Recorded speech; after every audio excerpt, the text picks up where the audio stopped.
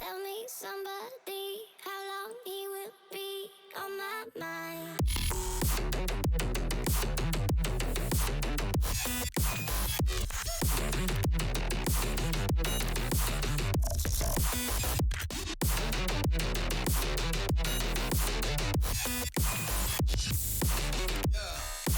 He will be on my mind. On my mind.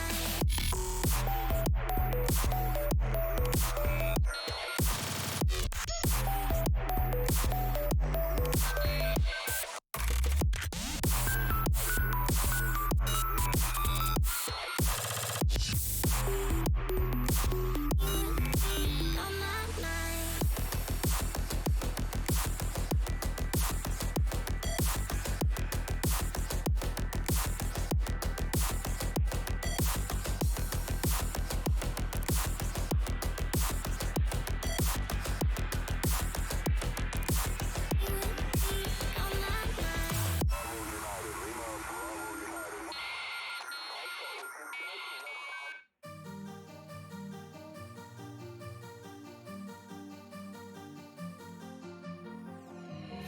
Left me in this mess I'm falling. Heaven knows. Can't find a reason why. Couldn't get any closer. Can't find a reason why. Couldn't get any closer. Can't find a reason why.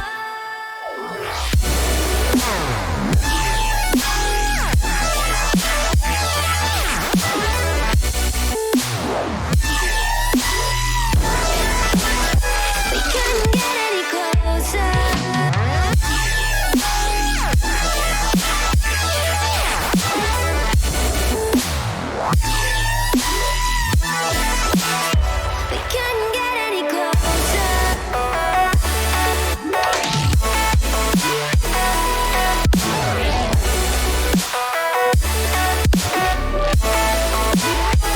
couldn't get any closer.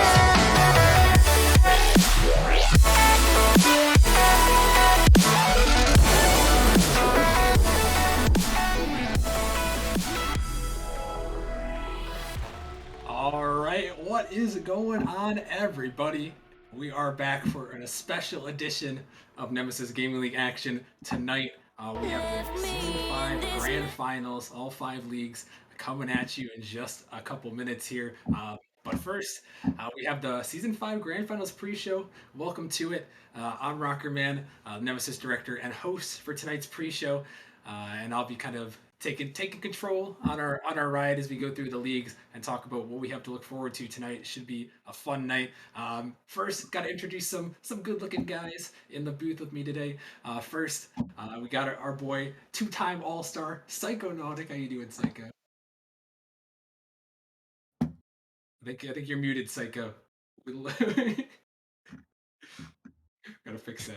Don't worry, don't worry. It's Don't not. do this to me. I'm so sorry. Scuffed straight Sorry. out the gate. All right. Get out of the Man, way. I'm having a great day so far, except for muting myself like that. I'm super excited to be here as we stand at the precipice of what is potentially going to be Nemesis Gaming League's best playoff tournament to date. Yeah, it's been a great run so far, and I'm sure the matches tonight are gonna step that up there. And also we have Coke and Bagels, season 1 and season 4 champion in the booth. Yeah, I missed out on grand finals this season, but I finally got my new glasses. Broke them, Okay. but now I can see all this playoff action in its entirety and clearly for once. And looking forward to everything we got going on tonight. Perfect. That's what I like to hear. And also we got another season 4 champion in the booth. We got the one, the only Jaegers. How you doing, Jaegers? Happy to be here, Austin. I'm ready for some game sevens tonight, and I got the Jays on for this one. I'm hyped. The Jays stay on. Jays stay on. Jays always stay on for sure. And yeah, that's the booth we got working for you guys tonight. And we're gonna take our look around the leagues here. We're gonna start things off in the Titan League, and then we're gonna work our way all the way down to Novice, which is our first matchup of the night. So we're gonna work our way backwards through the action, and then end off in Novice, which is the first matchup. So let's kick things off for the Titan League season in review. We have Pinnacle taking on Blizzard. Let's briefly go through those regular seasons, starting with the Jaegers, talking about Pinnacle. Gladly, Austin. So Pinnacle finished out the regular season with a 14-2 record. They came into the playoffs as the 1 seed, and might I add, had the best ever Titan regular season record. They started 13-0 before losing 3-1 to Blizzard. The team they're gonna be going up against, but they had a 43-18 game record on the season. Player to watch out for is two-time champ, two-time MVP Luca Monsta, and they had a consistent roster throughout the season with no major changes to it. So there's that. Very nice. And then the other side, Bagels. What can you tell us about Blizzard here? Oh, Blizzard, they finished out the season 10-6, just like so many of the other teams in the Titan League. I think there was 4 teams sitting at that 10-6 record. Came into playoffs as the 3 seed, so they had to battle their way through the bracket. This is going to be their 3rd match in the playoffs. And they ended up going 3-6 to kind of start off midway through the season. But then they picked up Soars and Mad Marks, and they have since gone on quite the run. And that is going to be the guy to watch out here, Mad Max, who is an offensive. He's leading the offensive powerhouse for this Blizzard team, and they've been on a 9-match win streak going into this game, including the win over Pinnacle earlier, or to end off the season there. Yeah, both these teams looking hot in this one. And let's talk quickly about the playoff run to get here. Both these teams had slightly different routes here. What can you tell us about their run so far, Psycho? Well, Rocker Man, Pinnacle had a pretty easy run so far. Since they took the 1st seed, they were able to be exempt from the quarterfinals. So in the semifinals, they had to face off against the number 4 Reapers, who they beat to move into the grand finals. They beat the Reapers in 4-2. And then you have Blizzard, who didn't make it into the semifinals at the beginning. They had to go through number 6 Grandmasters in the quarterfinals, who they did beat in 4-1. And then that moved them on to the semifinals, who they got to go up against Gravity, which was the number 2 seed, and they won 4-1 against them to move into the grand finals here against Pinnacle. So got 2 teams coming in ready to go after some crazy matches, and a little preview for tonight, and then we'll get into predictions from from the booth. So yeah, we talked about it. Blizzard, they've showed dominance so far this season, in with the win streak that they're on heading to this one, and we all know about how great their offense is with their insane speed and great display of mechanics. And then Pinnacle, they've had their weaknesses towards the end of the season. We've seen them, but I mean, still a 14-2 regular season record. That is nothing to shy away from. And Luca, we talked about him, we mentioned him. He's looking for his third championship with his third different team this season. And actually, fun fact, Pinnacle's the only team tonight that's won a championship. Out of all the 10 teams we have, Pinnacle is the only one who's won a championship, while Blizzard, they're looking for their first ever championship as an expansion org. So it should be a crazy matchup. And let's get quickly into these predictions here. Who you guys are taking tonight? Let's start things off with Psycho. Psycho, who you taking in this one? I think it's going to be Pinnacle. I think they're going to take it over Blizzard 4-2. Ooh, all right, Psycho's going Pinnacle Bagels. You've got some tight league experience being the resident expert on on the evening here. Who are you taking in this one? I'm gonna go 4-2, but in the opposite direction. I got Blizzard taking this over the ex champs in season 3. Ooh, all right, Jaegers. Austin, I see this one going the distance. I got Pinnacle winning 4-3 over Blizzard. All right, 4-3 Pinnacle. And then for me, I'll also go with Pinnacle. Maybe a little org bias there, but I think this is going to be a crazy series here. Blizzard is a really good team. I've got also going the distance. Like many of these matches, I think they're going the distance. But Pinnacle, I think they're taking this one. And yeah, we'll have to find out. That matchup is at 10 p.m. Eastern tonight, the final match of the night. Let's move down into the rival league now here, where we have Pineapples taking on the Panthers. This one's going to be at 9 p.m. Eastern. Psycho, why don't you tell us about the number one seeded Pineapples? Well, just as you said, they were the number one seed, ending their regular season with a 14-4 record, one of two teams to start off 8-0 until an unfortunate game 9 of the season lost to the 8-0 team Hydra after they finished the season going 6-3. But I have to say, Squirrel would probably be the player to watch on the Pineapples. A lot of people, I feel like throughout the season we're sleeping on Squirrel, but he's proved time and time again on and off stream to be one of their key players. Yeah, we'll have to watch out for Squirrel. Birthday boy yesterday. Happy belated to Squirrel. We'll see how him and the Pineapples perform. I'm going up against the Panthers, who Jaegers is going to tell us about their regular season. Well, the Panthers went 13-5 in the regular season, flew kind of under the radar with the hot starts from both Hydra and Pineapples, but they handed a loss to both of them, and then the Panthers finally got the attention they deserved, being number one in power rankings. And being in grand finals, they certainly lived up to the hype. They came into the playoffs as a 3 seed and started out a little shaky, went 0-2 starting out, but went 11-1 their following 12 games. Player to watch here is Sand, who's a leader on the pitch, and yeah, ready for this one. Yeah, should be a good one. Definitely a guy to watch out for in Sand and Bagels. We've seen the runs from these guys. They've had some interesting runs. Maybe some of the most interesting that we've had have been in the rival league. What can you tell us about these guys and how they got here? Yeah, Pineapples in the first round of the rival playoffs took a really dominating win over Whiteout in a 4-1 fashion. But then when they got to semis, that's when things got interesting. They found themselves down 3-0 to the Mafiosos, and they actually were able to pull off the reverse sweep, the only reverse sweep in Nemesis history in the best of 7 format. And it wasn't clean, it wasn't pretty. They subbed out Squirrel, but they certainly got the job done. And they find themselves in the grand finals now. But on the other side, we have the Panthers, who a little bit of a kind of a topsy-turvy performance as well, but they had a really dominating performance as well in the first round. They went 4-0 over the Chiefs, and then in their semis, they went to game 7 as well. Wasn't a reverse sweep, but they were able to take down the Kings with their infield passing heavy play style. But honestly, it didn't look pretty, so I'm expecting them to have to come up big here against the Pineapples' crazy offense. Yeah, and taking a look at this matchup, we talked about it. 9 p.m. Eastern is the start for this rival league grand finals, and like we referenced, both these teams go into a game 7. The rival league playoffs, they have honestly been probably the craziest ones we've seen so far. I mean, all the playoffs have been crazy from all these leagues, but rival league has had some amazing moments with the reverse sweep by the Pineapples to get here. Panthers took down the Chiefs, who were title favorite, and the Kings, who were making an underdog run. I mean, who knows what's going to happen in this one? I honestly couldn't tell you. But, maybe Psychonautic can tell us what he thinks is going to happen on this one with his prediction. Who you got, Psycho? Well, I think this one's going to be one of the best matches that we have tonight, and I think that it is going to give us some of the best content, I think that it's going to go to a game seven, but it's going to be in favor of pineapples. Bagels, what you thinking here?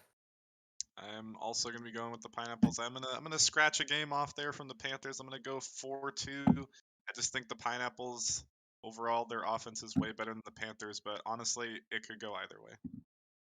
All I'm right, and have then Jaegers, yeah, go for it. Sorry about that. I'm gonna have to go game seven. Pineapples taking this one. They've shown they can win with their sub in, and they're a dominant force, Austin.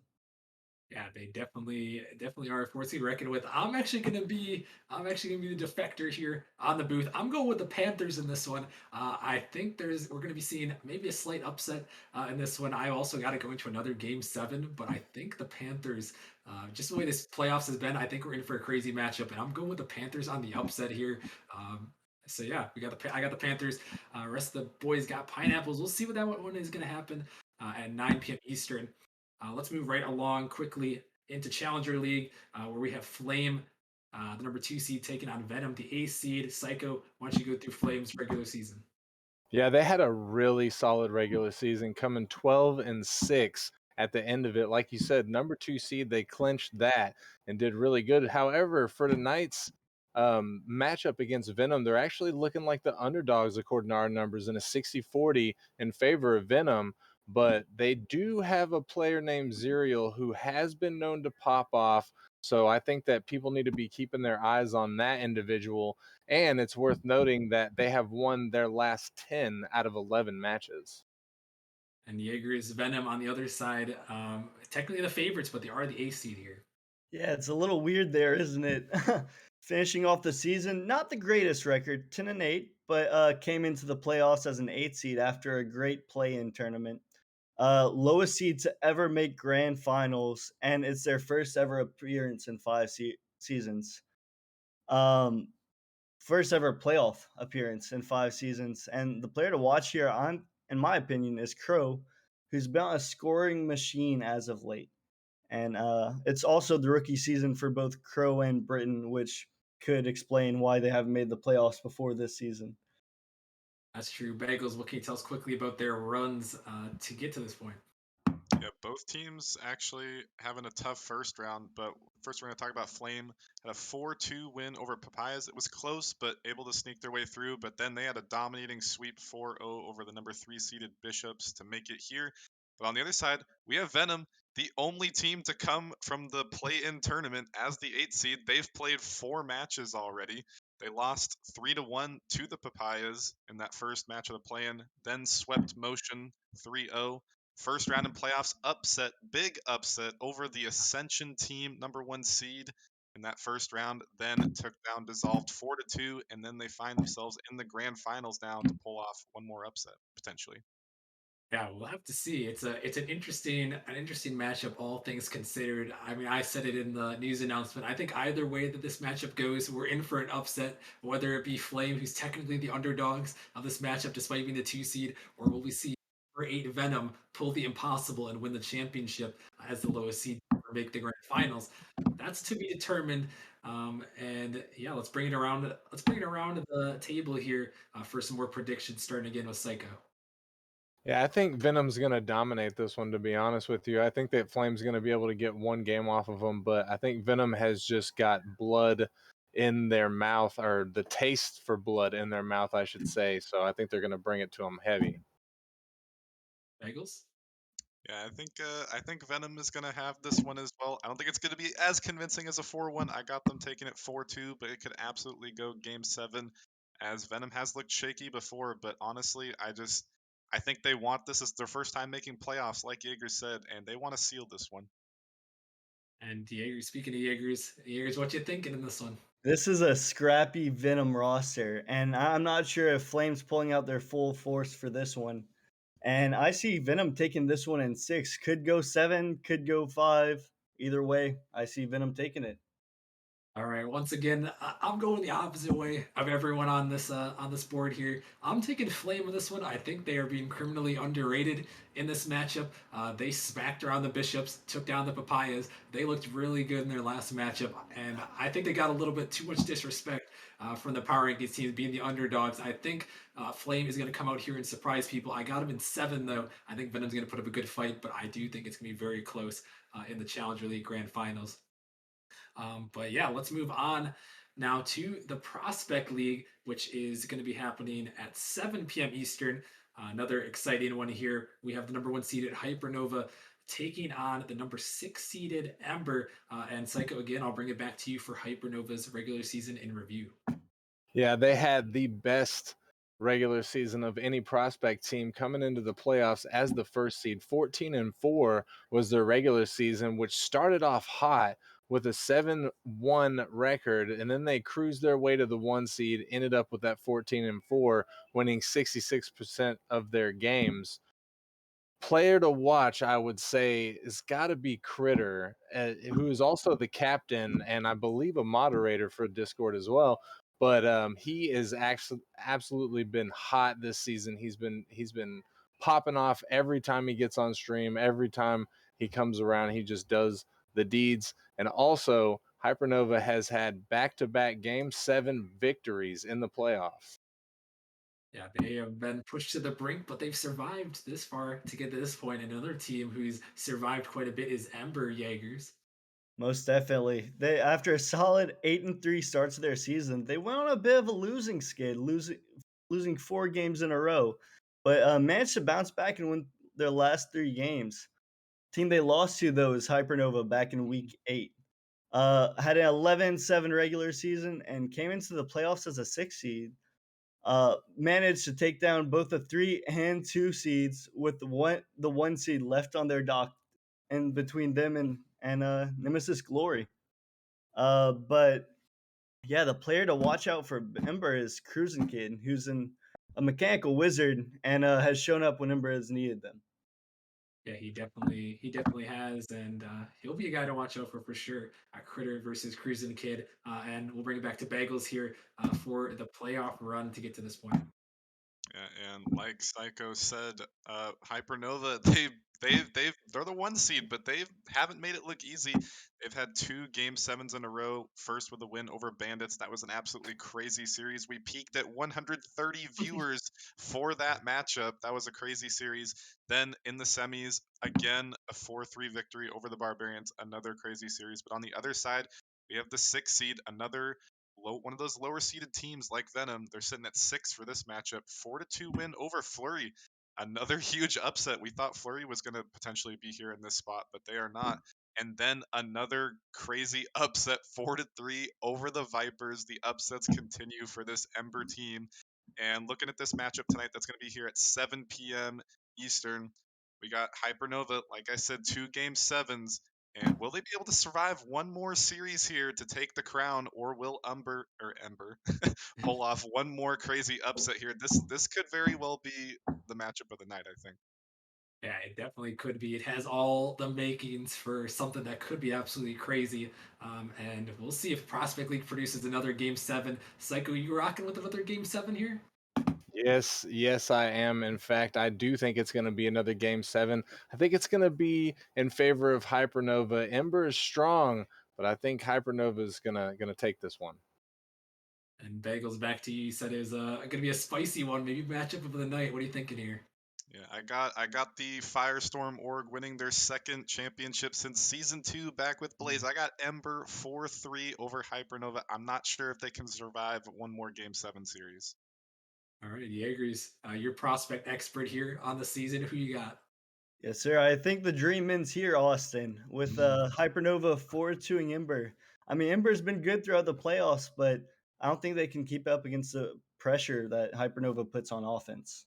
Yeah, we'll have to see. I'm also a guy that's rocking with one more Game 7 in this one. I think it's going the distance, and I've got Ember in this one again on the upset. I think kind of like what he was referencing. I think it kind of ends here on the other side. He agrees, but I think it ends here for Hypernova. I think Ember is going to pull the upset. They clutched up against Vipers. I think they do it one more time here and take the grand finals victory. And then let's move right along to the final league that we're going to talk about, leading right into the next matchup here. We have the Novice League, which is coming up right after this pre-show at 6 p.m. Eastern.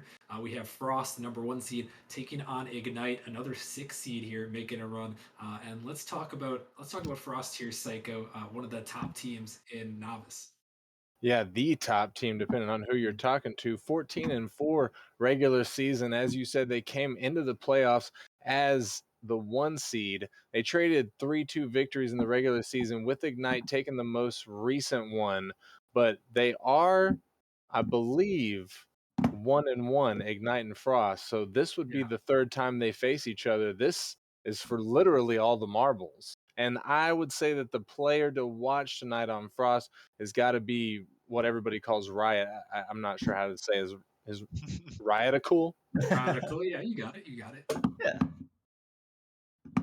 Yeah, he'll definitely be someone to watch out for there, as he's been a strong one. But yeah, they traded the regular season series, and it all comes down to this one. A winner of this one will win the season series and win the season for Novice. But on the other side, they're going up against Ignite, who have, well, maybe pun intended. It always happens. It always happens. They've been on fire, Jaegers, making their playoff run. Yeah, no, Ignite had a 13-5 regular season, which is great, especially for a 6 seed. Unfortunately, they were in the same division as Frost, and there here we are, another divisional matchup in grand finals. They're currently on a 12-game win streak, including the regular season games. Player to watch is Isaac. He's a player I brought into the league. I actually ran to him in comp. Right before the draft, and he's been good for that team ever since. And definitely, they have made a run here, and a couple of teams. Both these teams have made some runs. Yeah, some interesting runs, some might say. Yeah, Frost with an unfortunate FF win over Aurora. We unfortunately will not know how that truly would have played out, but likely Frost would have made it through either way. Then in the semis, a 4-2 win over the number 4 Vandals to punch their ticket to the grand finals. On the opposite side, Ignite, who previously lost to Lynx, I believe 4-2, but since were disqualified, the Lynx were due to some smurfing, and that allowed Ignite to get a second chance, and they did not disappoint, as in the semis, a dominant 4-0 sweep over the number 7 Vikings there. And tonight, that one's going to be coming up right here after this pre-show at 6 p.m. Eastern. Both Frost and Ignite, they had easy quarterfinal rounds, kind of, and we will have to see, pun intended here, the long-awaited battle of the elements is finally happening in the Novice League. Will Frost extinguish Ignite, or will Ignite's intense heat overexpose them? I can't believe I missed who wrote this script. I don't know, but who wrote either this? way, either way, it wasn't me. That's to say, and very interesting fact here is that Ignite, also part of the Firestorm org, they have 3 teams here across all the Wow. leagues here in grand finals. So looking to get another championship here since Blaze's run in season 2. Yeah, kind of an underdog story with the three teams making it. Let's take it around the table one last time for this matchup here. Psycho, let's start with you. Yeah, I think it's going to be 6 games. I think Frost is going to take it 4-2 over Ignite. Ignite has a lot of momentum coming into this, but I think Frost is just a little bit too powerful. Bagels. Yeah, I'm gonna have to agree. I'm actually only gonna give Ignite 1 game here. I got Mm. Frost 4-1 over them. I just think Ignite had a little bit too easy of a run. They got to disqualification and they took down the number 7 seed in a sweep, the number 7 seed in the semis. So I got Frost here. Oh, The number Jaegers. 7 team who's been on a hot streak, Bagels. I'm gonna take the opposite. I think gonna be too hot to handle for Frost. I see them taking it in 7. All right, I'm also on the Jaegers train here. I've got Ignite here once again.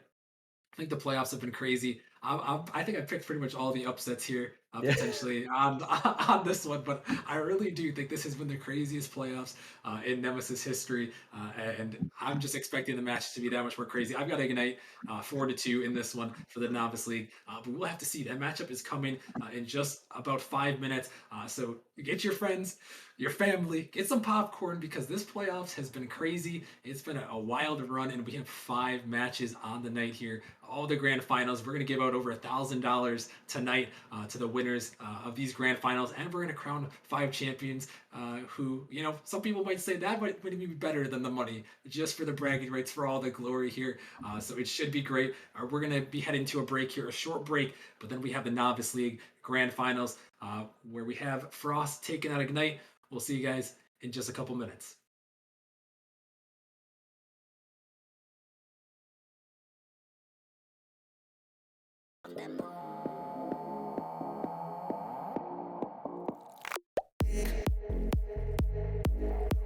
One moment to escape.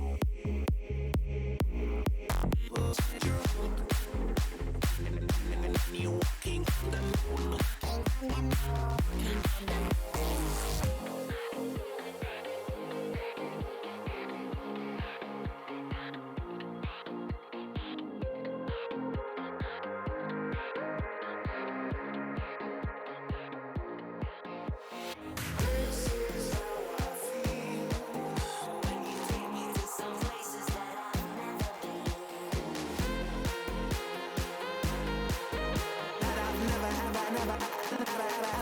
I've never been.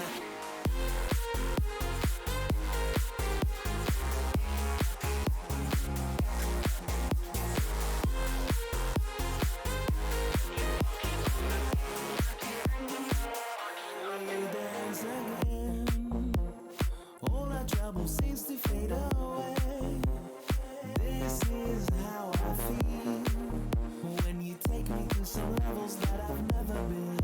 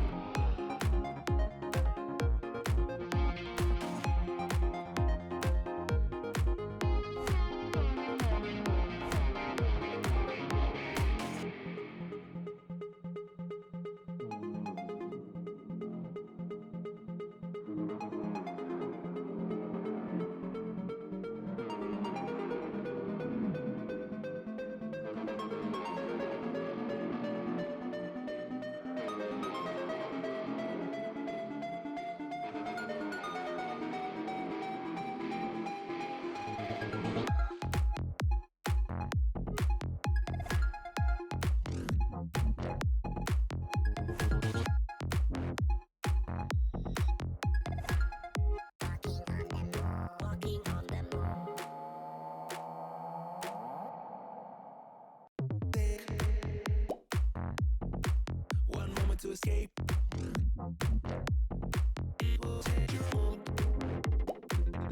When you're walking on the moon, chase. Left me in this mess, I'm falling. Never know. Can't find a reason why. Couldn't get any closer. Can't find a reason why. Couldn't get any closer. Can't find a reason why.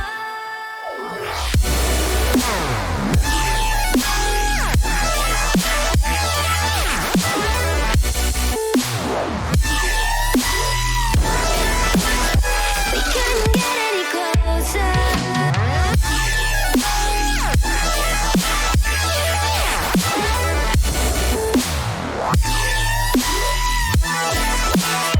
We couldn't get any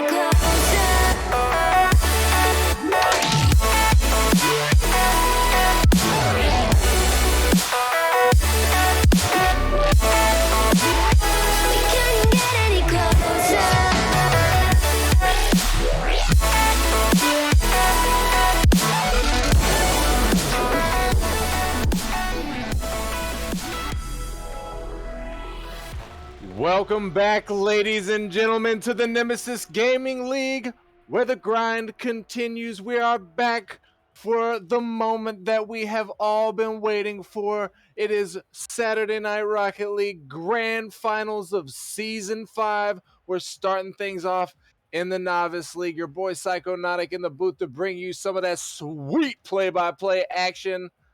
Gonna be joined by the up-and-comer Matt. How you doing tonight, buddy? I'm doing great. I'm pumped for this grand finals night to actually start here. I mean, it can't get any better today. You got college football starting if you're into that, and we got grand finals here for Nemesis. It just can't get any better. No, it cannot. And I hope that most of our viewers were present during that pregame show so we don't have to go over a whole lot of things here in the Frost versus Ignite. But just quickly, Frost came in as the #1 seed, Ignite as the #6 seed. Both of them had pretty easy runs in the quarterfinals, but they clutched up in the semis to bring themselves to the finals here tonight. What do you know about these guys, Matt? Can you give us a little rundown being a player in the Novice League? I mean, I've played both Frost and Ignite, and they're both two, I'd say, pretty quick teams. I mean, they're very good all around. You have Riot, especially on Frost. He's something else. I mean, he is definitely like an outstanding player for the Novice League. Yes, I agree. And on the other end of things, on Ignite, they have Isaac Just and Orbital Games, who both just throughout this entire playoff run have impressed me personally, as they've been they make really good pass plays. They play really well together. DP Snail is the other on Ignite who does complement his team well. So let me hear from you, Matt. What is your caster prediction here tonight? We already heard about 4 predictions in the pre-show game, but let me hear what you think about the outcome of this match. You know, I'm all about the like underdog story, but honestly, I just got to go with Frost here. I think they're too good of a team to lose tonight, especially even against this Ignite team. I mean, they're very solid, but I'm gonna have to go Frost, and I'd say 6.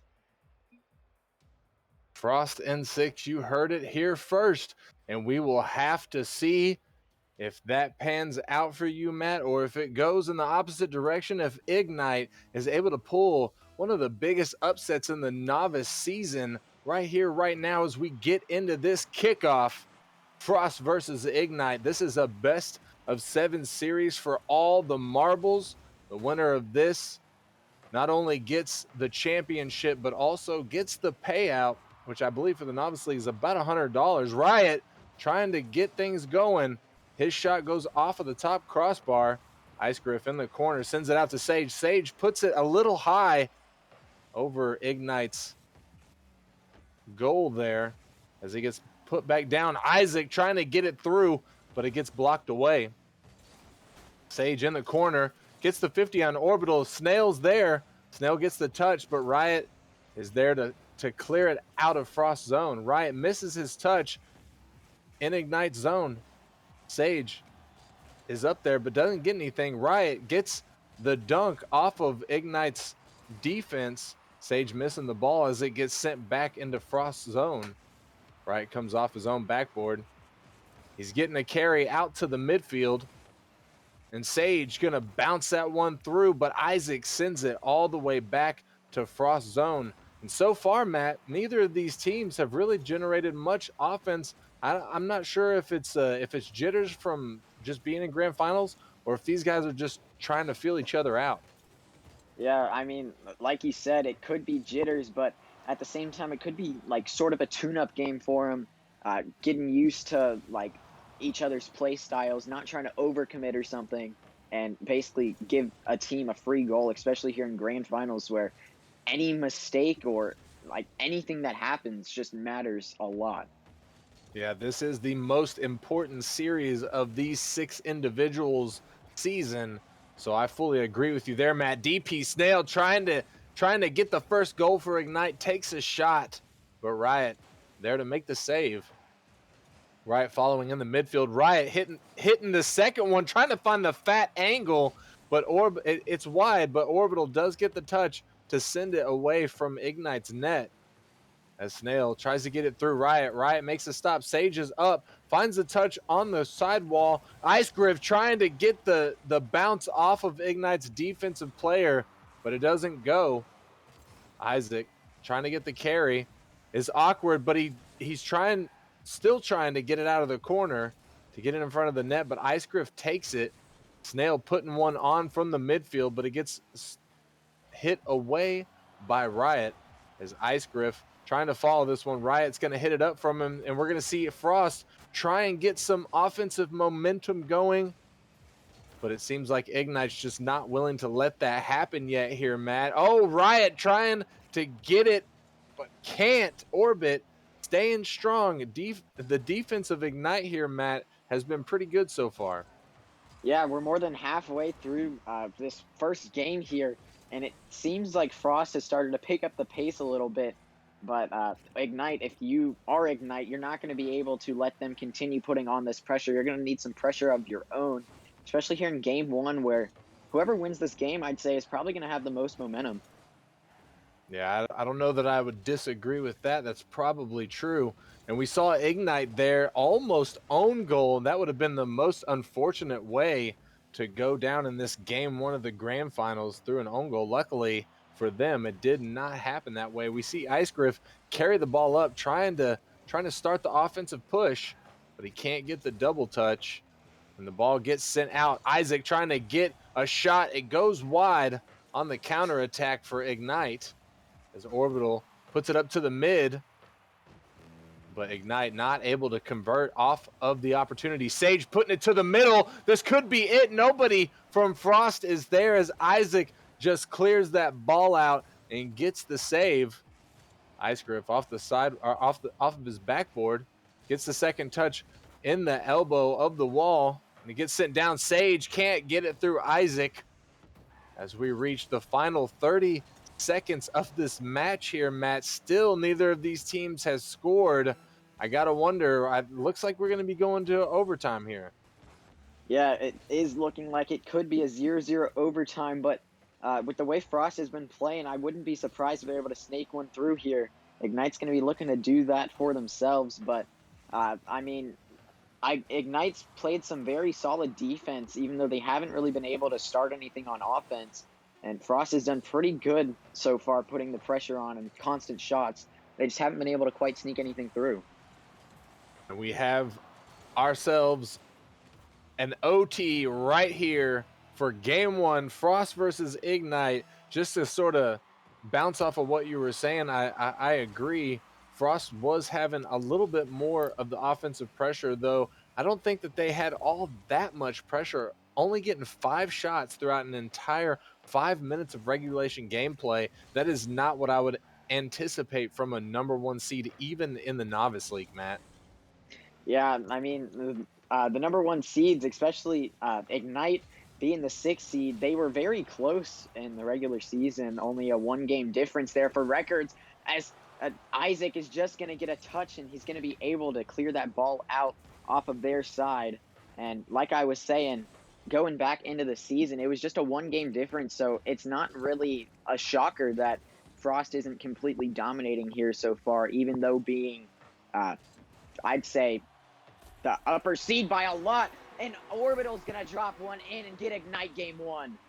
Oh my goodness. Orbital coming through for his team, getting the second touch off the sidewall and getting the overtime goal, sending Ignite up by 1 in the overall series and making a statement to Frost right there, showing them, Matt, saying don't think that just because you're the number 1 seed that you got this in the bag. Yeah, exactly. I mean, up to now, nothing really matters that has happened throughout the season until this game right here. You could have gone undefeated in the regular season and you can lose the championship. And guess what? You don't get anything out of that.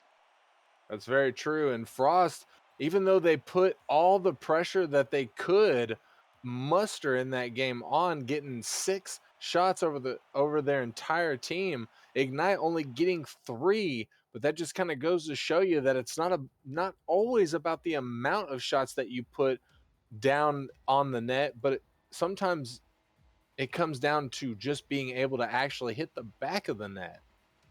Yeah, it's basically the quality of shots that you take.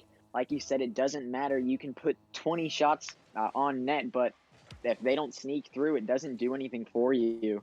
I mean, it does give you the extra chance of being able to score, but it doesn't really matter if you're not able to. Good disaster strikes in Frost zone as Orbital Games sends that all the way down. Ice Griff not able to get the clear from the post, and Orbital just having an easy shot on net. Nobody else from Frost able to get back in time to mount a defense there. And that goal for Ignite comes in the first 10 seconds of game 2. And they're still commanding the momentum of this series. Frost behind at this point, and DP still going to put one on. Nobody from Frost ready for that. Yeah, and we had a really slow start to game 1. We went to that 0-0 overtime, and here already less than 30 seconds in, Ignite has scored twice. This is exactly what they need, especially last match, not being able to put on many shots at all. But here, they're already coming out with a bang and already up 2-0. Yeah, and in the first 30 seconds of the match, no less. Riot trying to get a little bit fancy, and Ice Griff going to be there to score and get the first goal for Frost in game 2. Yeah, and I'd say that's a pretty quick answer. I'm not even 20 seconds later, they end up scoring. So that's huge for Frost, especially, I'd say somewhat momentum-wise, because they're able to cut down on Ignite's just constant scoring here, getting a goal of their own, cutting the lead in half now, is especially them being the 1 seed. I wouldn't myself think they would be in a situation down multiple goals. Right, and I would say that if Ignite were to take this game here, that might spell disaster for Frost. But Frost's last game against the Vandals, they actually went down the first 2 games, and then they came back and won the next 4 games. So I know for a fact here, Matt, that Frost actually does have the clutch gene in them. They are able to perform under pressure. Yeah, and that's a prime example of it's not over till it's over. It seems, especially that game against the Vandals, down 2-0 very quickly. It seems like it could just be like a one-way series, and then, Frost just comes out of nowhere and ends up taking the win. And we'll see how it plays out here. We got 3 minutes, 15 seconds left on the clock here in game 2. Ignite up by 1, 2-1 in favor of Ignite. DP Snell trying to get one on. Riot gets to stop. Riot getting a little bit of a dribble there, but it gets batted away from him. Riot puts it on. Ice Griff gets it through the defense in the midfield. Ice Griff can't beat Snail to it. on the backboard, but Riot going to send it back out to the mid. Icegriff is there, and he's going to thread the needle. Yeah, and Icegriff's going to end up tying it back up here for Frost. And after that rough first 30 seconds of the match, they've completely turned it around here. Still over half of the game to play, and we've basically got another 0-0 tie. Yes, we do.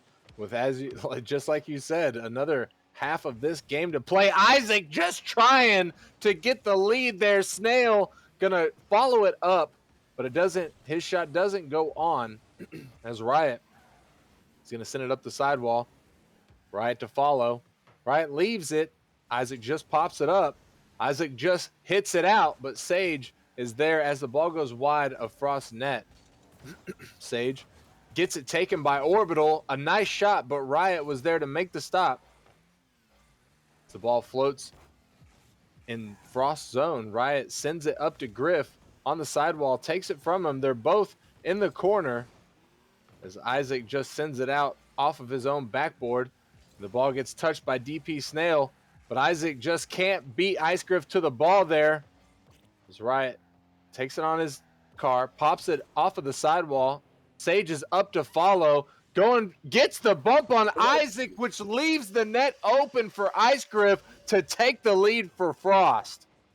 Snail just not quite able to get the touch, and Sage, I'd say it was kind of a lucky landing there. It seems like as he was just coming down from the shot attempt, he just landed straight on, I believe it was Isaac's car. It works out in Frost's favor, excuse me, and it's going to end up putting them up here 3-2.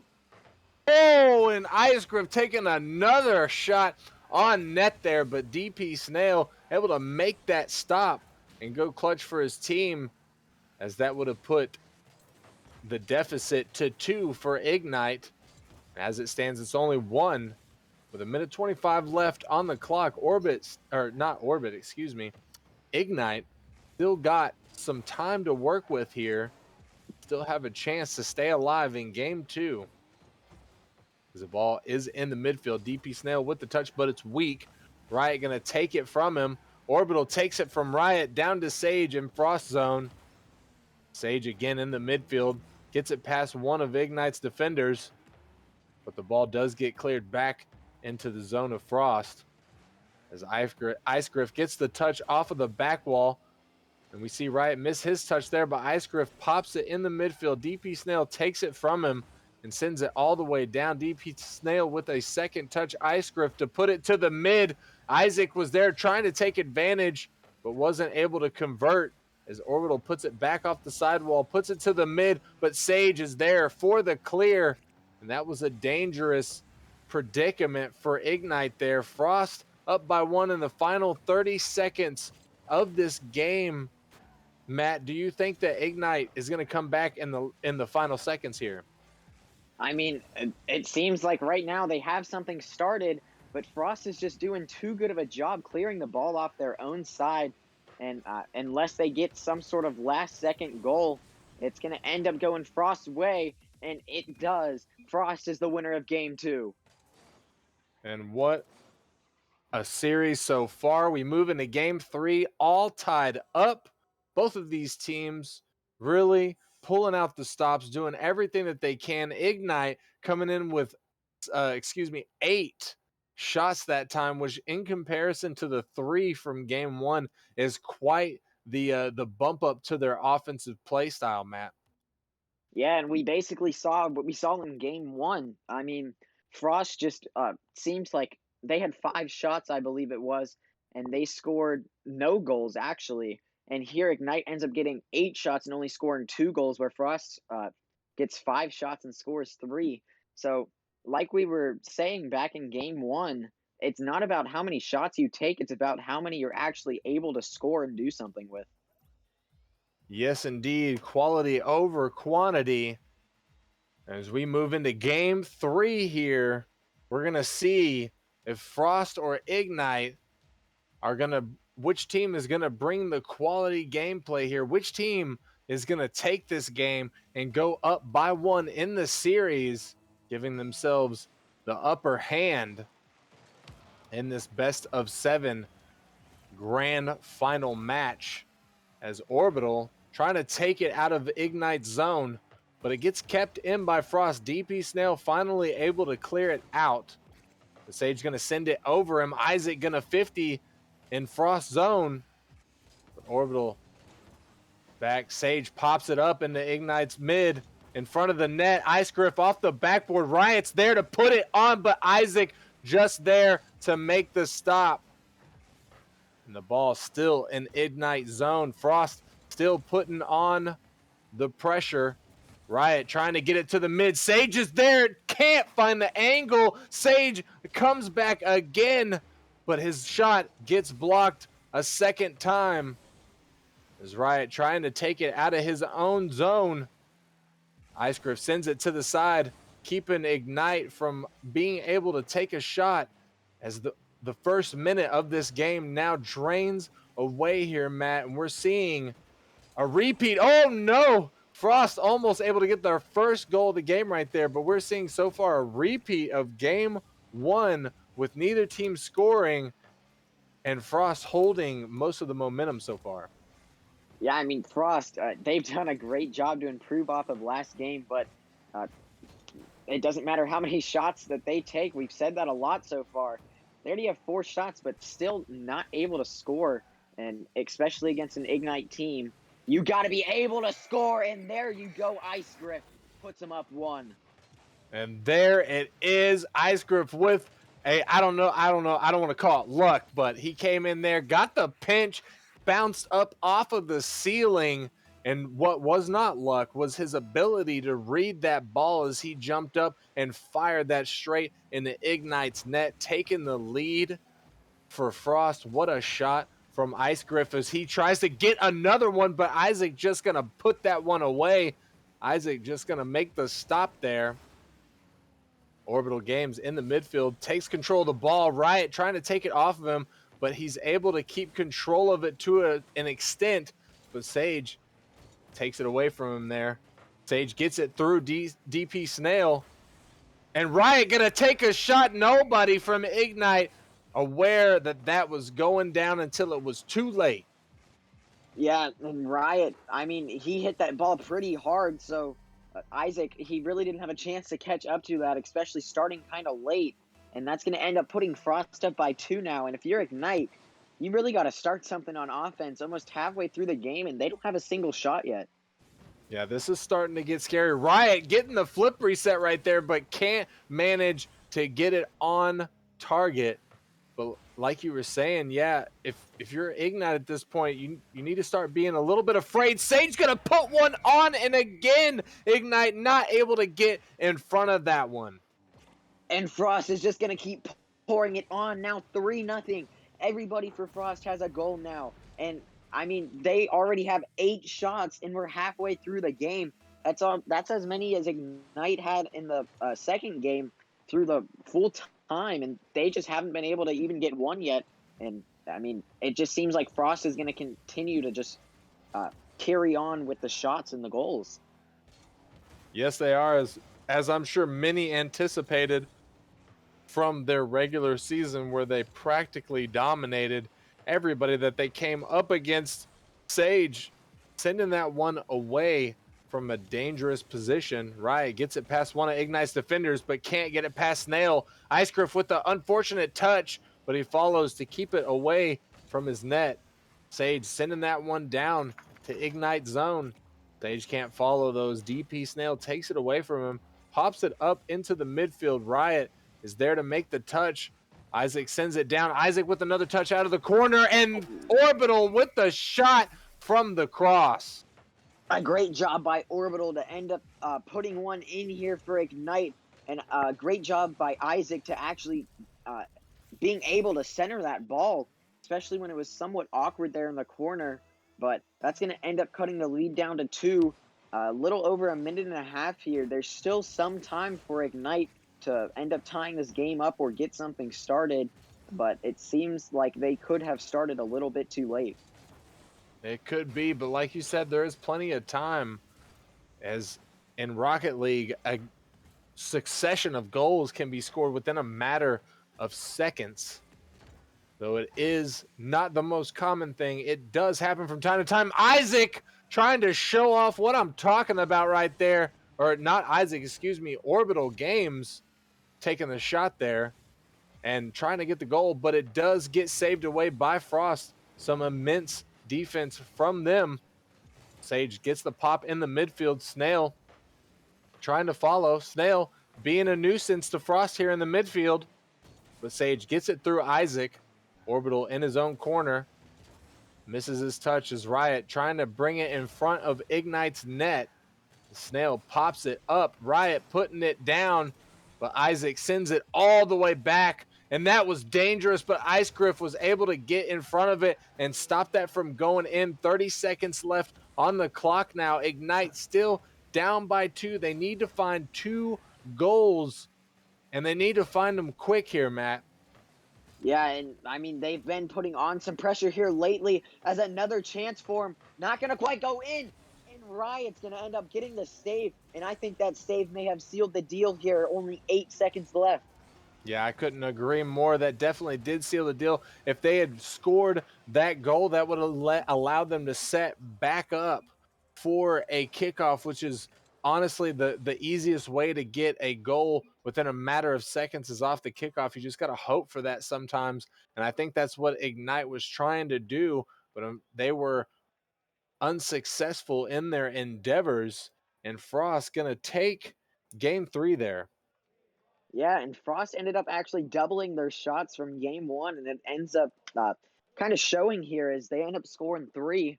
And I mean, that's exactly what you need to do, especially when you ended up taking the loss in the first match. It seems like they basically turned that around and forgot about it. Now taking the last 2, going up 2-1 in the series.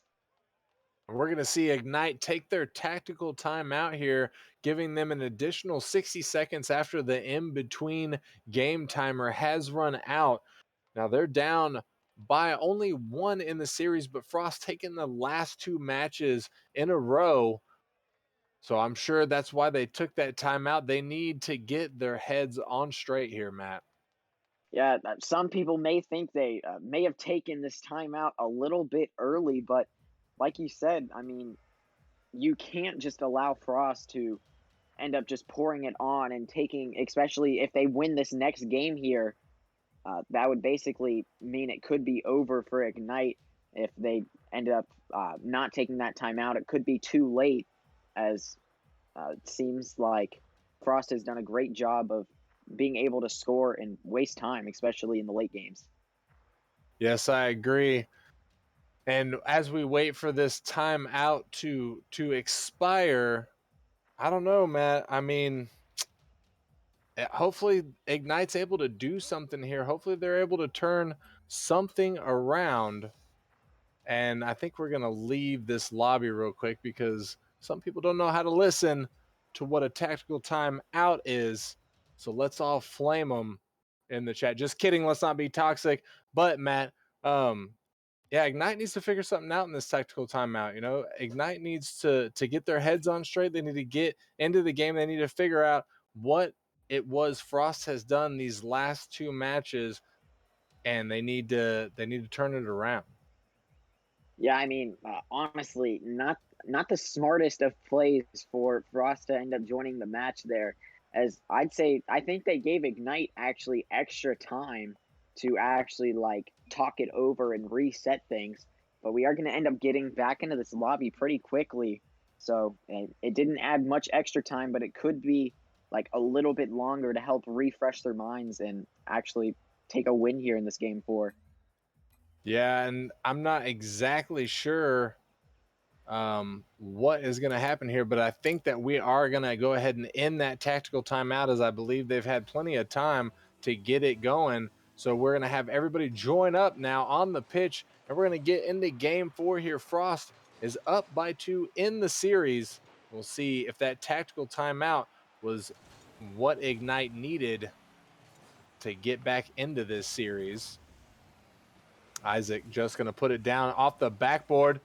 Orbital Games pops it up, botching the shot there. And Sage comes out of the corner with it.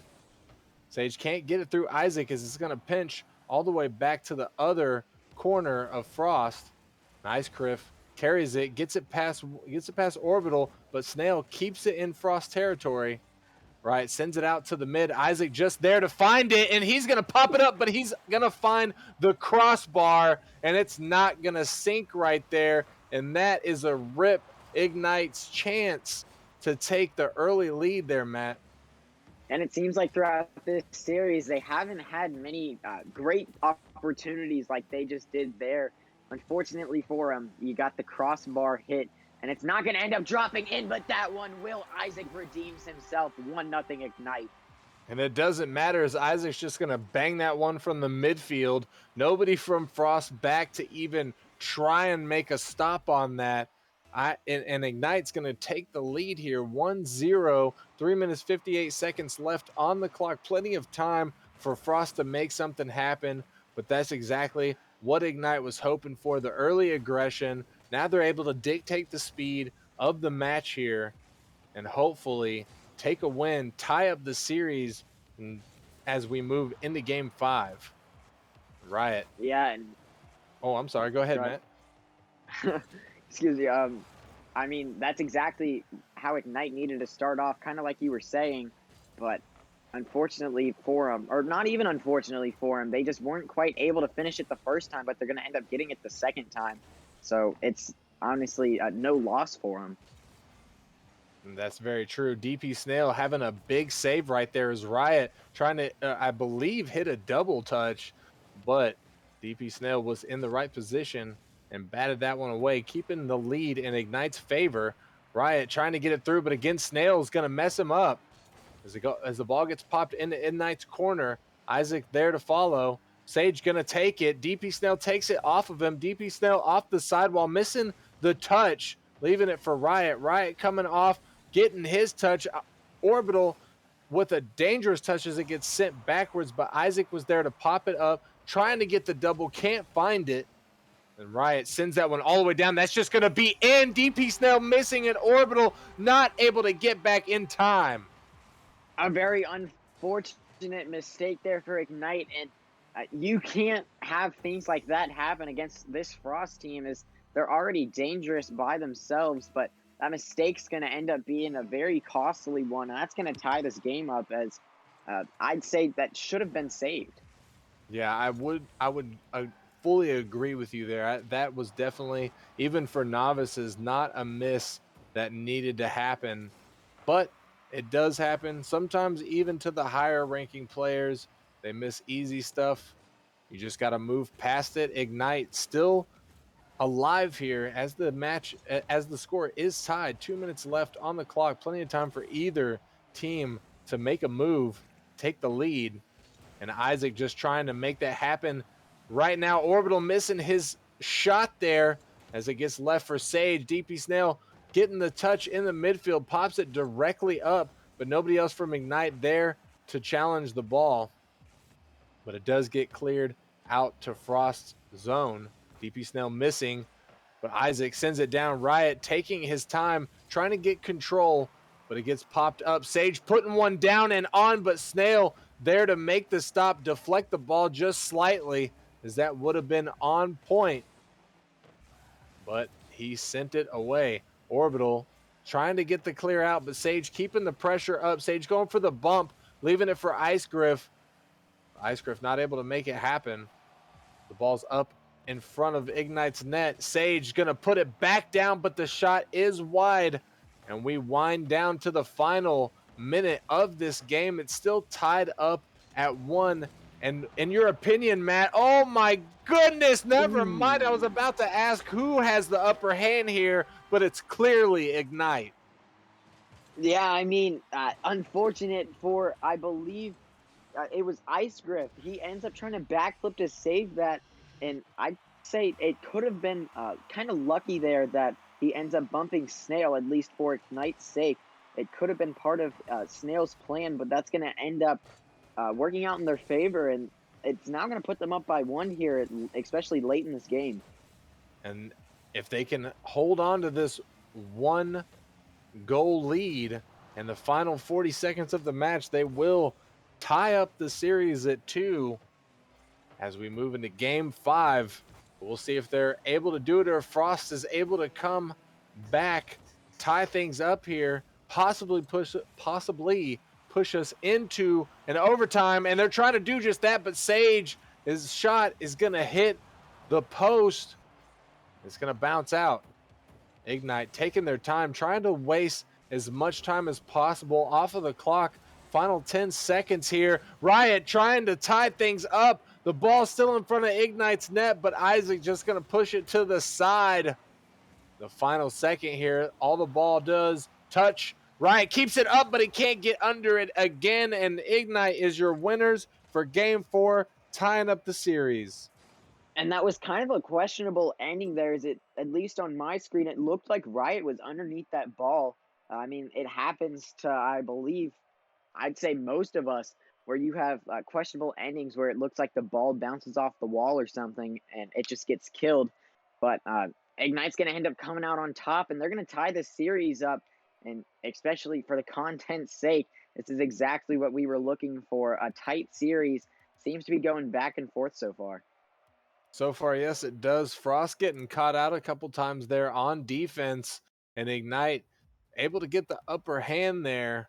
And we are jumping straight into Game 5 as the players load up onto the pitch. All 6 of these guys are ready to just get into this action of the pivotal Game 5. The winner of this team setting themselves up in the match point position, possibly giving them their team the championship of the Novice League for Season 5. So we'll have to see here who takes the lead, who wins Game 5 and gets the advantage in the series. Orbital pops it in the midfield, but Riot takes it from him straight to Isaac. Isaac able to follow, but he gets it taken away by Ice Griff. Snail gets dunked through by Sage. Sage trying to find the double angle, but he doesn't find it. Riot getting a block, which turns into a shot, but Isaac just going to make the stop for it as Orbital sends it back out. Sage bumping Ice Griff right there, finding the touch on the ball, though, trying to get it in front of the net. Riot was there, but Isaac makes the stop, sends it away from the net, and this is still dangerous. Ice Griff putting on the pressure. Sage missing the touch, but he fakes out Orbital Games as Snail desperately tries to get it out of Ignite's net, and we are seeing Frost just put on some massive pressure here as Ice Griff takes another shot. Sage keeping it alive. Ignite, Matt, is not even barely able to get the ball out of their zone. Oh my goodness, bro. The amount of pressure and crossbar hits and post hits that is going on for Frost here, it's actually like so unfortunate. They've had so many good opportunities, and I mean, Ignite, like you said, they just haven't had a chance to clear the ball off of their side, because when they do end up getting touches that they won, it just goes straight back into another Frost player for them to put on more pressure. And I mean, just Frost seems to be dominating this Game 5 so far, and we're only 2 minutes in. Yes, they are, as they are pretty much 100%. Oh my goodness, Griff! Ice Griff able to get in front of an amazing shot from Isaac right there. The first shot for Ignite.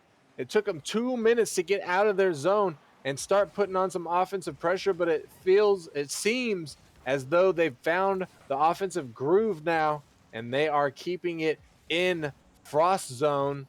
As Sage finds the touch off of his backboard. Orbital trying to find that angle, but can't find it.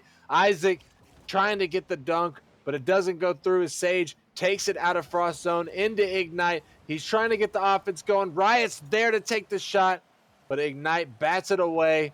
Ice Griff finds a touch, trying to get the offensive pressure, trying to keep the offensive pressure for Frost. Sage puts it a little bit too hard into the corner as it goes over the goal, but Riot's not done. He brings it back from the midfield, takes it off of Snail. Sage is there, and he gets it through the defender and finds the back of the net.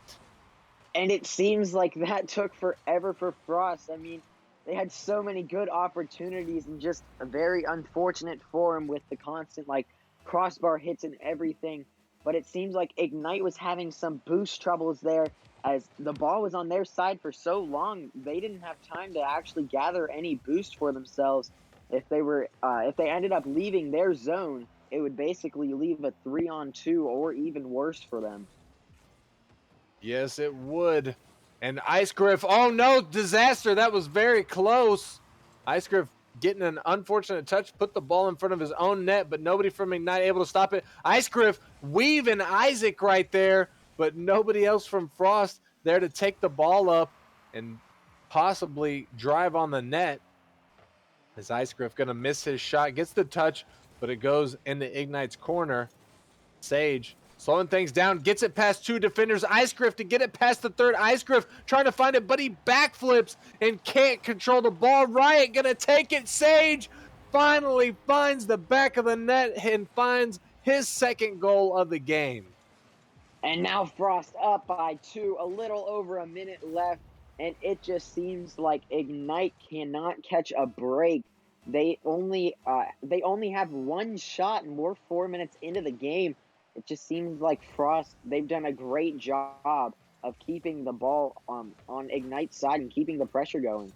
They have done exactly that, as that one shot that you mentioned took Ignite 2 full minutes to find that shot, and they had a little bit of offensive pressure around that same time, but it didn't take long for Frost to shut it back down and get it back into Ignite's zone, where they've pretty much been stuck ever since, giving up 2 goals so far. As we reach the final 30 seconds of Game 5, this is looking all but in the bag for Frost at this point. Orbital trying to put one on, but it's a little high. Snail trying to clean it up, but it gets saved away by Riot. As Isaac gets bumped away from his control of the ball. Snail finds the 50 in the midfield. Isaac trying to get it, but Riot beats him to it. Orbital keeps it away from Ignite's net. Snail as well, keeping it away from Ignite's net in the last 10 seconds here. And this is all but done for Ignite as Frost takes Game 5, putting themselves in game point position for the grand finals. Yeah, I mean, they just played very solid there. It ends up showing out in the end. They end up putting 13 shots on net, which is the most we've seen throughout this whole entire series so far. And if you're Ignite, you cannot end up only getting 2 shots on net. That is like nothing compared to Frost. That's a very small percentage in comparison, and it's going to show out in the end that they just weren't quite able to start anything. Yes, that's very true. Frost getting 13 shots in that game. That was the most aggressive that we've seen Frost be in this entire series so far. And I'm interested here, Matt, if Frost moves forward in this game 6 and they have that same sort of aggression, I think it's pretty much lights out for Ignite right now. Yeah, I completely agree. I mean, it just seems like Ignite hasn't been able to even compare to Frost in their pressure throughout this series. You had the the 2 games Ignite has taken so far. Frost, they just didn't seem to have a bunch of pressure going for their side. No, they did not. We'll see if Ignite is able to change that here, as they're already starting looking good, playing a little bit faster than the last game. And they've already actually got 2 shots on net, which is almost more than the entirety of their last game. So we'll see if they're able to convert anything here, keeping the pressure in Frost's zone. Isaac gets a bump on Riot, but Orbital is going to miss the shot. It bounces off the post there. And we see the double come out from Ignite, but they are able to keep the pressure in Frost's zone. DP Snail going to put one on, and Ice Griff can't get back in time. Ignite going to take the first goal of Game 6. Yeah, and it took them less than a minute to get more shots on net than they had all of last match. And it's going to end up going in their favor here. They're going to end up going up 1-0. And, I mean, they already are off to a great start compared to last match. I agree. That's what you love to see. If you are an Ignite fan, as they are looking to keep themselves alive here. Remember, if they lose this game, they go home and give the championship to Frost. But if they win this game, they push us into a game 7, and we see this epic battle draw out even further. As Isaac takes it away, Isaac putting it off the backboard, trying to get something going for Ignite. Snail pops it up in the midfield. Snail there to follow, but Icegriff takes it away from him. Orbital trying to get the stop as Frost double commits in the zone. DP Snail missing his touch. Riot not able to get a good touch to put it on net, but he does put it back out to the mid where Orbital takes it. Sage takes it away from him, but Snail's back, makes the save. Icegriff keeping the pressure for Frost. Riot going to put one on, but Snail again gets in front of the ball. What a massive save from him, keeping Ignite in the lead here. And we're reaching the midway point of game 6. Ignite still in the lead here, Matt. Frost not able to find the back of the net yet. So, I don't know. It's kind of interesting so far. Yeah, it seems like the roles have somewhat reversed. It seems like Ignite has basically gained the momentum, and Frost has somewhat lost it. But, I mean, we still have half the game to play. It could reverse once again, and Ignite's up 2. Yeah, it could still reverse once again, but I'm not sure if it will. Every time so far in this series that we've seen Ignite take a lead like this, they were able to hold on to it and bring out the W. So Ignite looking to line themselves up for the win right here, tie the series up yet again, and push us in to a game 7, Matt. Yeah, and there Oh! you go. Snail just gonna send one downfield, and it drops in.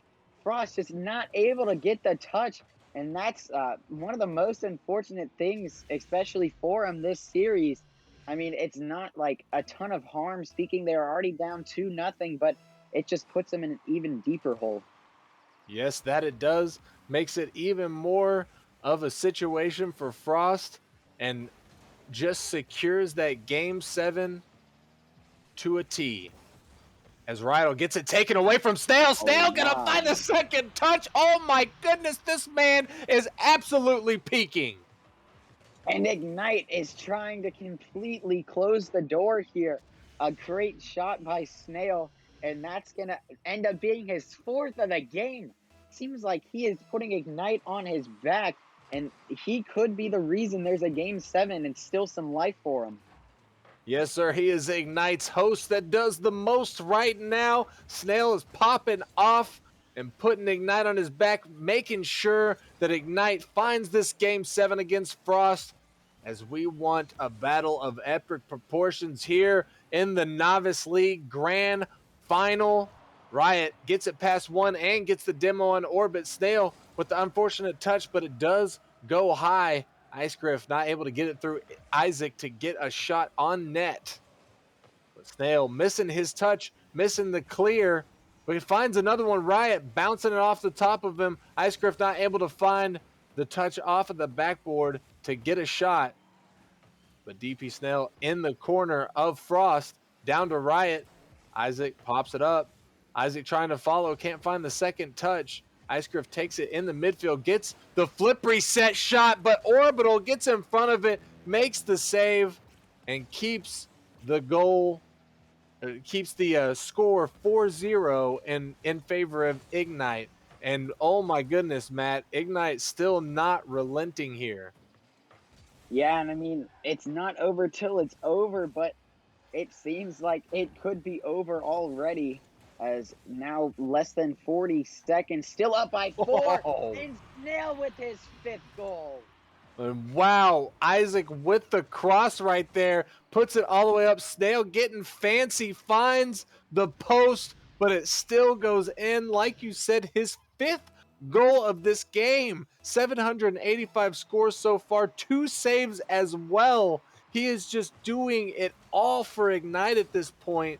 And we've got 30 seconds left. Isaac getting in front of it, keeping the shot from Riot out, keeping the blowout alive for Ignite, as they are just commanding everything here in game 6. Orbital gonna find the back of the net, get a little bit of love, take a little bit of those points away from Snail.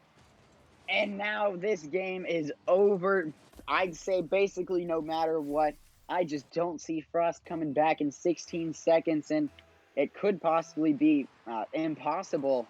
And this is going to end up sending us to a game 7 here. What a show from Ignite, and especially what a show from Snail. Most definitely. And I mean, Ignite arguably playing better here in game 6 than they have in the entirety of their playoff run, to be honest. They turned everything on right there. Everything that they were doing wrong, they stopped doing wrong. Everything that they needed to start doing right, they started doing right. They pulled it out. They pushed us into a game 6. And I mean, I don't know. I don't know what else to say. I'm super excited right now. Yeah, and if you were ever looking for a tutorial on how to put your team on your back, Snail just gave you one right there. So we're now heading to an intense game 7. You have fire versus ice like it's rock, paper, scissors. Who's going to come out on top, and who is just, I'd say, the better, what am I looking for here? Earth? I don't know. Element. Who's the better Yeah, element? element. Is it fire or ice? I hear you. And Sage calling for his tactical timeout for Frost, as they probably reeling a little bit right now from that loss. I mean, that one hurt them. They were in position to close out the entire series right there. They could have took the chip right there, and not only did Ignite divert them from doing that, but they absolutely spanked Frost right there. They just put the hurting on Frost right there with a 6-0 win like that. So Frost taking their tactical timeout. I'm sure they got some things that they need to talk about.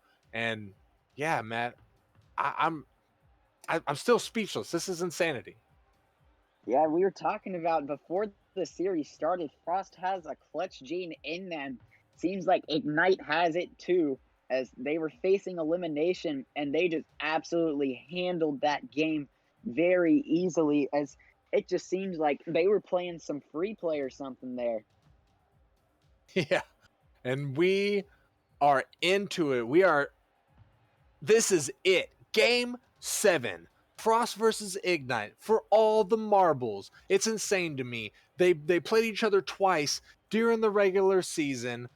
Frost won one, Ignite won one. There was a chance they didn't even see each other here in the playoffs. There was a chance they never could have seen who would have won that best of 3, figuratively, but we're going to see it right here, right now, as these players get into this pitch, load up here into, I don't even know the name of the arena. It's like Championship Arena or something like that. I know I'm sorry, scuffed, but we're going to get into it right here, right now. Game 7 for all the marbles. DP Snail putting one on. Riot in the side. Leaves it for another teammate, but the ball is still just sort of awkwardly floating, and that's up. DP Snail, it looked like backflipped right there. Unfortunate, as Frost going to get the first goal of the game. A great 50 for Sage, and it's just going to end up dropping in for him. And I believe this field is called Champions Field, if I am not incorrect. But it seems like Frost is going to actually forget about what happened last game. It seems like the timeout may have worked, and they're already off to a quick start. Yeah, Championship Field, thank you for supplying that. I was just too excited. My brain was just confizzulating, which isn't even a word, but it kind of describes what was happening. And Icegriff trying to find one, getting the redirect touch, but it doesn't get over Ignite's defense. And this could be it. Riot putting it on, but Orbital with the big save right there, keeping Ignite from going down by 2 in the score. But Orbital putting one down. That's in front of Frost's net, but nobody from Ignite there to take a shot on the net. As Icegriff finds a touch off of the sidewall. Icegriff again trying to find the angle. He does find it as it bounces off of Snail's car. A great shot by Ice. I mean, he's just able to, I'd say, somewhat 3v1 that there. Gets it past 2 defenders for Ignite. and then lays it in past the Ignite goalie, and they are now up 2-0, and this has been a very quick start. Yes, it has, and it's not looking good for Ignite either, as it seems like this has been one of those series, as I pointed out earlier, that the team that scores first seems to win. Ignite, or excuse me, Frost not only scoring the first goal, but now having a 2-point lead with 3 minutes 20 seconds left on the clock. Ignite has to find out what. Oh my goodness, Griff taking a shot, but it goes wide. But Ignite needs to find what they had going for them in game 6. That was almost it. Orbital trying to clean it up. Snail's there, but he can't find it. As Isaac puts it off the backboard, we see the triple from Frost there. And if Ignite's able to capitalize off of this, no, as Riot sends it out to the mid, but it gets batted down, and there it is. Orbital gonna find, no, excuse me, Isaac gonna find the first goal for Ignite, and that is what they need to get this comeback going. Yeah, and it was, I say it was just kind of, you're in the right place at the right time, and that's just going to end up working out great for Ignite. Yes, it is. And we'll see if Ignite is able to use the second half of this game 7 to find a second goal and tie things up, or Frost is going to be able to keep this lead alive and clinch the Grand Finals championship here for the Novice League. Oh my, the pinch comes out, but it is wide, and nobody else from Frost there to take the shot. Isaac just going to keep it out from in front of his net, but Sage trying to keep it going for Frost. Riot in the midfield. Riot going to try and take control, sends it to Griff, who gets it past Isaac, but can't get it past Snail. Snail takes it off of the sidewall, sends it down. Orbital missing his shot. We crossed the 2-minute marker for this game. Riot keeping it away from Isaac, but Snail going to clear it out. Isaac dunking it off of Griff. Sage taking control in the midfield, pops it past one. Griff is there, but it gets sent away from him. Snail finds the 50 as the ball rolls in the midfield. Isaac just takes it away. Isaac trying to get it through, but Orbital can't find the shot. Minute 20 seconds left on the clock here, Matt. And this is a nail biter. Ignite still needing to find the back of the net. Yeah, it's really close. I mean, it's a one-goal game. Anything can happen at any time. Just one great opportunity, and this game could be tied. And Snail isn't going to quite be able to score that. And it's still going to be a one-goal game. Still a minute left, though. I'd say that's a decent amount of time, especially only for one goal. We'll see if Ignite's able to make a comeback here. They only need one more goal, and they have the pressure so far.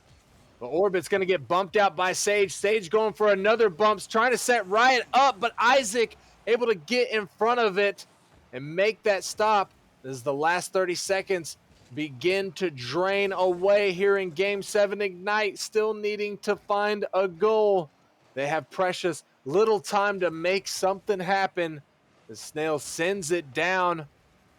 We'll see if they're able to find any cracks in the defense. But Ice Griff maybe finding a double here. No, it's going to go to the side. Final 10 seconds. Ignite have to make it happen here. This is the last chance that they have for a shot to happen. Ice Griff going to send it away and is going to find a final goal in the final second and secure the grand final win for Frost. There you have it, ladies and gentlemen. Frost is your Novice League Season 5 Grand Final champions. Yeah, that was honestly a great series and a great start to our championship matches tonight.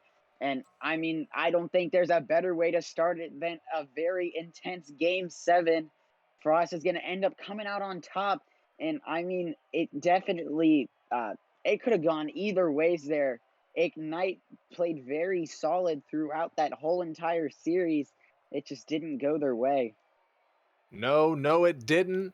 And that is pretty much going to wrap us up for this game one as we are on the edge of the time. We're going to just take a quick little break right here, and we're going to get straight, come back in just a quick little minute where we can get straight into the next match, the next grand finals match for y'all. When we come back, we're going to be going to the Prospect League. We have the number 1 seed Hypernova facing off against the number 6 seed Ember. So another, the prospect of the same org we just saw, and we'll see if Ember is able to get the upset over Hypernova, or if Hypernova is going to end it out the way everybody anticipated. Matt, I want to thank you and tell you that I appreciate you for joining me here in the booth for this Novice Grand Final Series.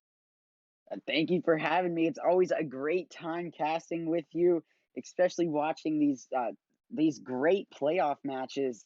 I mean, all of them have been very solid. But real quick, I wanted to add on to the fact that the same org as Ignite is also their prospect team's also in their championship. But to add on to that, even their challenger team made it.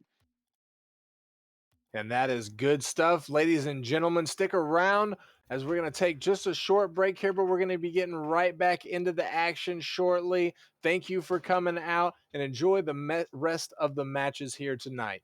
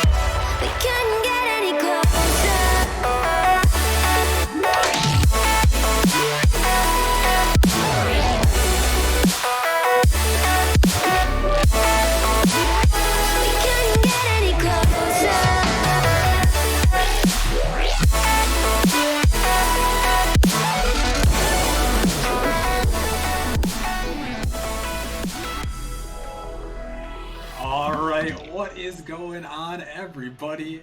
We are back for our next grand finals of the night, and we have already had an absolute banger in the Novice League. We started off great with a Game 7 victory. Congrats to Frost on taking that one, and we are heading to one, Jaegers, where many people thought this one could also go the distance. We got Hypernova taking on Ember.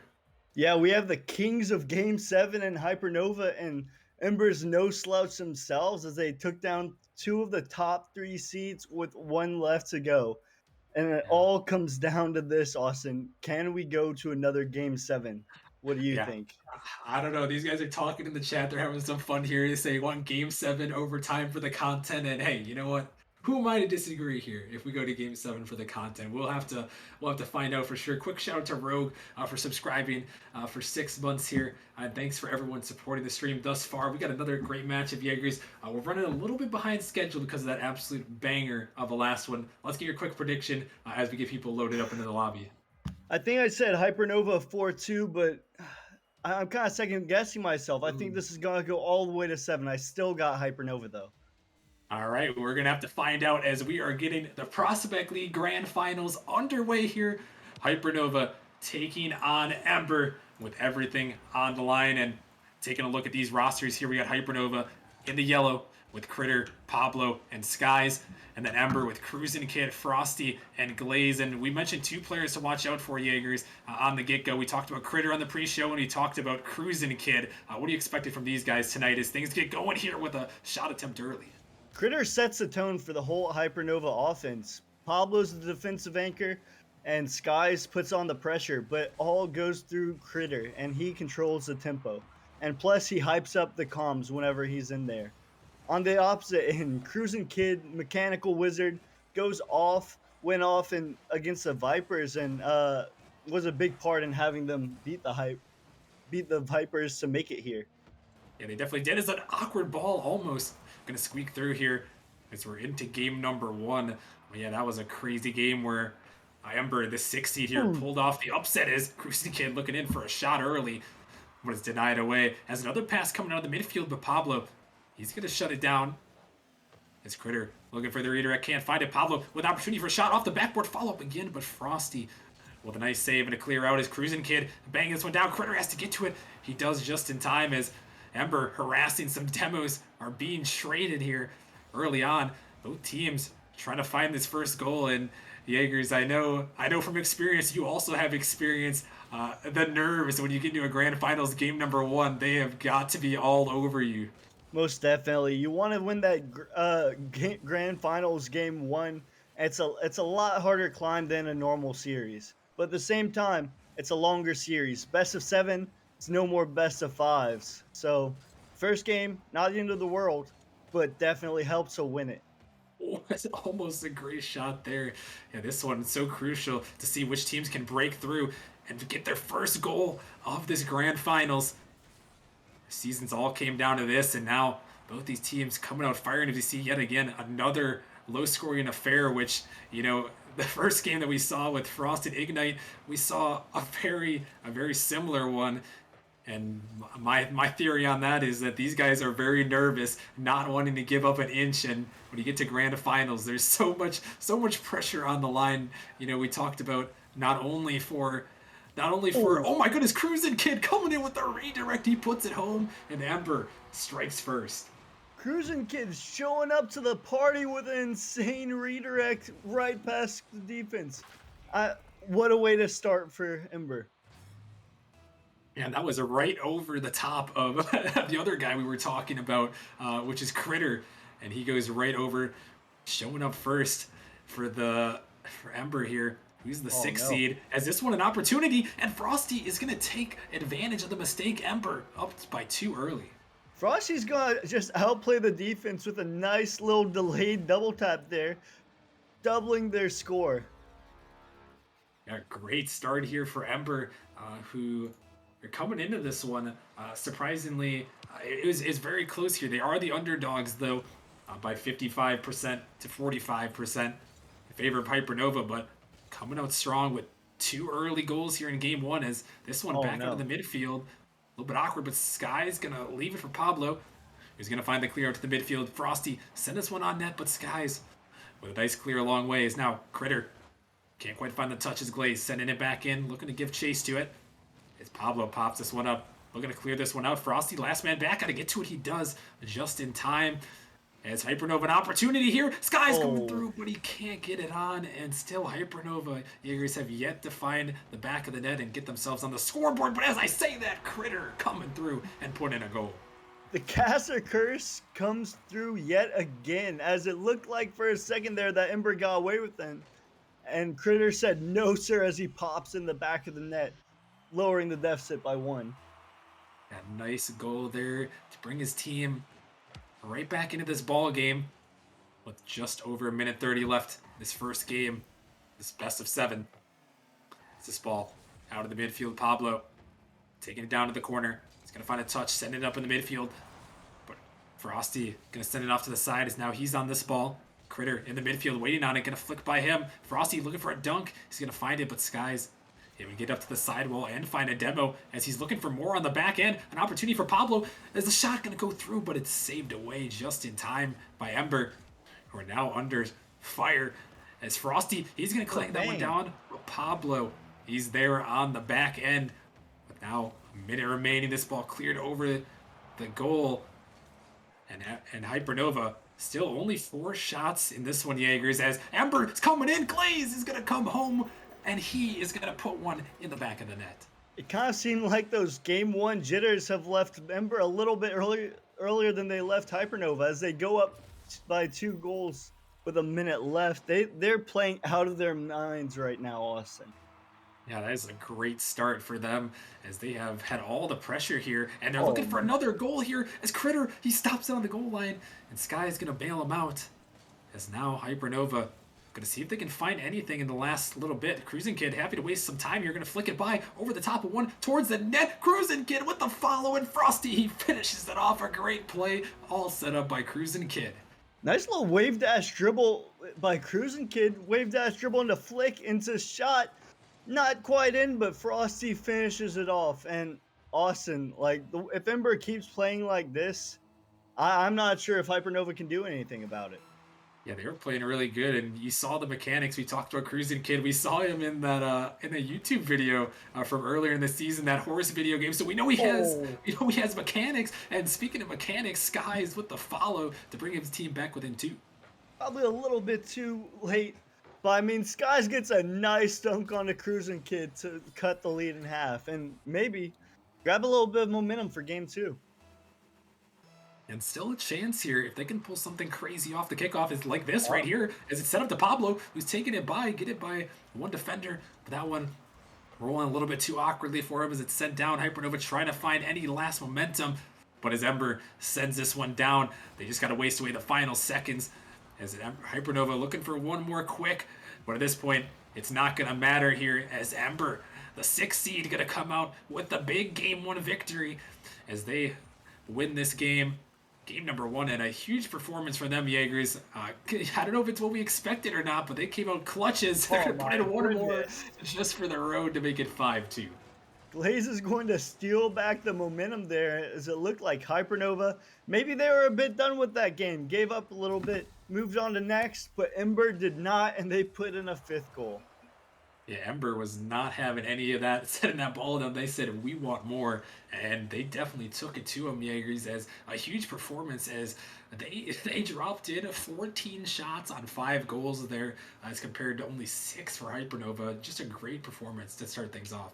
At the beginning, it kind of seemed like Hypernova stayed on offense, maybe like the first half of the game, and then right at that halfway mark, Ember just flipped the switch and stayed on Hypernova's half, it feels like.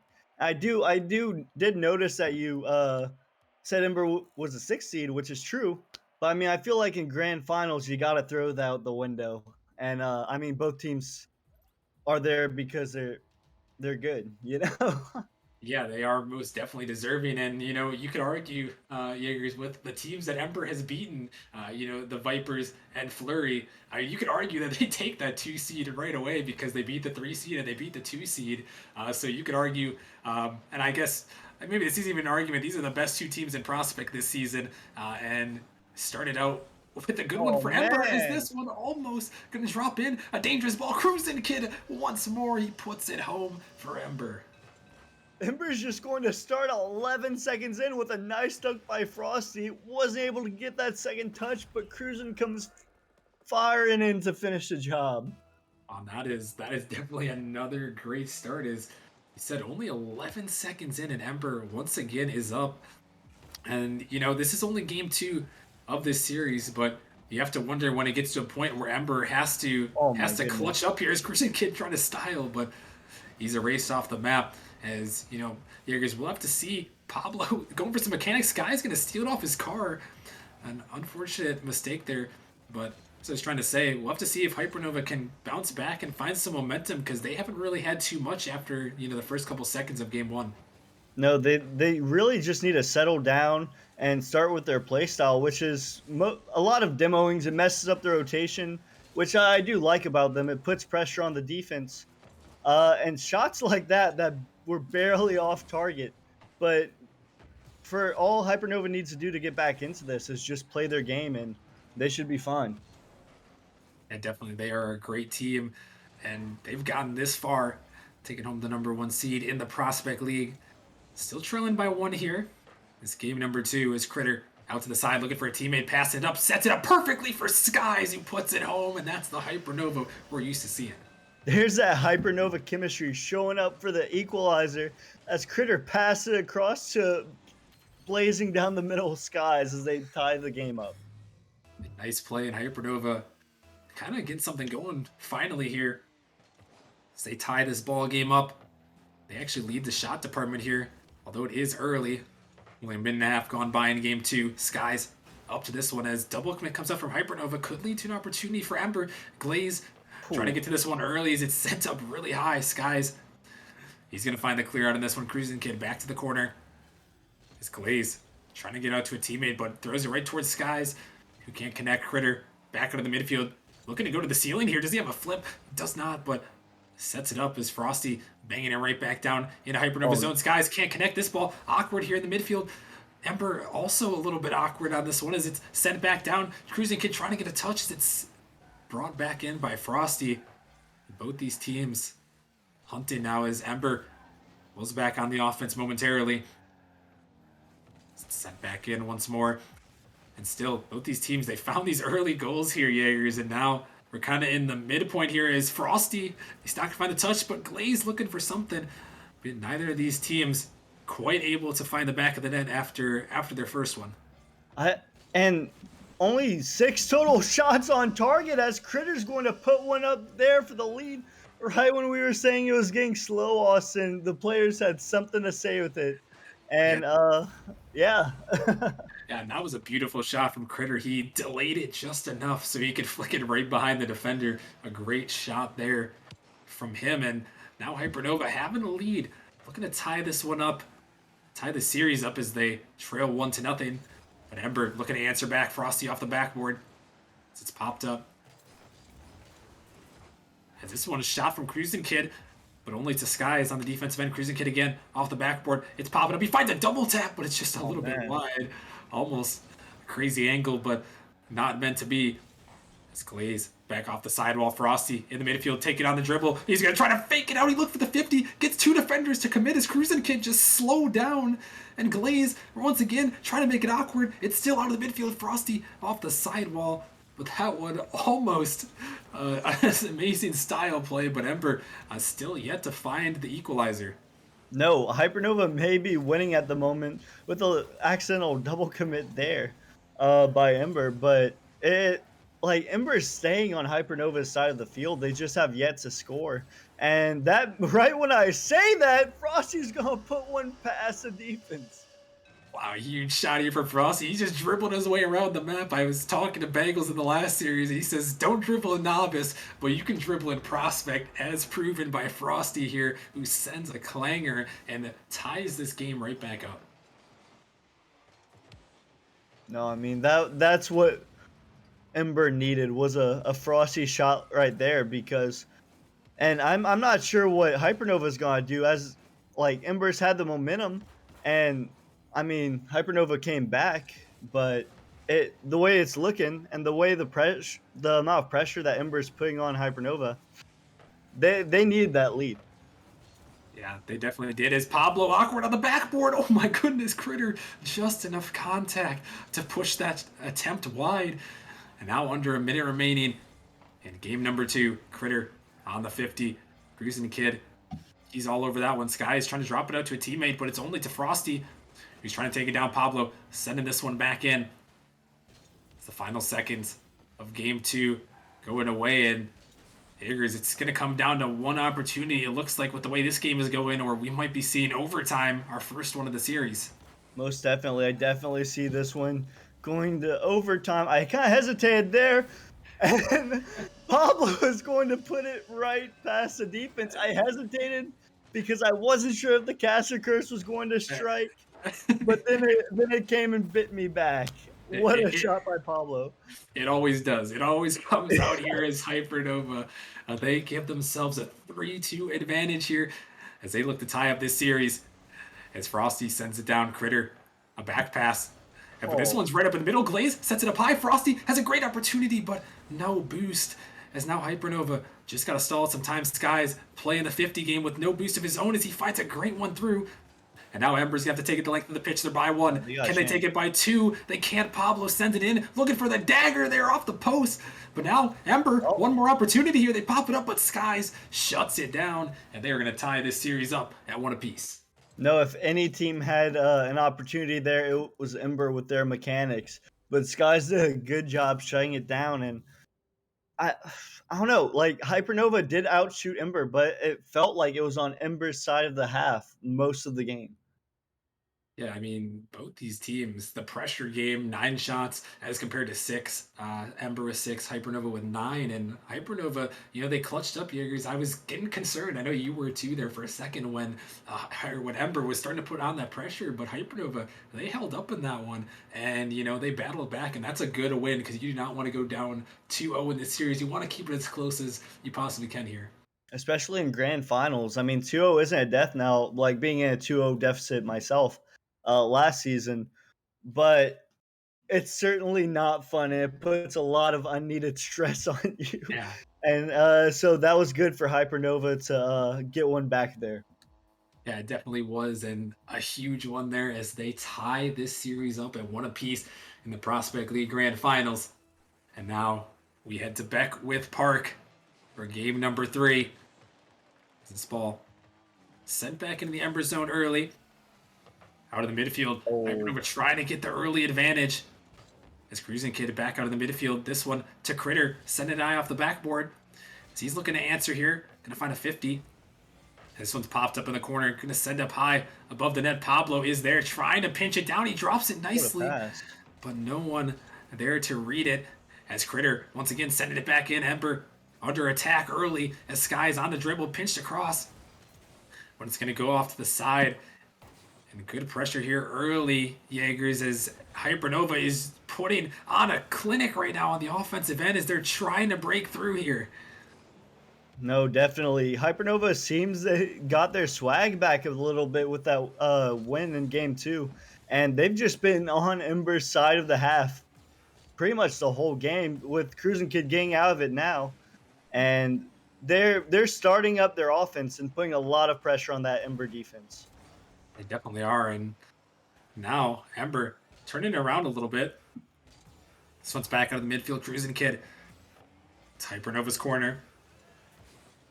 As this one passed down awkwardly, but Pablo, he's able to catch it, looking for a 50. He gets it by the last defender. Can he send it down to the midfield? Can't quite connect to that boost as he drops it down, but Cruising Kid just on the goal line, making that touch as they try to pull out a counterattack, but Critter, he sends it right back in.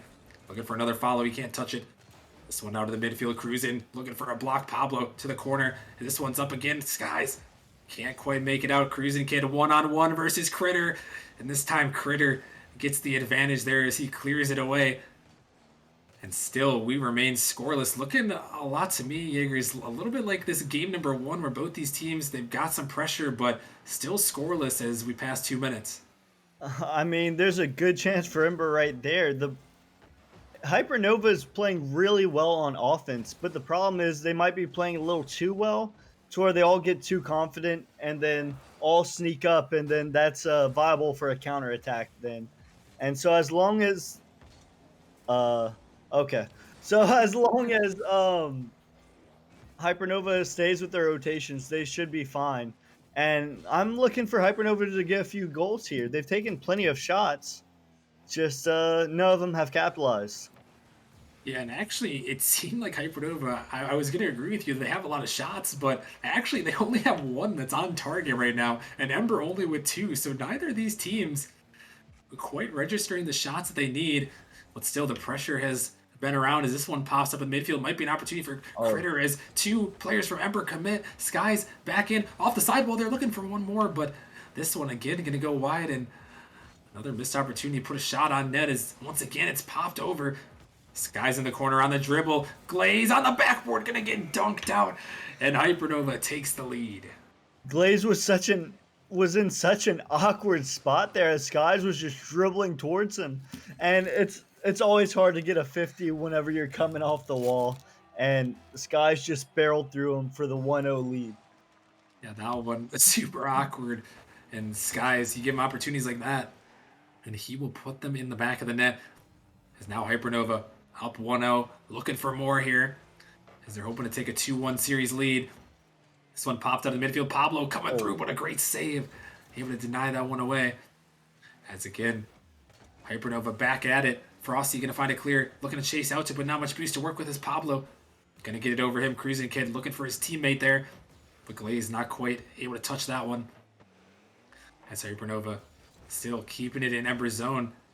And right now, Jaegers, they just can't seem to get it out. There's just no great clears, and they're just getting suffocated over and over again as Hypernova just keeps coming through. Pablo with the shot, but it's off, and Skies for the follow. He's off there as well, and they just can't get it out right now.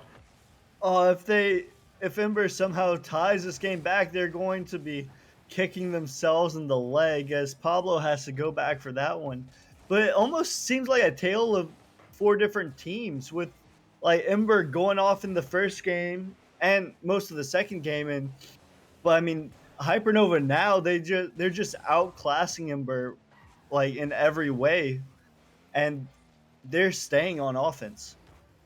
And they really are. And now with 30 seconds remaining, Ember with only 3 shots in this game have to find one more. But good thing about Rocket League is you got all the time here. Just need one to capitalize. As here is Frosty. He pops it up in midfield. A great opportunity. Cruising Kid gonna leave it for Glaze, who can't quite connect with Cruising Kid. There for the shot. He puts it in. Perfect placement to tie it up. Glaze, I'm not sure if it was calculator or not, is going to fake out the defense. He made Pablo go on the back wall and put him awkward, and Cruisin's going to put it right past the defense for the equalizer with 15 seconds left. Yeah, those are the ones we call a calculated fake Jaegers. You made a prospect, but hey, calculated and it works there as they're able to tie this one up after not really getting anything going. And can they finish it off here in regulation? Glaze going underneath one. It's out of the midfield, but Ember playing patient here, just playing for overtime, and they will get that overtime here in Game 3 at a 1-1 scoreline. No, they definitely could have had it off that pass, but it seemed like they were playing patient, and that is going to bite them in the back as Critter is going to put one past the defense for the Game 3 winner. And Cruising Kid's just not able to get around to it, as that was a great kickoff win for Hypernova, and they come out here and take game number 3, and a great win for them as they put themselves up 2-1 now in the series as well. And they battled back here, Jaegers, after dropping that first game where it seemed like Ember, I mean, they dominated that game 1, but Hypernova coming right back here with 2 consecutive wins. I mean, it's not always about the way you start. It's about how the other team responds to it. And Hypernova and these past 2 teams have responded really well, staying on offense the whole time. And it pays off with Hypernova taking the 2-1 win in Game 3. Yeah, and once again, we get to this point, Jaegers, as we're heading to game number 4. It's not necessarily a must-win for Ember, but, for what these guys are talking about, for Game 7 overtime content, we definitely would need an Ember win here, because you do not want to have to go down 3-1 in the series and put yourselves on championship point for so many consecutive games. No, it's definitely easier to come back 3-1 in the semifinals and the quarterfinals. But grand finals, that's an entirely different task. With everyone watching, it's a lot of pressure, Austin. Yeah, it definitely is. And I know neither of these two teams want to find themselves in that scenario as Glaze is coming through with the first goal, and Ember, our great answer to start off game 4. What a shot by Glaze. Cruzen's just gonna put it up for the waterfall. And Pablo's gonna be there, but Glaze is just going to dunk him. Puts it 1-0 for the early lead. And a huge start. Ember really needed this one as they have fought and battled back here to take a lead early. But Hypernova, as they clear it out of your cruising kid, Critter out in the midfield skies, taking this one up, taking it slow as he's going underneath and he's going all the way to the back of the net and he ties this game up. No, what a pass by Critter. Skies with a good pop-up, but no one was up to challenge him as he just hits it in top left corner. What a shot. And that was a big shot there as he just finds an answer. And Oh, we talked about how you respond, and that was a great response. Is this one almost another one? Is it's right in the middle? Skies again coming through big for his team. Skies' playstyle is coming in clutch as Frosty's awkward on the sidewalk. Critter's gonna put it off the backboard, and Skies is going to finish it off, being out the defender. And Hypernova, 2 goals now to their names in this game number 4 as they're trying to take a commanding 3-1 lead in the series. So they don't want to go to a game 7 unless it's absolutely necessary. As this one's sent back in by Ember, we'll have to look for a response. Pablo to the corner, going to find a touch just over 1. As Frosty sets this one up with Skies with a nice little clear down. Glaze waiting back on it, going to try to find the bang up. And this one off to the sidewalk, Critter to the ceiling. Looking for that one on net. And a little bit awkward. It's off the post there. The follow attempt is just wide. And somehow Ember is not punished for that. I'm not sure what's going on with Frosty. Maybe got caught out a little bit, but they're not punished yet. I'm not sure what the defense was doing. But I pretty much already chalked that up as a goal for Hypernova. But somehow they got away with that one, as they're still only down by 1 with 3 minutes left to go. And there have been a couple of mistakes that we saw in the last game and then in this one as well from Ember that Hypernova has been so close to capitalizing on. And Ember holding on in this game as they're looking for a passing play. Frosty looking out for Cruzen just a bit off. This one's out of the midfield. Over Cruzen. Skies has an opportunity to shoot. He throws it towards the net. Glaze gonna touch it, but it's right to Skies who double taps it off the post. Somehow he gets that one home for his hat trick. Skies is going to check in here with a hat trick off the nice little pass from Glaze, and he's just gonna put it in for the 3-1 lead. Oh, a huge shot from Skies there as he doubles it off the backboard. Just an amazing play as they find that one in, and now a 3-1 lead. Cruising Kid looking to make something happen, but Glaze shutting it down in the midfield. Almost a big opportunity there as Pablo just able to get that touch. Critter with a nice 50 through as he sets this one up. Critter into the midfield. Out to Skies. He's over the top. Cruising Kid on the pre-jump. He's going to find that as Frosty. He's by 1. This one's sent out. Frosty looking for the fake there. Going to find a 50 to the corner. As this one, a shot on net, and Glaze coming in with his second of the game. Brings the deficit within 1. Frosty's going to 50 into the corner, and Glaze is going to head it off the rebound. Skies not quite ready for that one, as it's going to lower the deficit by 1. A nice little play there, and Glaze, he's got himself 2 goals. We talked a bit about Frosty and Cruising Kid who stepped up in the first couple games, but this is such a crucial one here, and Glaze is coming big with those 2 goals, Jaegers, and with the way things are going, they're definitely going to need at least 1 more, maybe from him, but I mean, just a great performance so far in this game as he's trying to carry his team to another win here as an attempt going awry. And wait, an open net here for Frosty, who takes it down the field in the Melon Merc. This is what I was talking about earlier, Austin, with Hypernova getting too focused on attack. They're all cheating up, and Hypernova is just going to flip his way past the defense to equalize the game. A huge play there is now they have tied this game up at 3 just when it seemed like Hypernova was running away with this one. Ember has responded, and they have responded well. As this one up to the sidewall, out in the midfield, Glaze. This one gets popped up by Pablo. Out in the midfield, Cruising Kid. Taking it down, gonna get it over one as he finds a demo midair as it's set up in the midfield. But it's gonna be cleared off to the corner by Skies, who's diving up his teammate Critter, but just a little bit too hot on the pass. As Critter going for the fake, in it by one, looking for a flick, but Cruising Kid sends that one a long way. It's this one up in the midfield, Frosty with an opportunity. As huge demo comes out, Critter fully blind makes that save there. Just drove towards the ball. I thought for sure Jaegers that one was going to fall in the back of the net, but Critter clutches through the demo smoke and makes a nice clear. I didn't even see him there. Like, it's crazy that he saw that and was able to make the save, which possibly could have saved this game for Hypernova. Yeah, if they can hold on to this one, we might be looking back at that one later as it's popped up in the midfield. Pablo with an opportunity off the backboard. Skies for the follow again off the backboard. They can't find it home.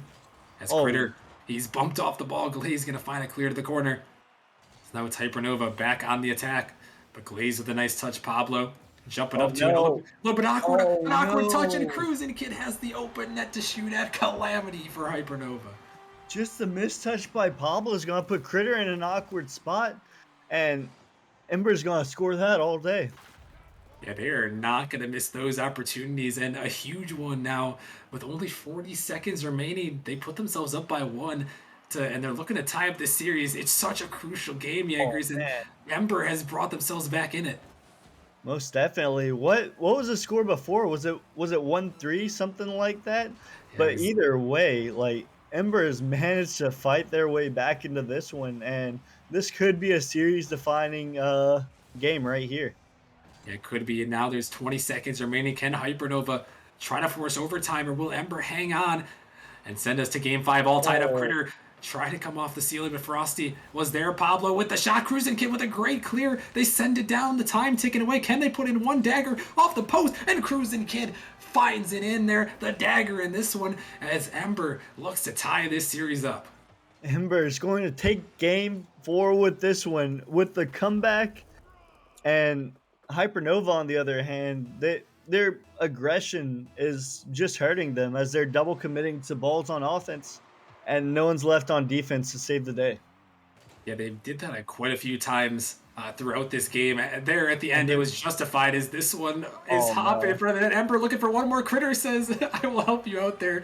They give him a little stat pad there for him as he throws it in the back of the net. But, I mean, yeah, sometimes those mistakes, Jaegers, they come back to bite you, and Ember, they take full advantage here to tie the series up.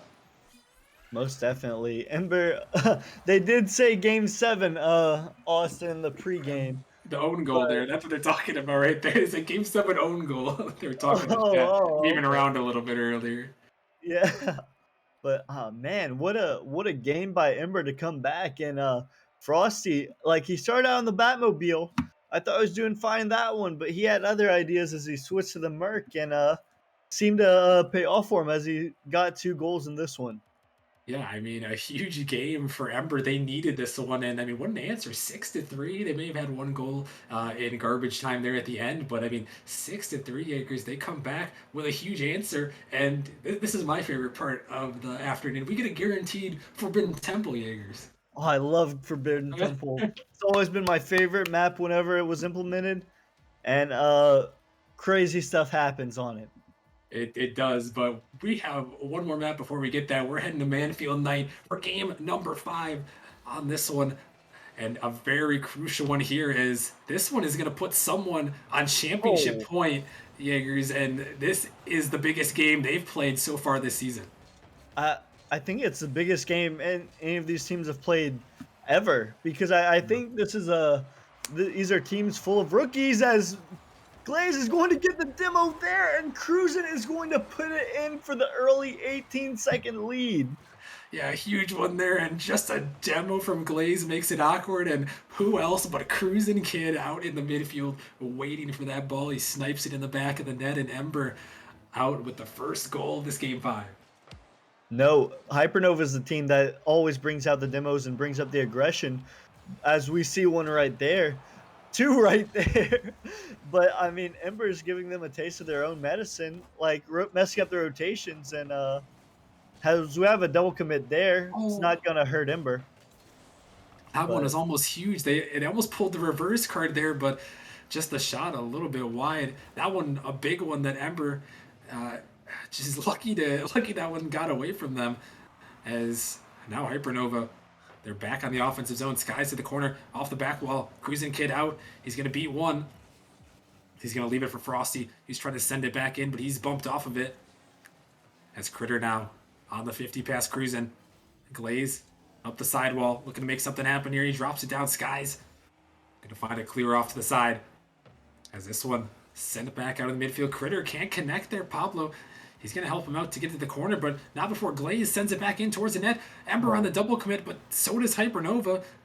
And it's gonna leave Frosty last back. A huge pinch is coming down, but Frosty is able to wait and take that one out. And a couple of these guys, Jaegers, are panicking on the defensive end with these double commits, even on both teams, on the offensive end too. Just the double commits coming out. I think you can still see some nerves in this high pressure series. most definitely. I mean, games tied. That just means it's the best of three, and I mean that each game matters even more at that point, and they have every right to be nervous, Austin. Most definitely. As Ember leading 1-0 here in Game 5, trying to put themselves on championship point for the Prospect League Grand Finals. As Cruising Kid sending this one down to the corner. Glaze off the sidewall. Critter with a nice bang. He sends it down towards the net. Cruising Kid trying to race it back. Oh my goodness, on the goal line. He makes a save, but Critter is back, and he follows up his shot to tie this game up. What an initial save by Cruz, and I thought that was Shrilly going in. I'm not sure what the defense was doing there, but regardless, Critter is going to make him pay with a nice follow-up shot. Critter once again huge on that one, and yeah, he talked to the Cruising Kid with that save. Kept it out, but only momentarily as Ember. A nice answer in this one as we pass the halfway point in game number 5. The series all tied up at 2. Pablo to the corner. Out in the midfield now. Cruising Kid gonna find a clear, but it's right to Critter, who's taking this one down. He's bumped off of it.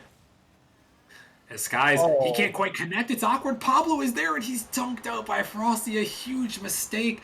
And Frosty, he makes them pay. Skies needed that touch. Either that or he needed to let Pablo know he was missing, because that just put Pablo in an awkward spot. He was basically a sitting duck, and Ember just capitalized off of it. Yeah, they did, and another huge goal. There have been so many huge goals throughout the series. Is Frosty a little bit awkward there? As he's gonna pinch it down with his teammate.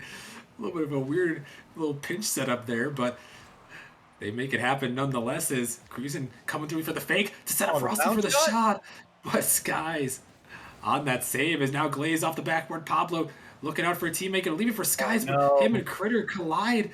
And again, some more miscommunication from Hypernova. That's happened quite a few times now. You expect them to happen sometimes in Prospect, but in this championship game, Jaegers, you have to be flawless if you're going to want to take it home. No, in the championship games, you need to get a few replay sessions before, as Critter is going to put one past the defense off the pass from Pablo. All mistakes aside, they seem to tie it up. Yeah, Critter is second of the game as he comes in huge for Hypernova. Another one to the back of the net.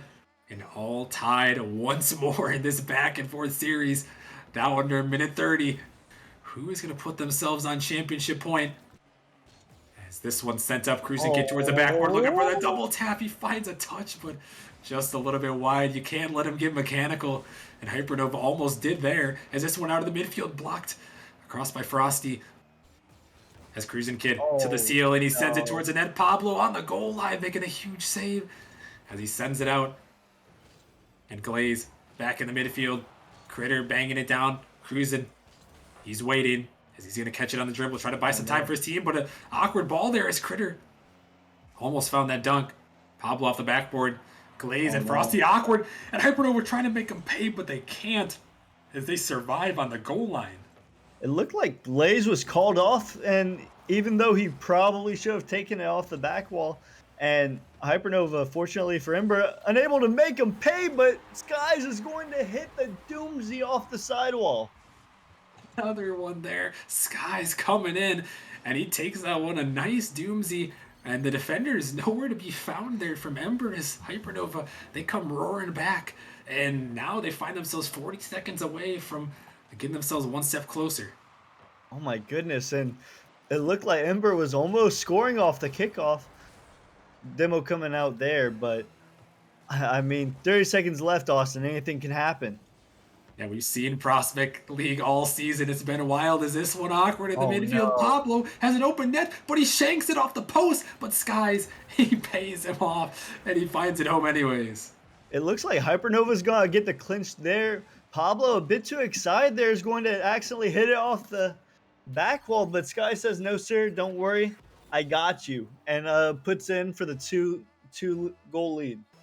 That's what you like to see there. Teammate having your back. You know, we talked about a couple miscommunications. Maybe that one, they might have called it even that he was missing because Skies was ready for it. Oh, what As a this shot. one sent back, but Skies on the goal line picking up another savior medal to his name. As this one sent back in, but Hypernova with a dominating win there as they come back with, I believe, 4 unanswered. And now they are one game away from becoming the Prospect League champions for Season 5. Game point, series point, whatever you want to call it. We're going to Forbidden Temple. And I know I called Hypernova 4 or 2 earlier, but I'm hoping that this goes to Game 7 because this has been a hype series so far, Austin. Yeah, it really has these two teams back and forth. What we expected from them is they were all tied up into this last game, and now Hypernova one win away, and you referenced it. We saw it in the last series. Some crazy things, Jaegers. We got Forbidden Temple, everyone's favorite here, and who knows what is going to happen on this map.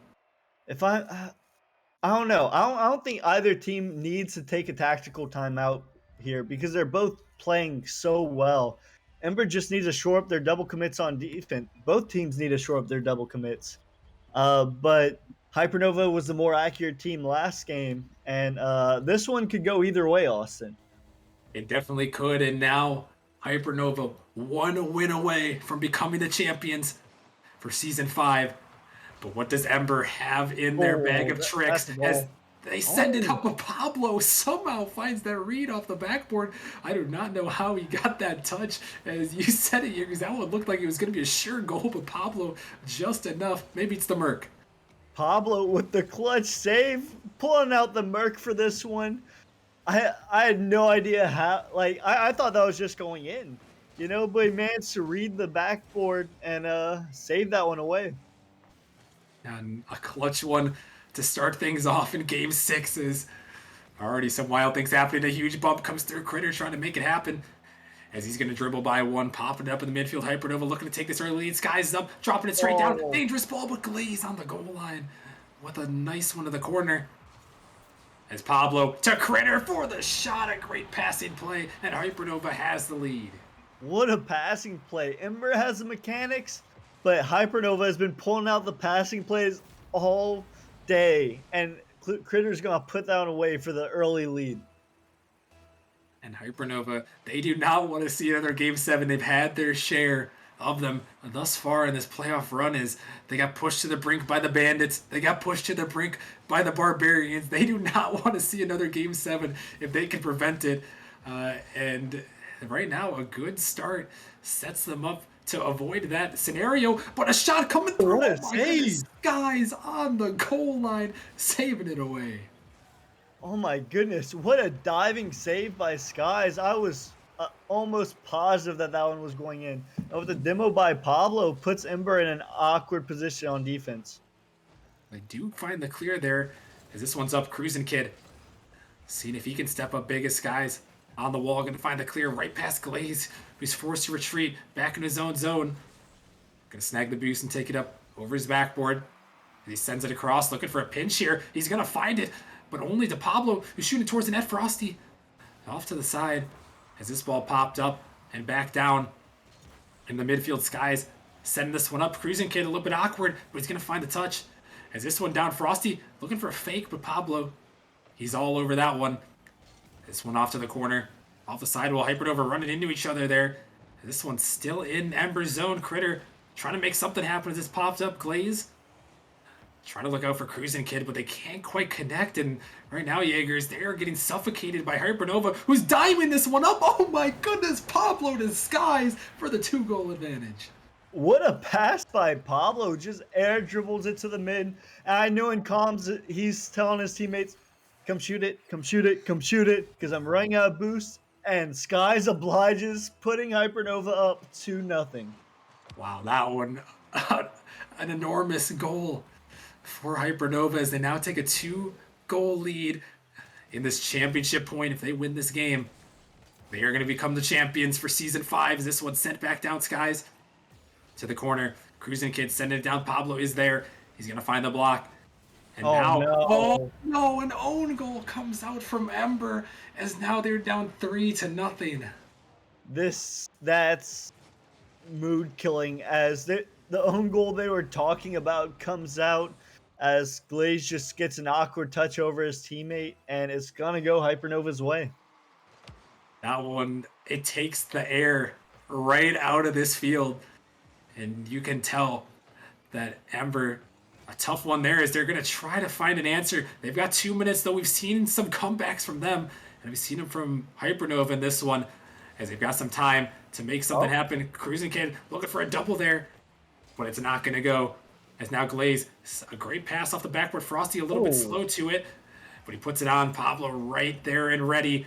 And now, Jaegers, we have to see something that we haven't seen really from Ember in this one. They have to come back from 3 goals in 1:45. No, Ember is playing way too passive here. They need to sell out because it all comes down to this. And they have no time for passes down the middle that aren't completed. And they need to send 2 people, possibly even 3. And they need to get at least 1 goal here. Yeah, they need it quickly, and this ball is not going to help their cause as it's up in the midfield. Frosty finding a touch. Ember really got to get things going here as Frosty can't connect this time. Pablo over the top of one, looking to dribble it down. It's in front. Critter looking for the dagger, but he can't find it. And Cruising Kid, he's not even going after this ball. It doesn't have boost to work with as Ember has been suffocated. Glaze got one to beat, but Critter shuts it down. And now Ember really on their last life as we're down to a minute remaining, and they are going to need a miraculous comeback to give themselves a chance in Game 7.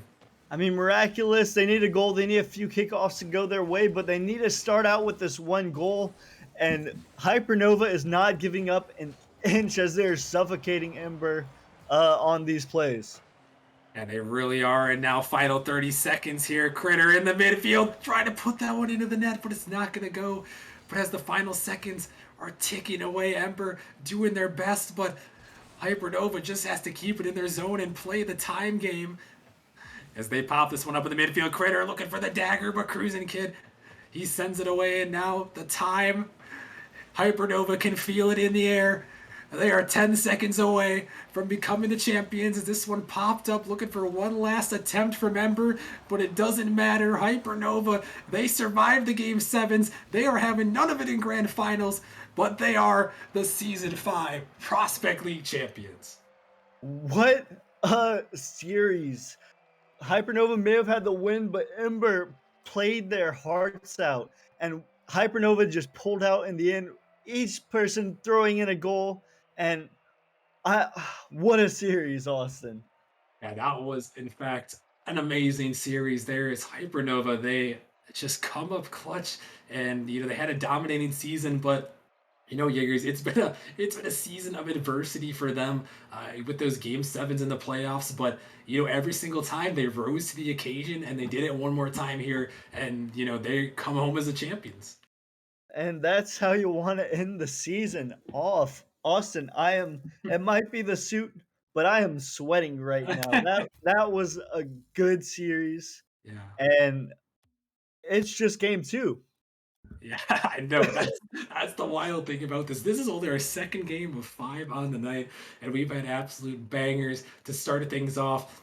And My goodness, we have more Rocket League action coming up after this one. Congrats to Hypernova. They come up huge, but we have to take a short break as we're going to be heading to our next matchup. We're heading to the Challenger League for what could be another insane series on the night. Number 2 Flame taking on number 8 Venom, who's the lowest seed to ever make the grand finals. Jaegers, it's been a pleasure as always, man. Always a pleasure, Austin, and I'm ready to watch these potentially Game 7 series coming up. Yeah, definitely. We'll have to see. Make sure you guys stick around. Follow the channel if you haven't already. We're going to be back after a short 5-minute break with the Challenger League Grand Finals. Stick around. You don't want to miss it. Can't wait.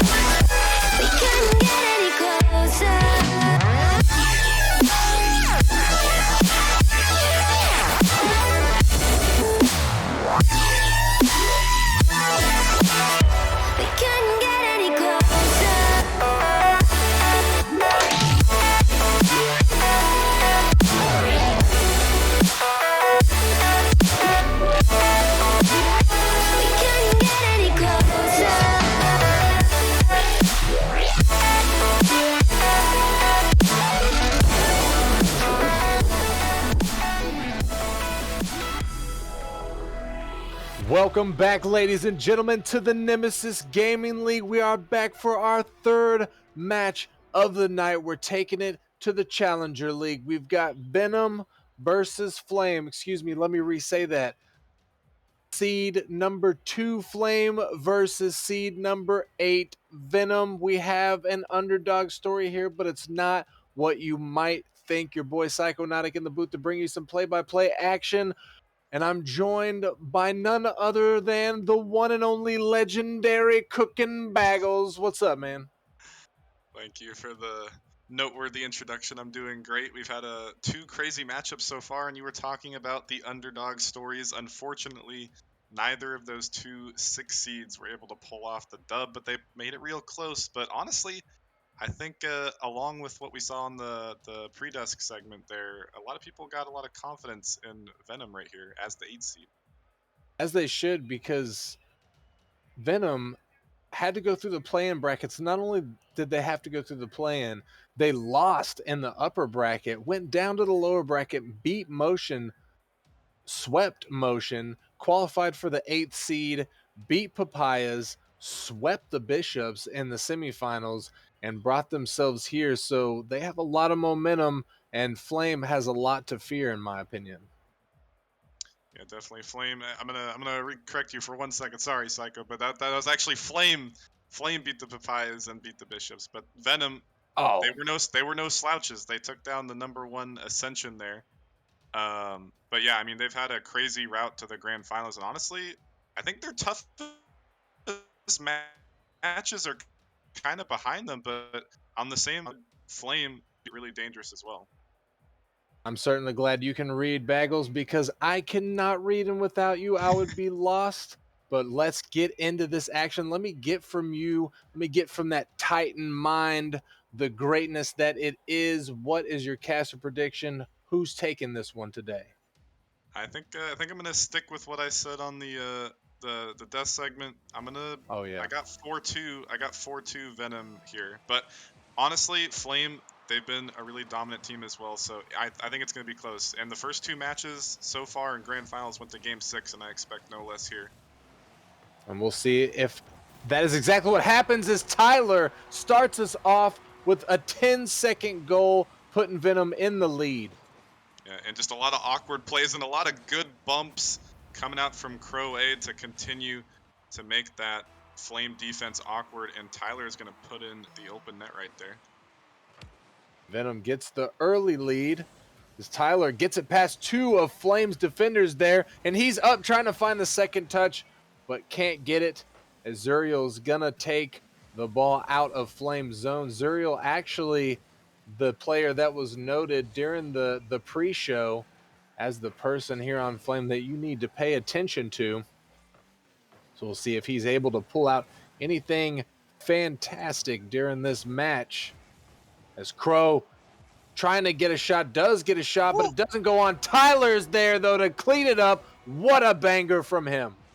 Yeah, and something's just going on with this Flame roster right now. I mean, not much Chax could do right there. A little bit of panic, but it seems like they're just not ready for Venom right now. The rotation just slow, and either way, Venom is going to take those 2 opportunities to the bank, and Tyler going to send that one through. And here's another opportunity off the kickoff, but Chax able to send that one away. And I'm thinking that Venom might just have something to prove here, Bagels. I mean, as we mentioned in the pre-show, this is Venom's first time to make it into the playoffs. So, and they've got 2 rookies on their team, rookies. So Nemesis and Tyler just, oh my goodness, bringing all of the fire. Venom 3 goals now. Yeah, and that was actually a really good shot from him. He saw the pre-jumping defender, and he may have even seen NVA in the back, and he slotted that one perfectly bottom left. And so far, he's got 4 shots, and he's hit 3 of them. And Venom are just popping off, although they might be able to get one back here. But a great save from Crowe. Still dangerous on the goal line, and NVA, he's going to put a slow roller in, but good bounce back from the Flame boys. And some good defense from Venom there, trying to keep it out. Crow almost able to make the second stop there, but NBA going to put that one in.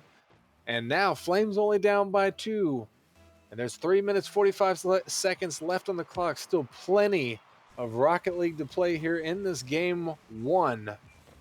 Still plenty of time for Flame to bring it back. Chax trying to do just that, but Crow takes it away from him. NBA keeps the pressure for Flame as Britton tries to get it through Chax, but can't. Zuriel putting it out to the mid, trying to find a teammate. Tyler going to take it away from him, but Chax sends it to the side. Chax off of the ceiling, puts it down. Britton going to get the touch that clears to the mid. Zuriel pops it up. Crow follows. Chax is there, but Crow sending it out to the center field. Tyler getting a touch, but can't do anything with it. Crow going to put one on, but NBA making the stop. And Britton going to mess it up a little bit there in the corner.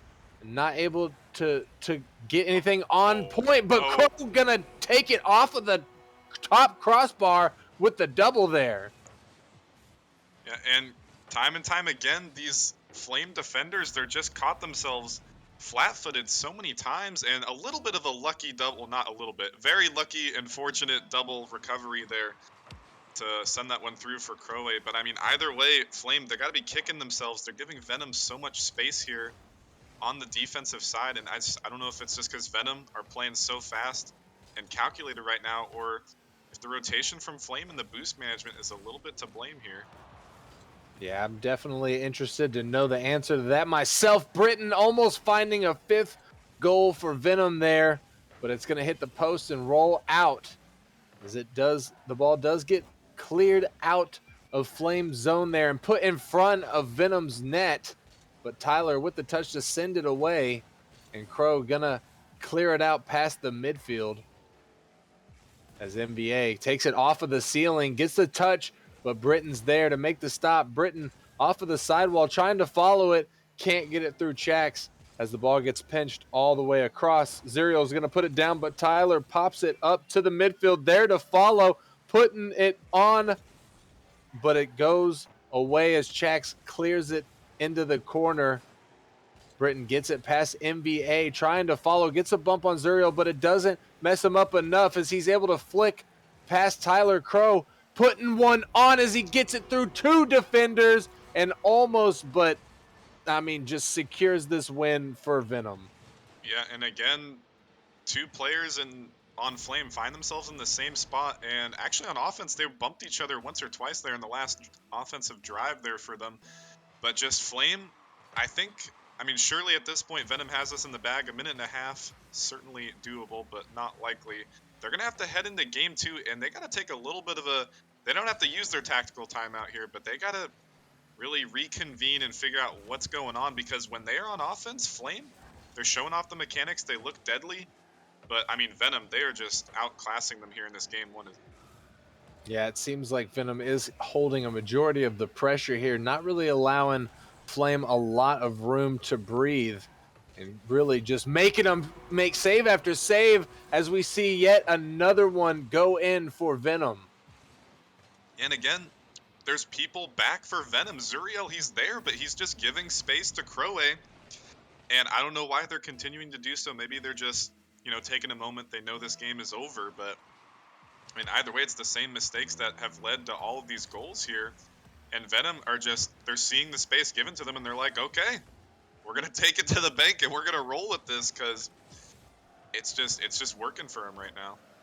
Definitely don't blame him there. If I was in the same position, I'd take it to the bank too. But Tyler going to take that save to the bank and keep Flames goals of 1 when their Crow scores the 7th goal, securing the Brazil for Venom.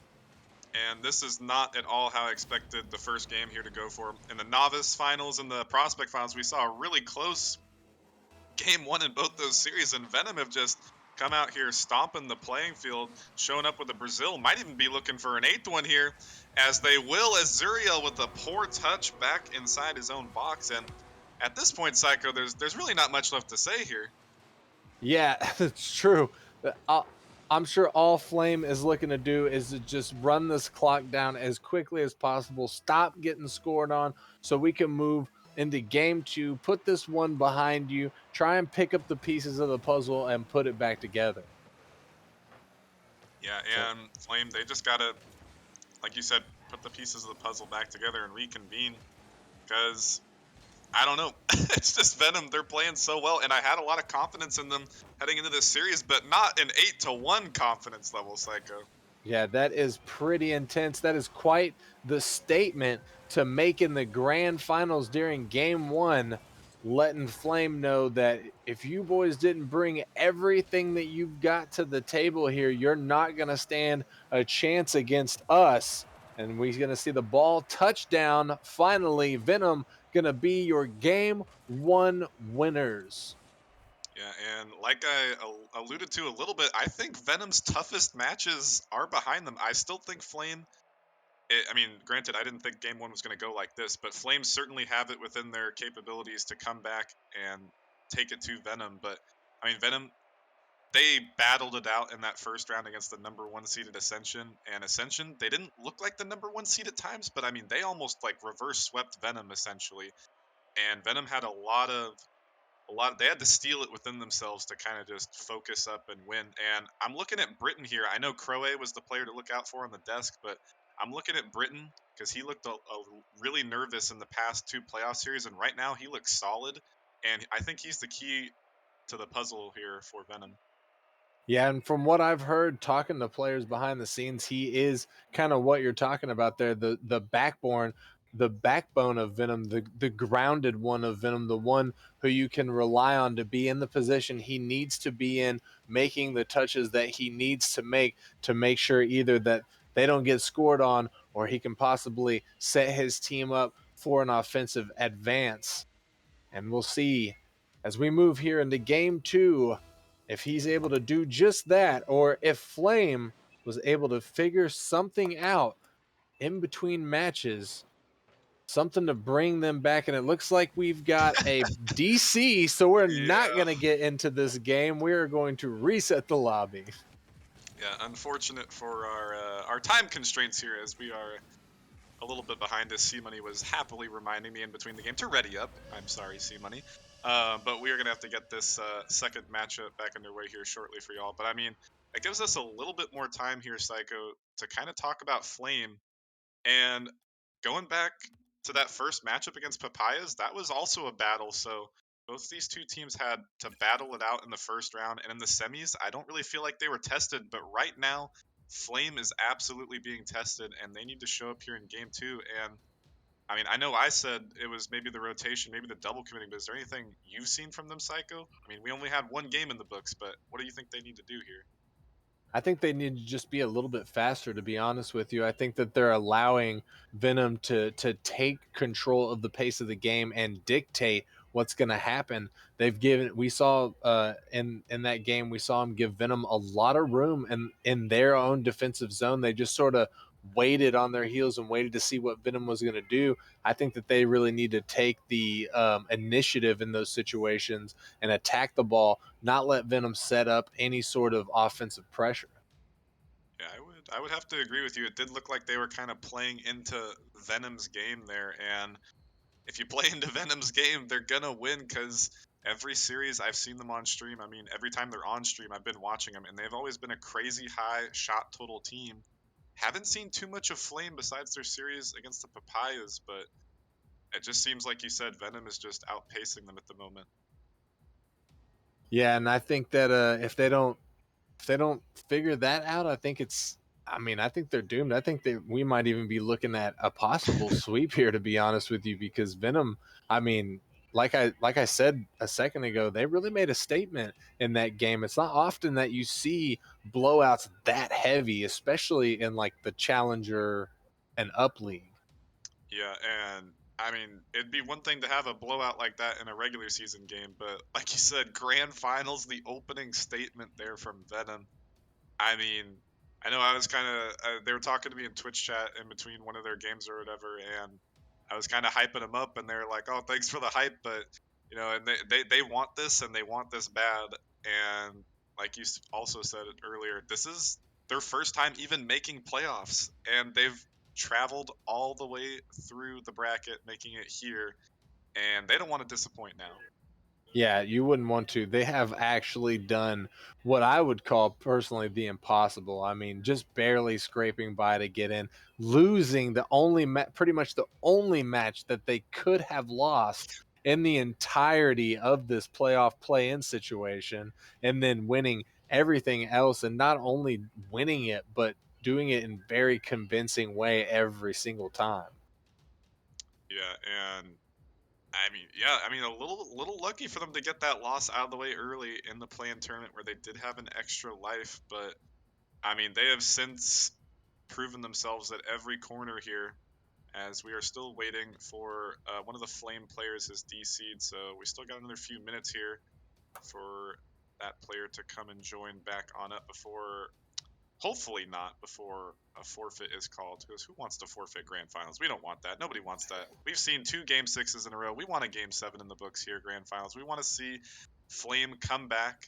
And, you know, they've had a lot of time to work with here, so maybe they've calmed down the nerves a little bit to try and come back and take down Venom, or maybe even icing Venom unintentionally. I hope it's unintentional. That'd be quite the strat.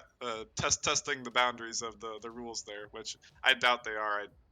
I don't think neither players on the team have joined the lobby, so I think they're just waiting on the third. As here we go, they have There we come have back. it.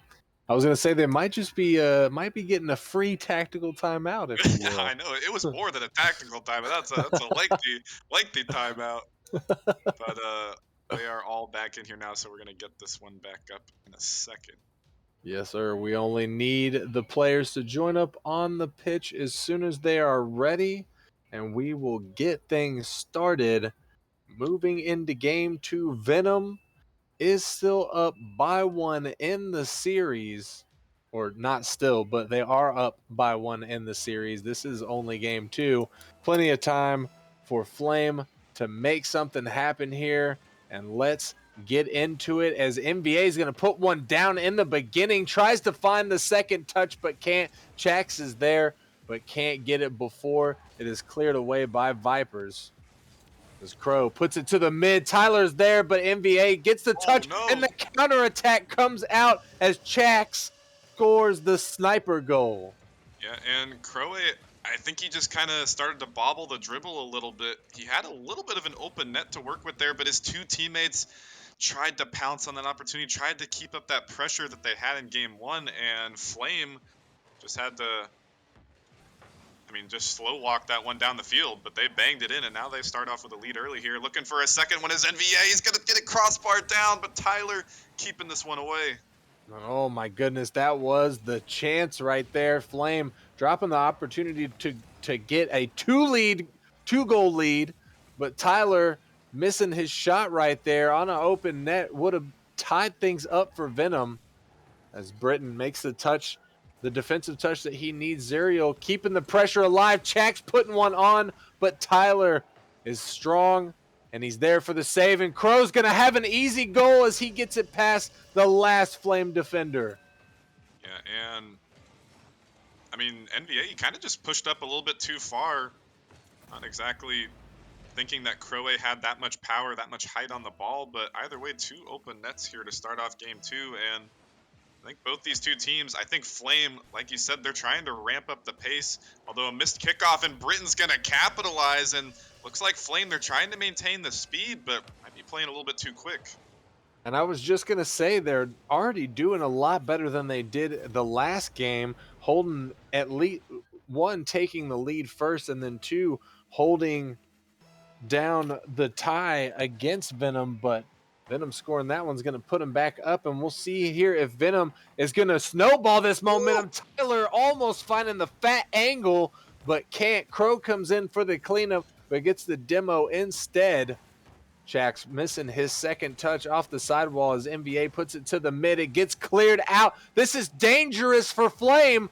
Zuriel is going to get that ball out, get it cleared past the mid and back into Venom's zone. NBA putting one on, but Crows gets up in front of it.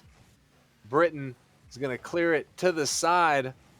Tyler faking out NBA, but missing his touch. At the same time, Crow pushes it to the mid. Chax is there waiting.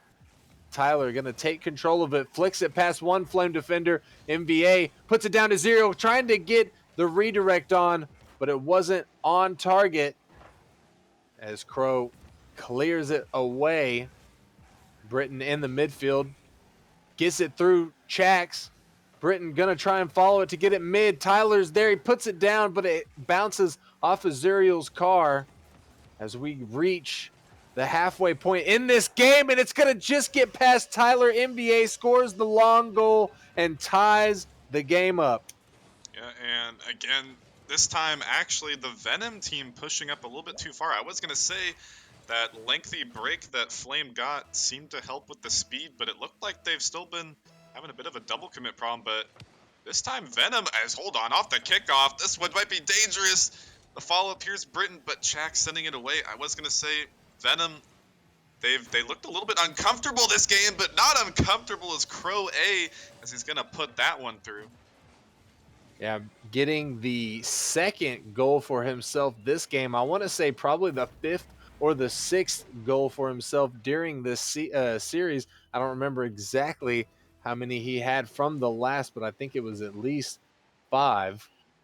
As we reach the halfway point here in this game, Venom now leading by 1.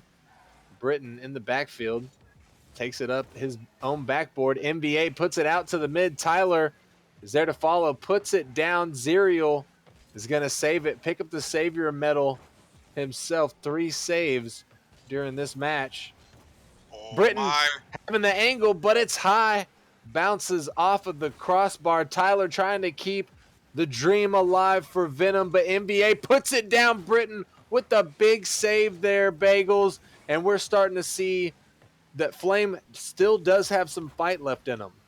Yeah, they definitely do, and they've certainly made Venom more awkward in this game than game 1 by far. But man, that would have been a crazy infield passing play there for Venom, but just missing the mark. But still finding themselves under a lot of pressure here, and Flame actually pretty much keeping competitive with the shots. They're sitting at 9 to Venom's 11, so I mean, they've proven that this is the offense that Flame is capable of, but mistakes on the defense still there, a little bit slow.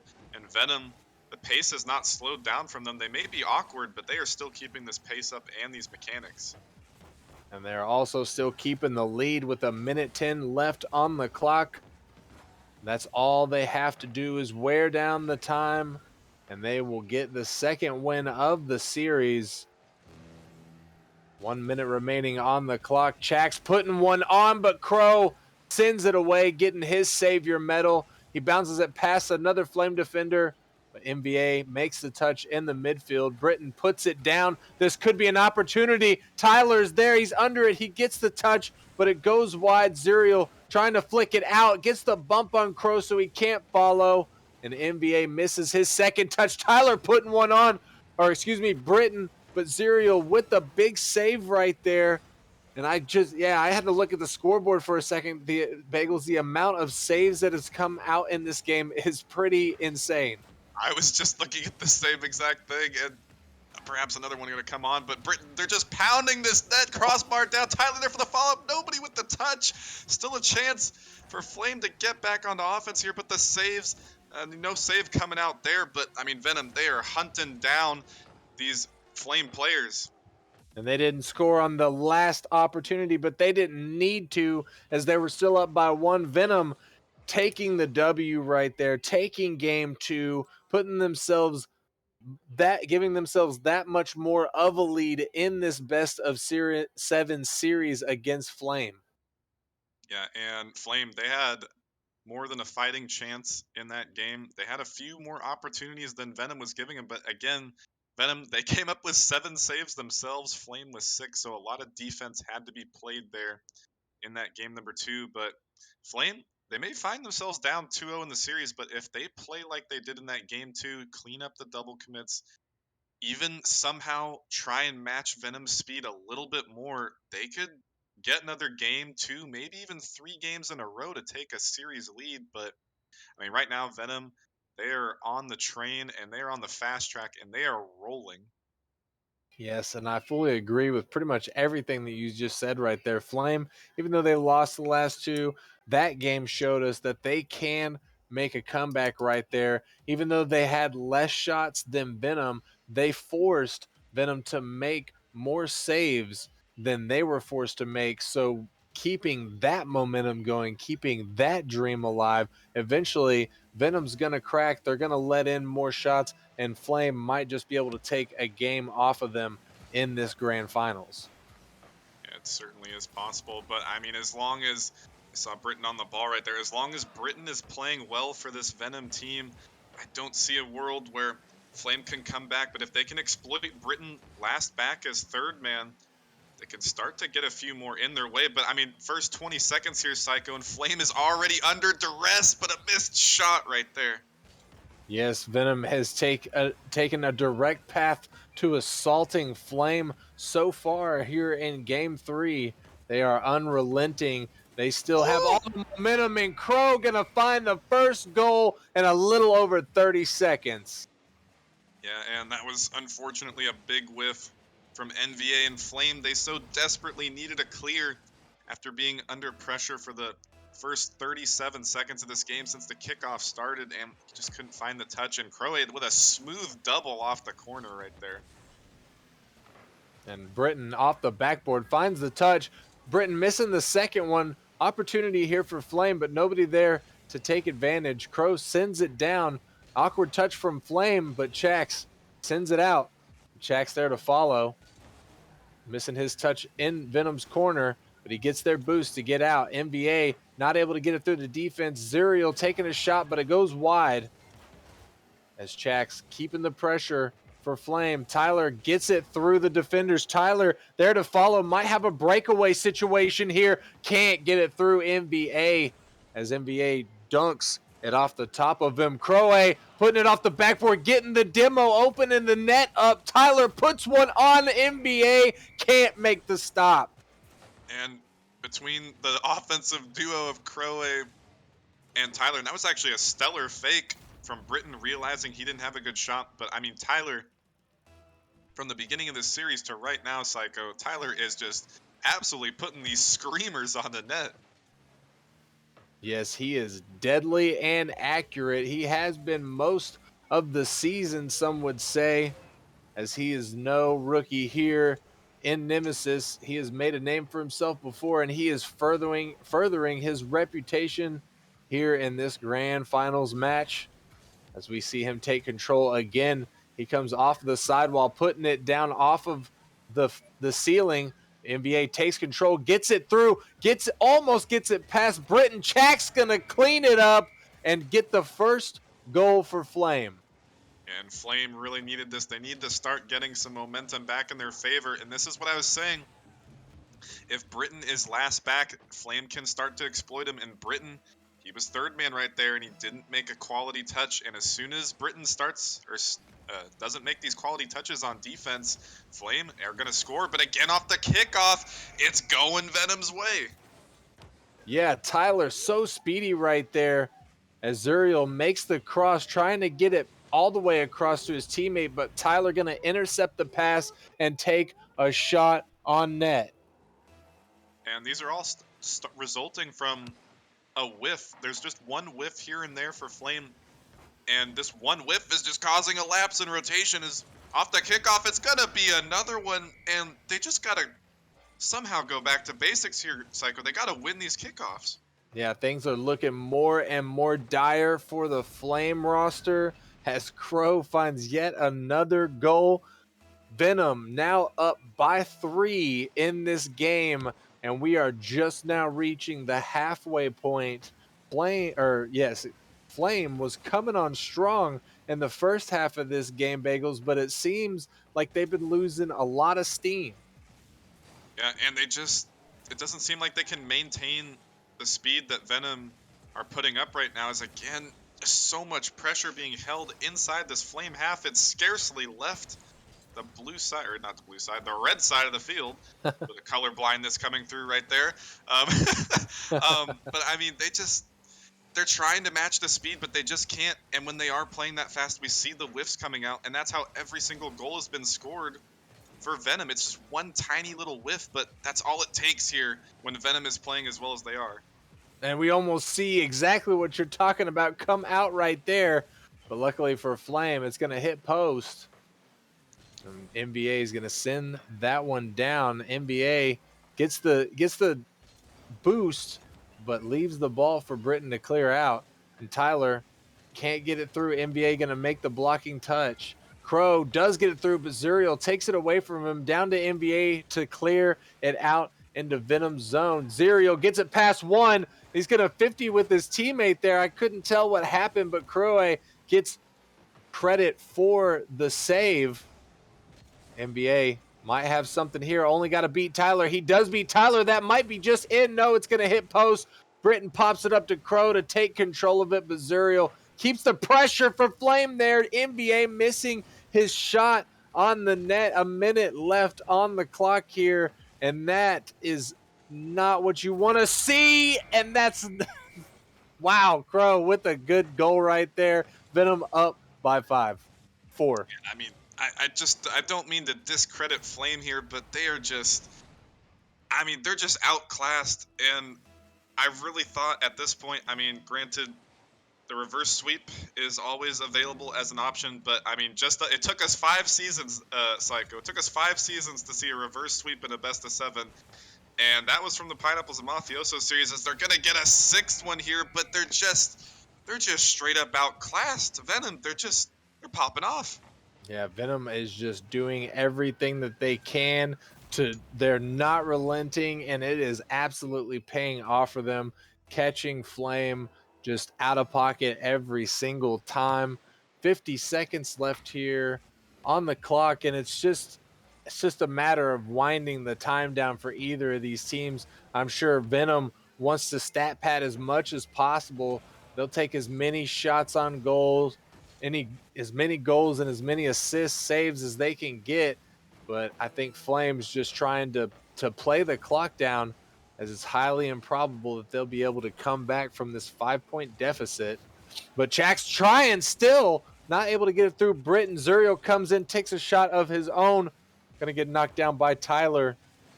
Crow sends that one to the mid. NBA gets a glancing touch. Tyler misses his.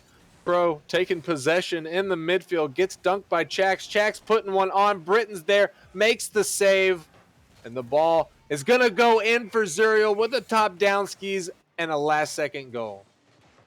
Yeah, I mean, good for them to just get something going headed into this game number 4, as now Venom are going to be sitting on match point here in the Challenger Grand Finals. But Psycho, I was looking at the scoreboard there, and Flame, they had a lot of shots, but I'm looking at the saves here for Venom. They only had to come up with 4 saves, and Flame are sitting at 9 shots. That means 5 of their shots missed the defender and missed the net. So the offense is there. They just got to hit the accuracy. They're starting to ramp up, but it's a little bit too late to start ramping up when you're down 3-0 in the series right now. Yeah, that's very true. But I will say that in game 2, even though they didn't win, they did have a lot better shot accuracy. So maybe, hopefully, they aren't slipping down a slope here. Hopefully, they just had a game that was a little bit off there, and they'll be able to make a comeback here. Like you mentioned, they are now staring down the barrel of a reverse sweep. But we know that it's possible. We've already seen it happen one time during this playoff run with the Pineapples and Rival. And will we see right here, right now, if Flame has that exact same clutch gene? So, Bagels, what do you think? You think that they got what it takes, or you think Venom's about to shut things down right now? I think if Flame can somehow find that game 2 performance like you were alluding to, it is certainly possible. But I mean, at the same time here, Psycho, I don't know how many goals scored for Venom in game 2. It might have been 3. But I mean, if it was 3, that's 17 goals in 3 games. That's well over 5 goals a game.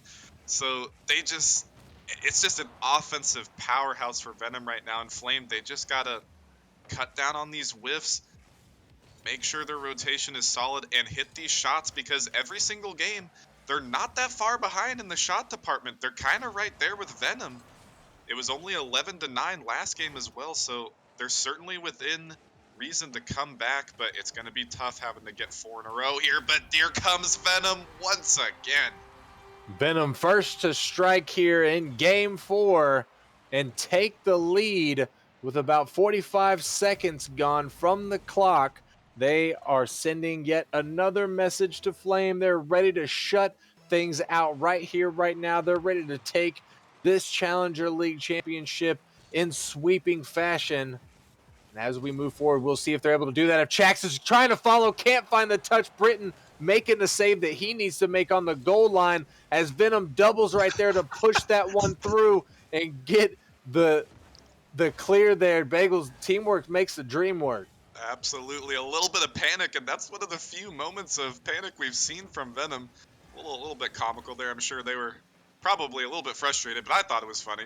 But again, here comes the offense, and they're gonna put this one, and it's a slow roller. But again, the Flame defense, there's two people there, and it just gets past everybody. And it's looking like Venom might have heard what the advice you were trying to give Flame.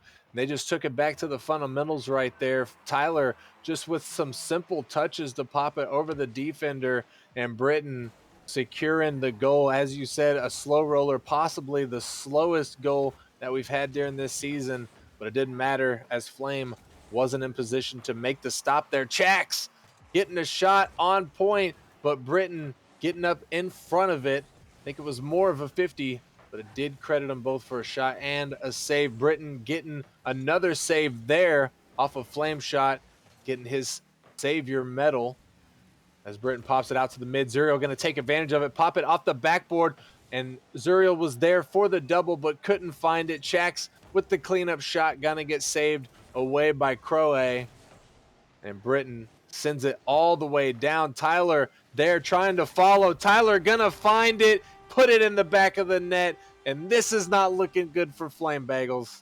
No, and again, one of the issues I've been talking about with Flame is these double commits, and they send two. They're just trying to do too much right now.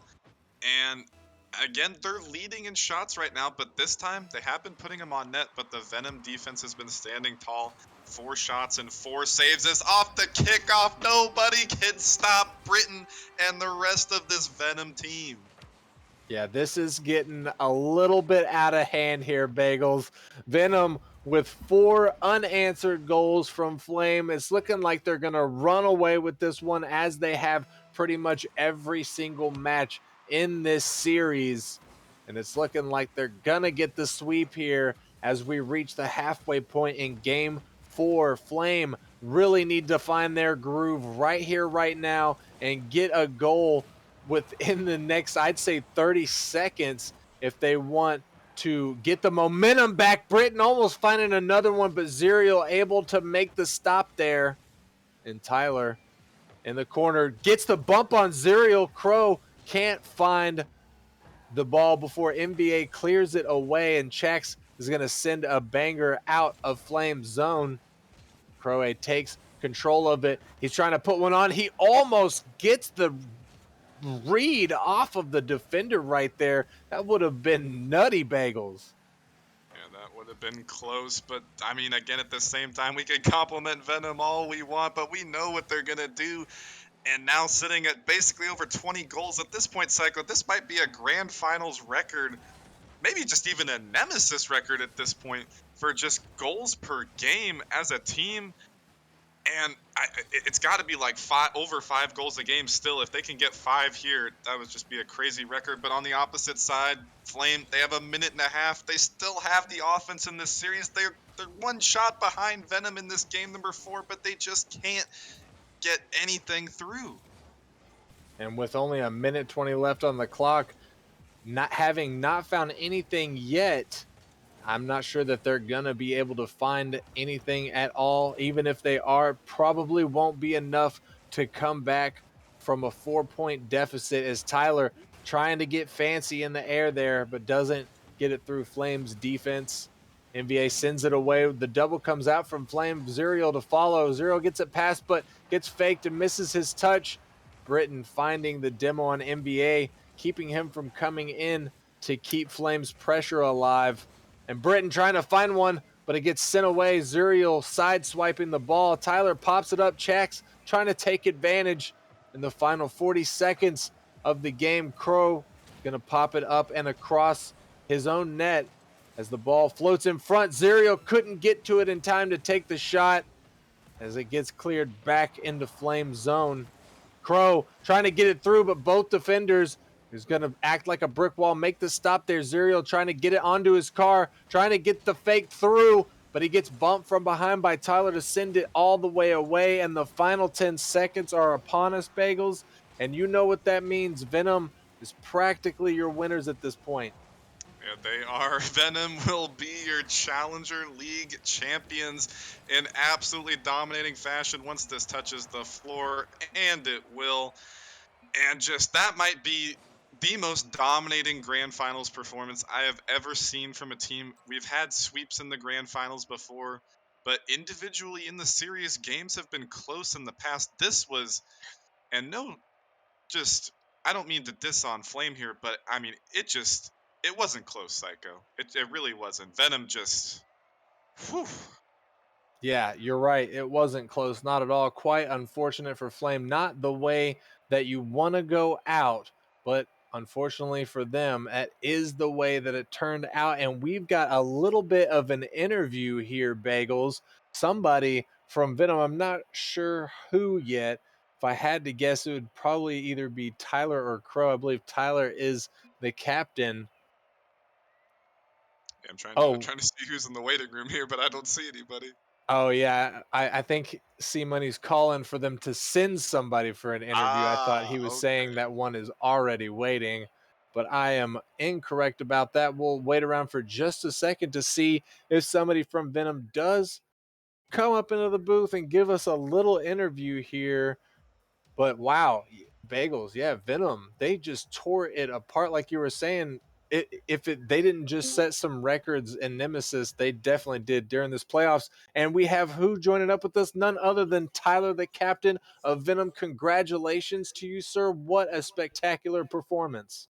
Yeah, that was definitely an interesting matchup. I feel like we definitely went underdog of the season. We were, at the beginning of the season we were number 16 out of 16 teams, and then we went into playoffs number 8 out of 8 teams. We were always like rated as one of the worst teams, but we definitely had to show out and prove ourselves that we were the better team. Yeah, you Uh, certainly did do that as well. Sorry, Bagels, you go right ahead. no, you're good. I was just smiling because I was about to say I've been following.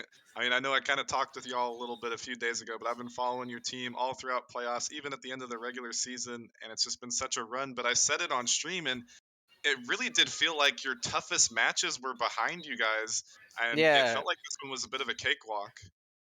it kind of was. I mean, we've been.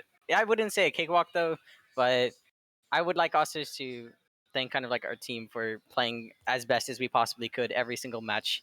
Like we played every match the exact same. I mean, at the end of the game, we were kind of messing around. We knew we won. We were kind of just vibing out at the last bit of the game.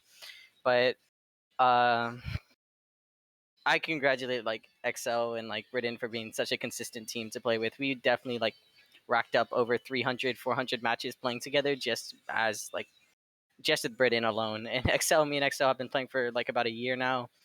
Built up plenty of chemistry enough to win us the Challenger League and hopefully rival next.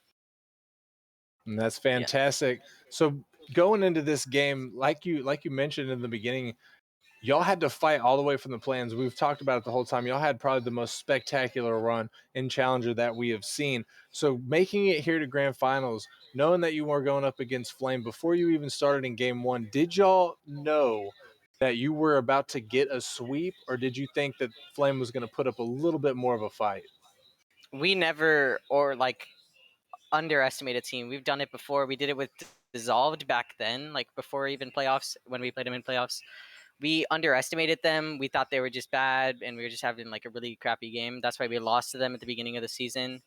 Uh and then we had to start losing the mindset, oh, we're better than the other team. I mean, we do think we do have confidence, but we don't want to be overconfident and choking up our own matchups. But yeah. Yeah, I mean, it's just been such a dominating performance. And you said you guys have been putting in the grind, you've been putting in the work with each other, and honestly, it shows. it might be one of the most well-rounded challenger teams I've seen in all 5 seasons here. As there's in the past seasons, there's always been a carry, and I mean, granted, you're quite the offensive threat, and so is Excel slash Crowe. But I mean, I really got to throw it over to Britain when I was casting your guys' first match against Ascension. That was just such a wild series, and I really feel like Britain is the glue to your guys' roster there. Yeah, we definitely had to make a lot of roster changes from beginning with like Puggles, or no, I think it was Grav, Brit or not Britain, XL, and some other kid I don't even know. We traded. Grav literally put up a fight to get me off of motion. He's put up a fight just to like keep XL's name low to draft him in the third rounds. He definitely. I would like to also like shout out Grav for being such a good GM. He put a fight to get this roster. He saw us through, even though a lot of other teams definitely could have picked us up way before Grav and held us way before Grav. Yeah, he put up a fight for us, and yeah, I'd like to also kind of like give a few shout outs though. Would that be Go fine? for it. I'd like to shout out Rihanna, XL, Bubs, Grav, let me think. Micro, starting the Tyler fan club. But yeah, I'd like to Well, shout out my friends as the last one. All of y'all watching, I love y'all. Love you, mom. All right. Well, that was a love spectacular coming out. performance. All the love coming out. You love to see it, man. From the champion, Tyler. Once again, congratulations. Thanks for joining us here. And hey, I wanted to ask you: are all three of y'all planning on moving up to Vortex, or? We do plan on moving up to Vortex as Britain. We're waiting on Britain to get to Rival Mimar, and I think he hit that last season, like 1540. We're all like barely under 1600, so it's gonna be funny playing a bunch of high 1600s to 1500s. Very But I nice. think we Very got nice. it. Awesome, awesome. Well, again, thanks for joining us up here for this interview. Appreciate your time. Congratulations and good luck moving forward next next season in your trek up in Rival. Bagels, as always, I appreciate you joining me here in the booth. I had a great time casting this fantastic sweep with you. Yeah, it was definitely quite the performance that Venom have put on, the most dominating grand finals performance that I've ever seen. But I think I'm gonna let you roll us into the next one here, Psycho. Tell us what we got coming up next. Well, don't go away, ladies and gentlemen, at least not for very long. We're going to take a short break here, and whenever we come back, we're going to be moving into the Rival League. We have 2 more matches ready for you here tonight. The next one is the Rival League, Pineapples versus the Panthers. Pineapples digging their way up to the finals against the Panthers, getting the first known reverse sweep against the Mafiosos in the quarterfinals. I think that this match is going to be maybe one of the best matches tonight. It's going to be hard to follow up against Hypernova versus Ember, but this match may be the one that can do it. So go take you a little break, use the bathroom, get you some drinks, some popcorn, do what you need to do, make it back here. Probably in about 8 to 9 minutes, we'll be ready. As always, have a great night, and we'll see you in a little bit.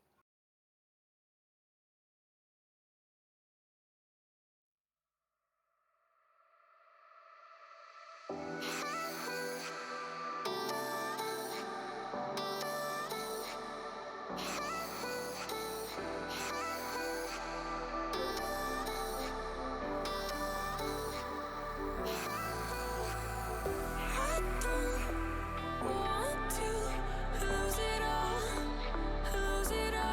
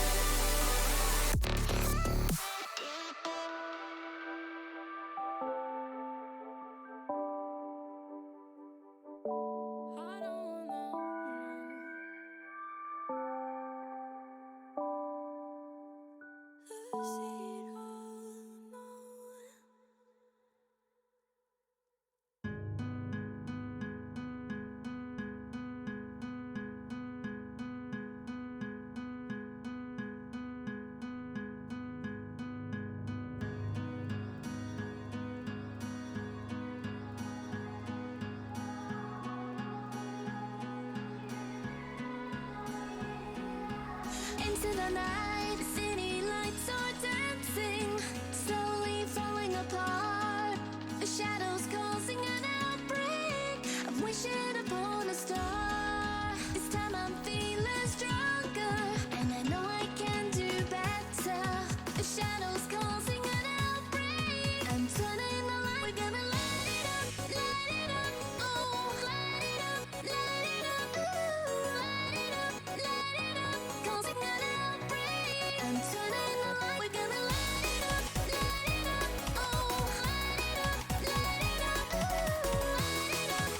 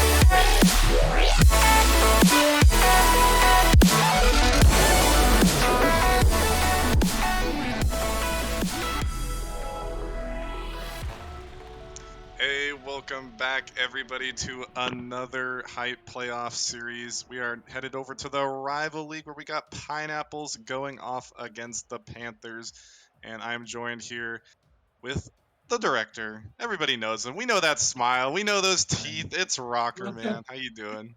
I'm doing great, Bagels. We've had some crazy matches so far. The first two going pretty close to the distance. The last one, a surprise sweep out there from a dominating Venom team, and now we go to the rival league where who knows what'll happen here. This is the one league, Bagels, where I was like, I have no idea what's gonna happen because this playoff run for rival league it's been something else. Yeah, honestly, the bracket all over the place has been wild for the rival league. But I mean, quickly, just to reference those other three leagues, I mean, yeah, the two upsets almost happened, the 6 seeds, but we finally got that big upset. But it really wasn't an upset because Venom was just crazy. It might have well been a goal per game record. The number 8 seed taking it in Challenger, but we're here in rival now where we got Pineapples versus the Panthers, and Pineapples coming off of that reverse sweep in their last matchup against Mafiosos. I casted that. That was absolutely wild, Yeah. and almost headed to overtime with the 0 second chance, but just missed it. But on the other side, Rockman, the Panthers maybe have had a little bit of an easier road, but they went to Game 7 too, so it's hard to say who's got the edge here. Like I said, this playoff for the rival league has been one of the craziest playoffs for any league ever, I think, because you get the Pineapples reverse sweep, you get the Panthers taking down two great teams going to game 7. I mean, reverse sweeps in the play-in tournament as well. Like, the rival league playoffs have had it all, and these two teams going at it. I mean, it's going to be good because the Panthers, they made some runs here at the end of the season. The Pineapples always looked like they were going to be the 1 seed from the beginning. They end up clutching it out somehow with Lancer subbing in. It's for Squirrel pulling off the reverse sweep. No diss on Lancer because he's a great player. He helped them tremendously. But to pull the sub and then to pull off the reverse sweep, that was crazy to get to this point. And the Panthers survived Game 7. And like I said, I don't know where this one's gonna go. But if you got a prediction from me, we talked about it earlier. I'm going with the Panthers in 7 in this one. I think that it's gonna be a very close series, all things considered. But I gotta go for the upset one more time here. We need some upset content. I'm hoping for it, but we'll still see what happens.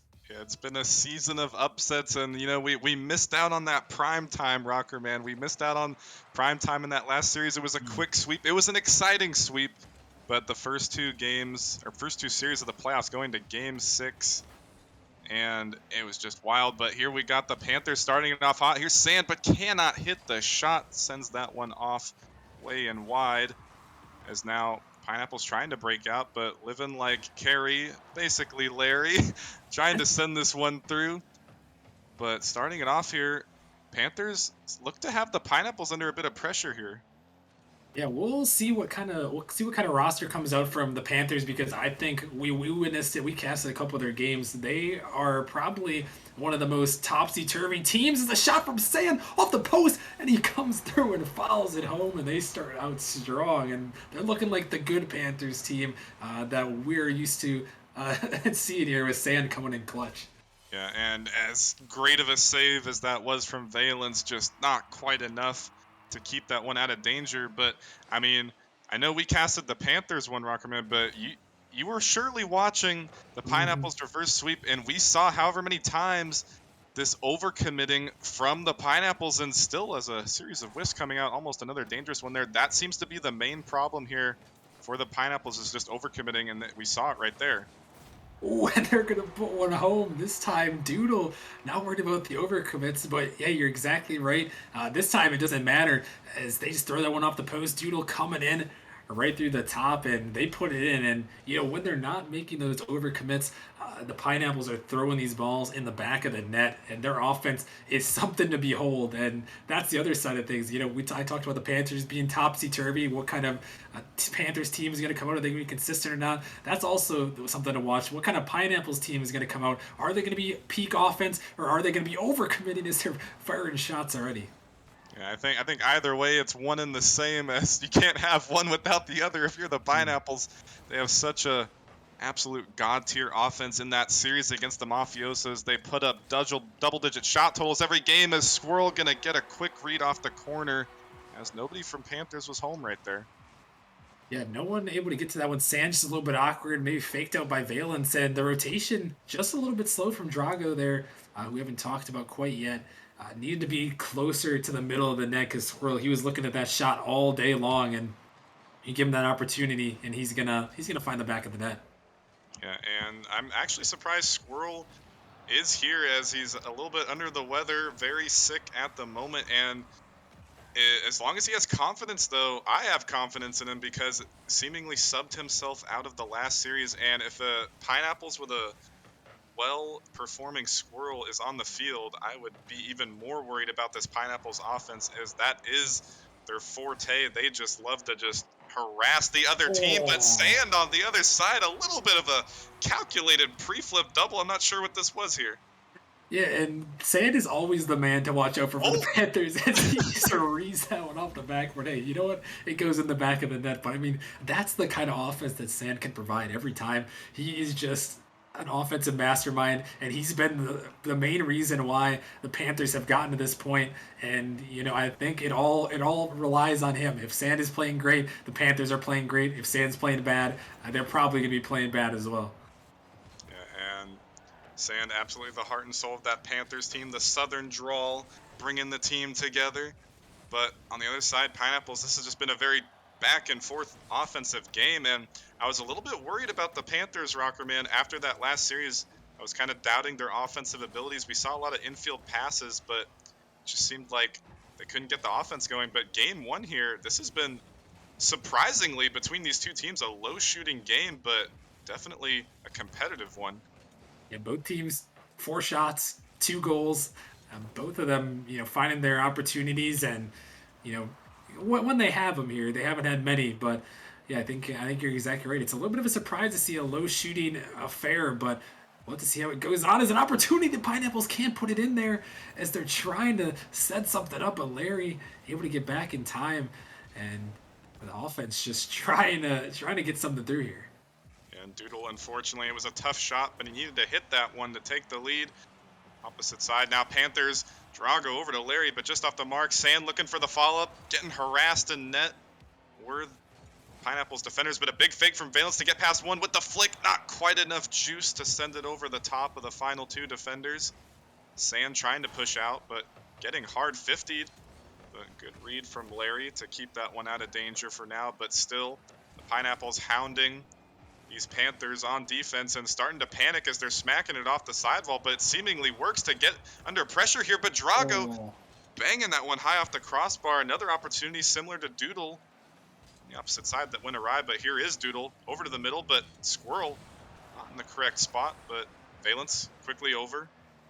Sand going for the boost in the corner, dishing it back out to the middle, but Valence finally opting to leave it for Squirrel, baiting out the double commit, but as we enter the final minute here, as Sand, hold on, we ain't talking about the final minute. Sand again with a hat trick.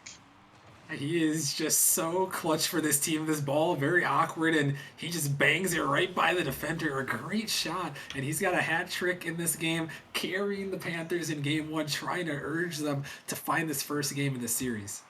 Absolutely a carry indeed, and not the one that's sitting at 0 goals on his own team.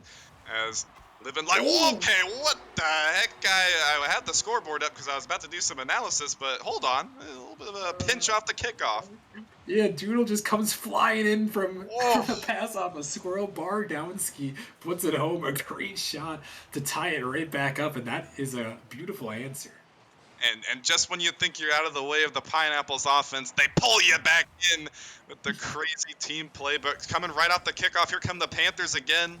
Sand with another shot, his 6th of the game, not able to send that one through as Doodle going off to the side, looking to find a teammate, but the rotation, a little bit of miss for the Pineapples. But either way, a big clear coming out. Drago shutting it down, looking to follow his own touch, and he does. One more to beat, and Doodle pass to the middle, but shut down. As the final seconds rolling in here, will Pineapples find one more goal to take the lead in the final seconds, or will we have overtime game one, as we have so many times? Rolling up the sideball, final opportunity going to go to the Panthers' way. 0 boost, good pre-flip, high off the backboard, but Squirrel with a great read. Valence actually lurking over there, looking to get one more pop back to the middle, but we got overtime game one, as we have so many times in the rival league, Rockerman. Yeah, these series always seem to start out so close and always just somehow find a game one overtime. And this series no different for the grand finals. And we'll see who's going to come out big in this first game, a very crucial one to win and assert yourself in this best of seven. Yeah, and like I said earlier, I'm so glad this has been competitive. I was honestly expecting Pineapples to just come out and stomp the Panthers after their little bit of a lackluster performance going all the way to game 7 against the Kings. And here's Sand again, just off the mark. Larry looking for the follow-up. Maybe tried to follow his own double. Still can, but not able to put it on target, as the backflip not proving to be effective right there. May have been a misinput, but either way, the Panthers still putting this Pineapples defense under duress. Sand off the sidewall. Here's Larry quick and fast, and he's going to put it top shelf. A nice play here. The Panthers just have pressure and just a miss on the backboard there from Doodle sets this up for Sand to throw it right to Larry, who puts it in upper 90. A great play from them. The Panthers, just a gritty performance. Every goal that they scored, they had to work for it. So props to the Pineapples to make them work for it. But I mean, they just kind of put on a clinic of their own, showing Pineapples that they've got some offense too. Yeah, and something we were talking about the low shooting totals there in the first half of the game, but all of a sudden both teams really ramped it up. And I know we had a little bit of overtime to get a few extra shots in, but Panthers ending at 10 and actually Pineapples at 10. So 10 to 10 apiece, even proving why. I mean, I thought it was going to be a stomping from Pineapples, but a lot of the people on the desk thought, and you included, you have Panthers in this one. And they come out here in game 1 and showing that they can play a bit of offense as well. Yeah, I do have the Panthers in this series. I think it's going to be a close one going down the wire, but I think there's just something from that Panthers performance. I did not like it in their last series when they got pushed to the brink by the Kings. It was a struggle for them to get any offense going. And like I said, what we've seen so far, this is the Panthers team that we know and that we've seen throughout the playoffs and throughout the regular season. They are a really good team, and when they get going, when Sand gets going, he can put this team on his back. And the Pineapples are gonna have to regroup here because they really didn't have as much offense as we're necessarily used to seeing. But as we head into game 2, it's a fresh new start for them here. Yeah, As oh my goodness! Woohoo! Larry showing that Sand is not the only factor on offense here for the Panthers. Oh my goodness, the ceiling shot, he throws it in upper 90. What a shot from Living Like Carey is his name. His name states there. I mean, he had a huge performance in one of their earlier playoff matches, dubbed Living Like Carey because of his performance in that match. And, hey, when you can hit shots like that, I'm all for it right there. And he was looking for another double there, but just as hopefully the Pineapples get off of defense here. But just one more wrap up on that game 1. But yeah, Sand, he had 100% goal participation, 3 goals and 1 assist. As here's Larry again off the backboard, net open, but be quite ready on the Panthers to get that up. But then also on the other side, the Pineapples offense not as deadly, but we got to give them a little bit of credit. They hit their tally, they hit their double-digit shot total at 10. So the offense still there, but got to get a little bit something more going if they're going to get across this Panthers defense, as normally the Panthers have been scoring in their past few series with infield passes, but they just broke down the whole defense. But this one too quick to get by, as he might have had a chance, but either way, that was a speedy ball. Yeah, Valence, he always seems to find these sneaky, speedy shots that you aren't expecting. He'll dive on a ball when you're not expecting. He'll be waiting in the midfield just like that for a pass out, a pinch from Squirrel, and he just bangs those. You got to watch out for Valence at any opportunity. He'll score from anywhere on the map. Yeah, Valence definitely the heart and soul of the Pineapples team, and we saw him the last time Valence was in Grand Finals was Season 2, and he pulled off even crazy mechanical plays all the way back then. As here he is on defense, dribbling it across his own net. Not quite sure if he ended up securing the boost for his team right there, but Sand faking this one out, leaving it for Drago high off the backboard. Doodle not able to find the read, and Sand there, but again, high off the backboard. But Larry is pre-jump, putting it on, and nobody, 3 people, 3 Pineapples in the net, and just too awkward. Sand certainly called that pass to Larry, I think, there because he didn't really have a perfect shot on net. But, when you can set up a pass like that, throw it off the backboard, Larry, he can shoot him home like the best of them as he puts in another one in this game. And Panthers, once again, their offense, it's looking leagues better as Valence is looking for the answer, but a huge save on the goal line right there. And I think it actually was just a little bit off its mark. It actually ended up bouncing out on its way. But either way, their opportunity that Pineapples are going to be kicking themselves for, as Panthers offense is continuing to roll here and continuing to make the Pineapples awkward. But an infield pass, Doodle getting 50'd out, looking to toss it off the corner. Here's Squirrel putting it on, forcing a double commit, keeping this one dangerous as Valence charging in now.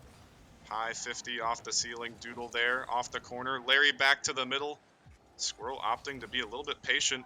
Perhaps the correct play is not wanting to overcommit so many times like the Pineapples have. But he's looking to get it past all three players on the Panthers, and he will.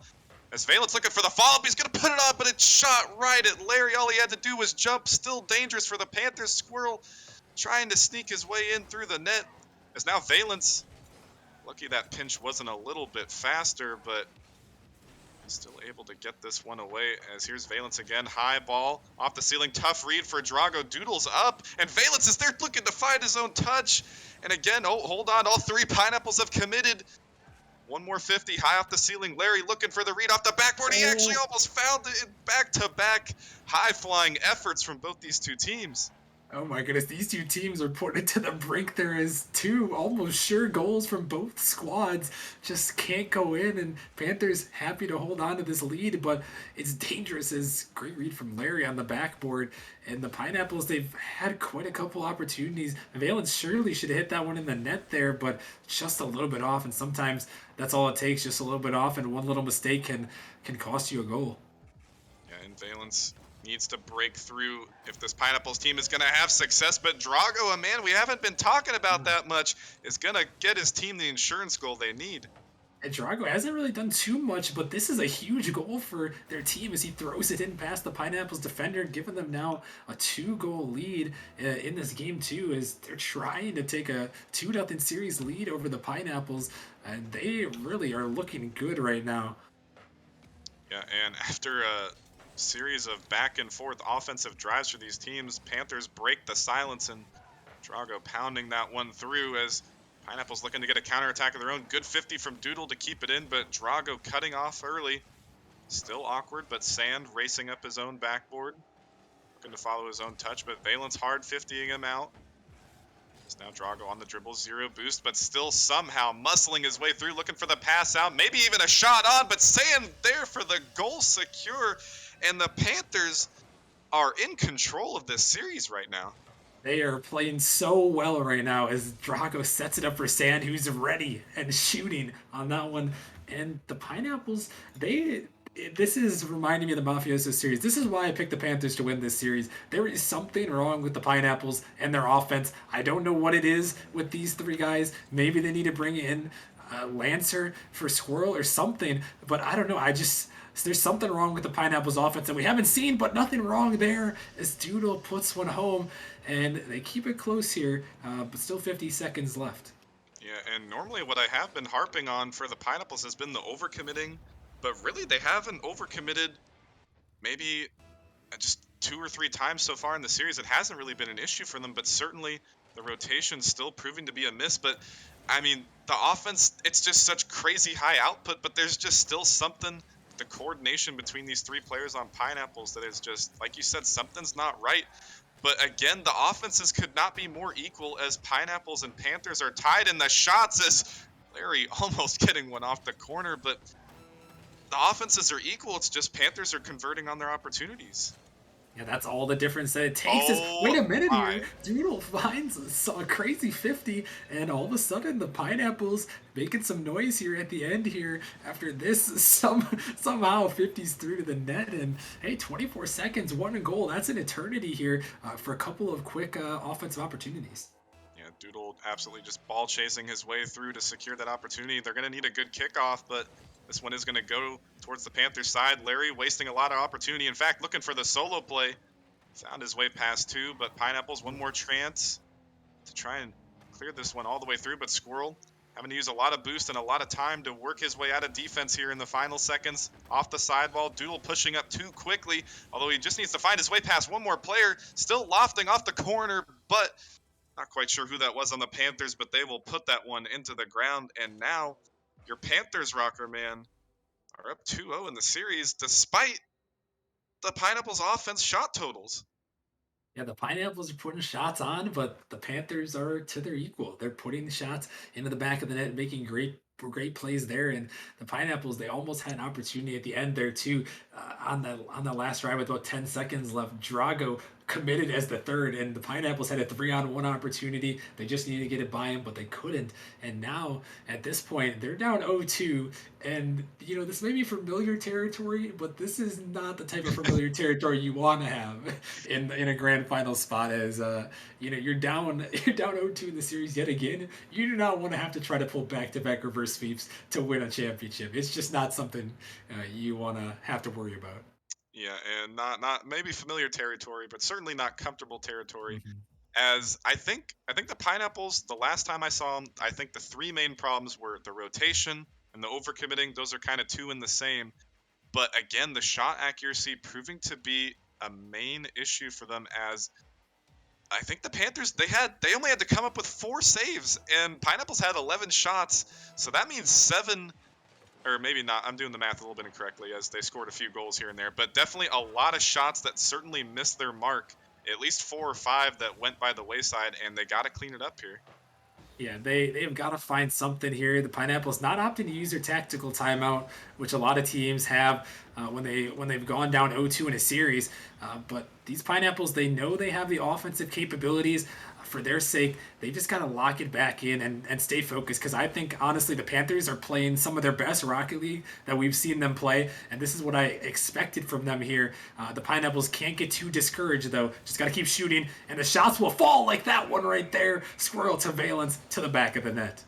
Yeah, a little bit of a weak shot, but either way, a stellar infield pass from Squirrel over to Valence, and perfectly placed as Larry. A little bit out of position there, but that's one thing the Panthers have been thriving on, is those infield passes. And finally, Pineapples deciding to resort to the same tactic, as a lot of their shots are kind of just trying to break down the defense through solo shots. Yeah, and that's the one thing about the Pineapples. They can get these team plays on occasion, but it's really just a lot of just pressure, just straight pressure. And sometimes they have it, sometimes they don't. As a shot rings off, and that time they find one in the back of the net. We'll see if they can carry it along. As a huge demo comes out, and Drago there just couldn't put that one on net. He had an open net to shoot at after the demo, and that one a tough mistake here. Oh, as a good fake coming out from Doodle in the corner, almost able to completely fake out the defense there. But yeah, Drago, he had a lot of time with to work and hold on, a banger Oh. from the corner from Valence, but an even greater save from Drago. He may have missed out on that offensive opportunity, but stepping up big with that save right there. And here's Doodle again, but just off the crossbar. No, it's not. It's crossbar down. And maybe they don't need a tactical timeout. They're hitting their shots. They got the accuracy now.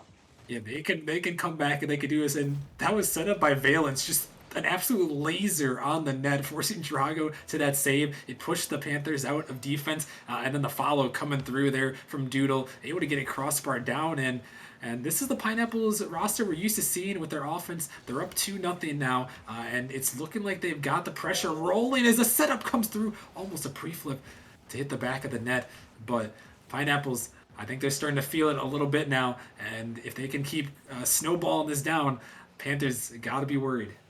Yeah, and I really feel like this is the first time the Panthers have looked uncomfortable in this series, as Oh my. definitely all the Pineapples uncomfortable right there, but able to scrape by and get that one out of dangerous territory for now. But I mean, the Panthers, first time they've been uncomfortable, but still, this is the best. Like you said, this is the best I've seen the Panthers play. That last series against the Kings, it was not clean. It was not pretty. Able to get through in Game 7. It's a third one rolling on. I thought he had the save, but Sand, that one's going to get through. Yeah, the Panthers have to be careful here because the Pineapples, again, it's Valence. He snipes from anywhere. I've said it a couple of times now. Another shot there from the left side, and he's just a tick too slow. And now the Pineapples having 3-0. You do not want to give them the momentum and let them get rolling, because that is a dangerous offense, and one that you do not want to let them just fire shots on your net. As a mistake comes out from Sand, and Valence a hat trick, making them pay. The Pineapples turning it on. Yeah, and the Panthers, I doubt they're going to be able to come back from this here in Game 3, as a big mistake from Sand on the backboard. they're just gonna have to come back here into game 4 and reset, as all of a sudden the Pineapples have started to hit their stride. But I'm actually gonna go back to something Magic said in the previous series against the Mafiosos with the Pineapples, is that I'd rather have low shot totals but people hitting their shots, as this one almost gonna go through. Squirrel able to send it away, but Magic was saying here for the Pineapples, they just got to work on their accuracy, and who cares about the high shot totals, even though that has been the bread and butter of this Pineapples team. Yeah, right now the Pineapples, they're 4 for 6 here, shooting 66% from the field, and you're exactly right. When you get your shot totals, you can have your shot totals up, but if you're not putting dangerous shots on the net here, it's very tough to make something happen. And the Pineapples, they've kind of cracked the code a little bit here in this game 3, knowing they have to win this game to avoid having to pull a reverse sweep. Yeah, they don't want to have to do that again, as the three main problems I was talking about was the rotation, the overcommitting, and the accuracy, and so far they have checked all those boxes here in game 3, and they are looking like the Pineapples that we saw reverse sweep, and Squirrel surely going to put in a 5th one, realizing he has time, and they're going to secure a 5th one. And the Pineapples just continue to roll here as the Panthers nowhere to be found here on defense. Maybe trying to overcommit, maybe trying to get some offense going in some way. But at this point, the minute 22, it seems like it maybe wraps on this game with the way the Pineapples have bounced back. But this is what we needed to see from the Pineapples. We did not want to see them have to attempt a reverse sweep, and they certainly have showed up big. Yeah, we need that content. We don't want another sweep. We would like a reverse sweep, but reverse sweep is out of the question at this point. As hold on from the corner, the high-flying acrobatics from Valence. We've seen that in season 2, but it's season 5 time now. He does it again. They're off the backboard. He snipes the angle, and oh my goodness, what more can you say from Valence? Off the backboard, throwing it at the back of the net, putting insult to injury, and those are the type of goals in a blowout game like this that really get the Panthers thinking. They came out and they played really well in the first 2 games, and then this game, the Pineapples just give one right to the jaw, and they are just going so hard here, putting all the shots on net. Is another one just off the post there. Oh, I certainly thought that was going to go in, but this is a hit right to the jaw of the Panthers. Yeah, certainly they're going to have to. I mean, I was talking about it when it was 4-0, they're going to have to reset, but now it is 6-0, and Valence looking for another solo play to get his team's morale up, but going to get dunked out and pushed off to the side as the final 30 seconds here, just a formality for the Panthers, just looking to reset, headed in to game number 4. And I mean, as this one's going to slip through, Drago going to get a goal for his team, but it's going to throw it to you here, Rockerman.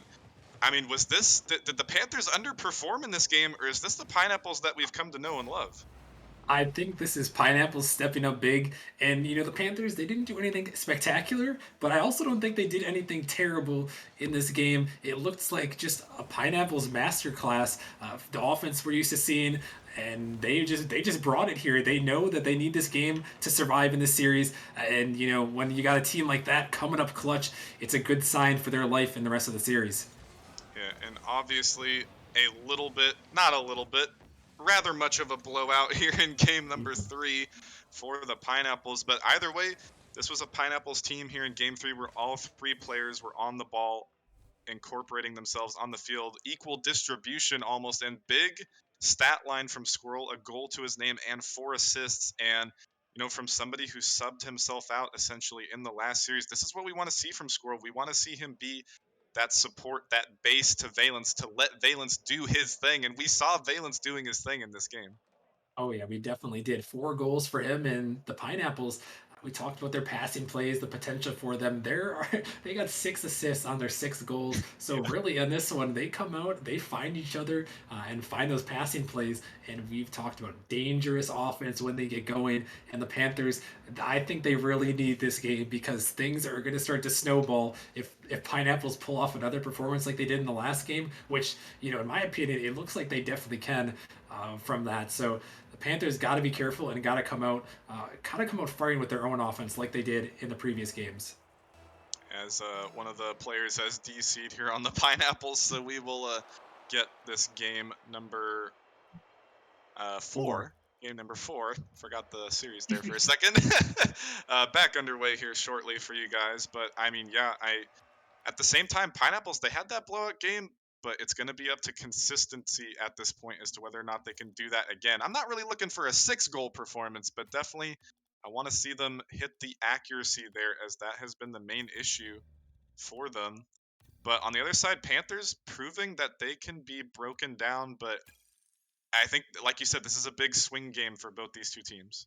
Yeah, it really is. The Panthers, if they can put a halt to the Pineapples' momentum right here, I think this is their series to win. And if the Pineapples take this game, it's really leaning their way. I think, despite it being a game that can, just tie up the series and keep it at 2-2, I think if the Pineapples win this game, they have a good shot, pending maybe a Panthers tactical timeout of some sort. But if the Panthers win this game, I think they are going to be able to take this series. And if the Pineapples take it, it's pretty much anyone's ball game. So really, really crucial game for to see which team is going to come out with the offense, because that's really what it seemed like in these two games, that the offense that's come out firing has pulled off the victories. Yeah, and the Panthers' offense definitely was a miss there. I think they only came up with 4 or 5 shots, but definitely they didn't have that many high shot totals in the other games as well.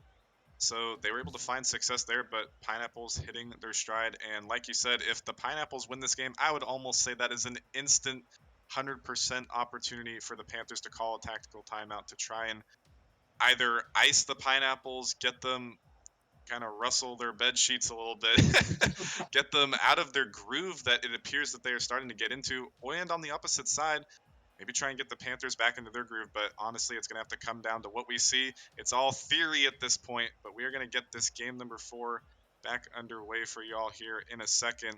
And I mean, what do you think? I know you just said it could go either way, but I think Panthers come back here, Rocker Man. I am liking the Panthers in this series. I'm still liking them, but I honestly think that the Pineapples are going to come out with the same gusto that they had in that last game, in that game number 3. And I think that they're going to take this game. And like I said, I think that's the point where Panthers call a tactical timeout. And then it's anybody's series. It's Squirrel. He's coming right back. He's firing. And the Pineapples picking up where they left off.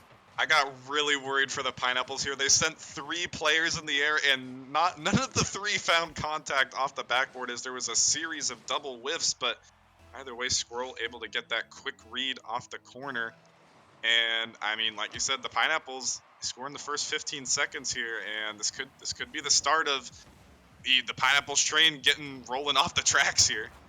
Yeah, they can get going, and they can get going in a hurry. The Panthers, they have to find their offense, because they kind of took it to the Pineapples. It seemed like they were dominating the offense, but last game and so far, first 30 seconds, not too big of an indicator. But the first part of this game, just no offense, as a huge miss comes out.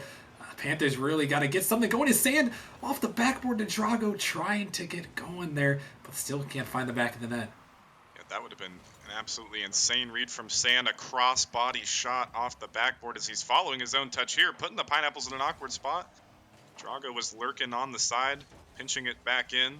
Squirrel trying to get this one over to Valence, but Drago shutting down these clears time and time again as Larry charges in. And I was actually going to bring this to Larry for a second. It feels like he hasn't really been much of a factor on the field. It seems like Sand and Drago are trying to carry this team. Hold on, Valence doing more mechanical things from the corner, and the precision from the Pineapples has been their success, and this is what I've been calling on.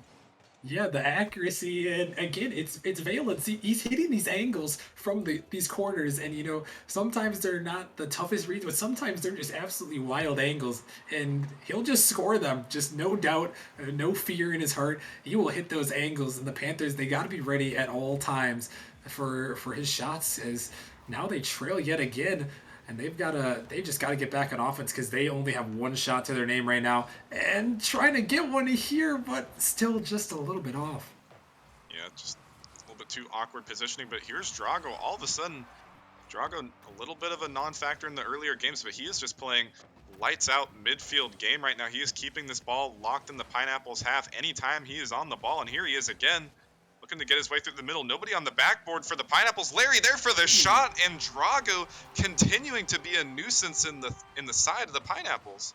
Yeah, I called out Drago a little bit in the beginning where it didn't seem like he was contributing too much, but a great pass in the middle. Larry, he's free jumping in the midfield, waiting for it to come down. A nice shot. And yeah, Drago's stepping up. I'm not sure if it's necessarily helping or hurting them with how the last game went, but that one definitely helped them there. A great pass from him. Yeah, just absolutely winning every single 50. And here's Larry in the 1v1. Good 50 to the side. Here's Drago with the fake, Oh, getting Doodle out of the way, getting his way past Valence. Here's Sand putting it on, but a little too high. Still awkward as Larry charging in. Getting another decent 50 to keep this one in the Pineapples half for now, but a big clear. Valence up for the reader. Can he snipe one more angle? Yes, he oh. can. And a peeking Valence is a dangerous Valence. Oh my goodness, he is just popping off right now, putting the team on his back with this redirect, a beautiful one right over Sand, who wasn't ready. Maybe he should have been because the way Valence has been playing, he's knocking them all down, lights out. Yeah, and Panthers are just suddenly giving space here over to the Pineapples. Let's hold on a big bang from the midfield. Doodle a little bit awkward, but still able to punch that one away. And just all of a sudden, Valence has broken out these past two games, and not only broken out, but hitting it with good shooting accuracy, 2 for 2 in this game. And surely, not quite sure how many shots he had in the last game, but it was good precision and accuracy as well. But all the Panthers, they got to do something to shut down Valence. They got to steal more boost from the Panthers. They got to, or more boost from the Pineapples, excuse me, or maybe just get a few demos off. I've scarcely seen demos here in this series so far. Yeah, that's a very interesting point there. No demos really have come out from anyone. I don't know. I don't even know if I remember seeing one demo, Michaels. I'm not gonna lie to you. I don't know if there's even been any in this series. These two teams, they're playing it clean, but sometimes you got to get down in the trenches and get a little of those bump plays to find your team some open space.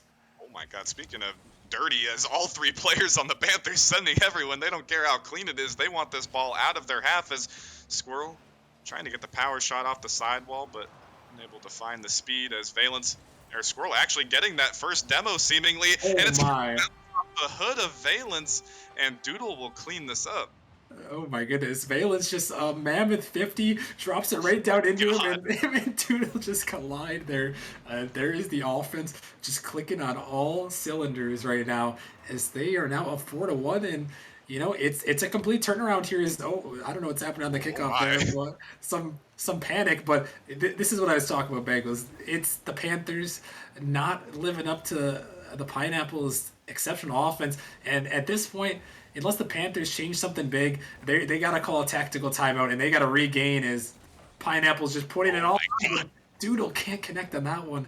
As it's still they're just throwing some offense on and the Panthers can't quite hang. Yeah, and I feel like Doodle got a little bit lucky on that last goal. I think if that one didn't bounce off of Valence, he wouldn't have found the read. But I mean, that's one part that I actually feel like is missing from this Pineapples team. It seems like so many times Doodle has come flying in for a third man challenge, and he's pounded the crossbar 3 or 4 times. But still, I mean, obviously the accuracy as a whole for the Pineapples, they have 4 goals out of 8 shots. That's 50% shooting. So something, maybe Squirrel kind of had a callback. I even mentioned it to Valence as well, is that y'all got to work on your shooting. And somehow, after game 2, they have certainly done so. And the Panthers, they got to be on edge now as the final seconds rolling in here. And Pineapples will certainly take this game, and we will be at a 2-2 series score line. But I mean, if you think when we see in the tactical timeout here in a few seconds, I would almost guarantee a tactical timeout here after this game because the Panthers have been just dominated in these last two games. The Pineapples just all over them. Just everything is working for them in these last two games, and back-to-back victories set them up in a great position here now. And the Panthers, they got to call the tactical timeout. I'm begging for them to call a tactical timeout because it is not looking as good as they played in the first couple of games. The Pineapples have all the momentum, and you can't let them keep rolling. If they let them roll one more game, it's not good for the Panthers. They got to call one. yeah, and this is kind of what happened with my team and the Reapers. We were shutting down Pinnacle. We were up 2-0 in the series, and Yep. all of a sudden we lost our way. And the Panthers are losing their way right now. They're letting Pineapples and primarily Valence just absolutely mop the field with them. And when we see Valence hitting shots like that, we saw it in the blowout game, the redirect off the backboard, the redirect in the midfield. And not even just finding the accuracy, he's finding the speed. I'm seeing in the replay of the thing right now on the scoreboard. Just giving me a little bit of a refresher. But I mean, not only are the Pineapples finding their mark on the accuracy finally, they're hitting it with speed. And the Panthers opting not to use that timeout, making both of us a little bit worried. But at the same time, maybe they don't need it. Maybe they can take a little bit of a 2-game reprieve here to try and come back. I'm not even sure what they need to do. I said shutting down Valence, but I feel like it's just so much more than that. They are getting suffocated on every occasion. I'm astounded they didn't call a tactical timeout just to even talk about it. I know 60 seconds is a lot of time, but that extra 60 seconds can cool down the Pineapples and give you an opportunity to just talk it out just a little bit longer. Just say, hey, we got to do this. We gotta get some more offense. We got to get some better clears. I need you, Drago, to step up. Whatever it may be, those tactical timeouts can be crucial. And I'm very surprised here that the Panthers didn't opt to use it. But hey, confidence in your team to come out and play like you did before there is almost a great passing play there. Yeah, the Panthers, definitely a questionable decision not to do so, but trying to opt back into their bread and butter, which has been the infield pass all playoffs, looking for the 3-piece passing play, but a little bit too difficult of an angle to wrangle in there. Here's Drago off the backboard, sending it off to the side as Larry cleaning it up. Squirrel, a little bit of a mistouch, and this is going to allow Sand to come in. Again, another hard 50 that's going to give Panthers ball control. Drago, so excellent in the midfield and the corners as he has been the past 2 games. Here's Larry, high off the backboard. Tough read for Doodle. Sand coming in, but again, it's the second time he's tried to have a crossbody shot. Hasn't been able to find the accuracy. Drago up early for this one. Favorable bounce. Doodle gets bumped. All Sand has to do is put it on net, and he does. Big counterattack from the Panthers. Yeah, they are looking a lot better. There's a couple of questionable ones there as Larry found that bump, and then Drago hunted also for another one. And Sand finally getting that accuracy down that they needed. That was a big goal for the Panthers there, because if they let the Pineapples get this first goal, it would have kept rolling. But good on them to come right back and find the first goal and try to get this momentum back in their favor. Yeah, and again, a lot of good challenges from Drago and a good finisher from Sand. But again, I'm looking at Larry. I need more of Larry on the field, who was such a big factor in the first few games, those first 2 victories for the Panthers. And he's been a little bit of miss as he can't find contact on the sidewall, but still dangerous as Doodle, as the third man, finds contact to parry that one away. And Larry again with not the greatest touch, but still able to keep this one in Panthers control as it headed straight over to Drago. Sand, kind of an open net, but not nearly enough boost to put that on with power or accuracy. And Larry charging in, trying to do too much, and this is going to leave his team in an awkward spot, but a huge play on defense from Drago. And I don't know, Rockerman, it just like I need more of Larry on the field right now if I'm going to find Panthers success. Yeah, you definitely do. I mean, he played so great in those first 2 games. Him and Sand were just the dynamic duo. And these last 2 games, it's, they've been nowhere to be found. It's been Drago stepping up, and credit to him. He's stepping up when his team needs him. But now in this crucial game 5, they got to find that connection and keep the offense rolling, because we know the Pineapples can score at any time, and they can score in bunches.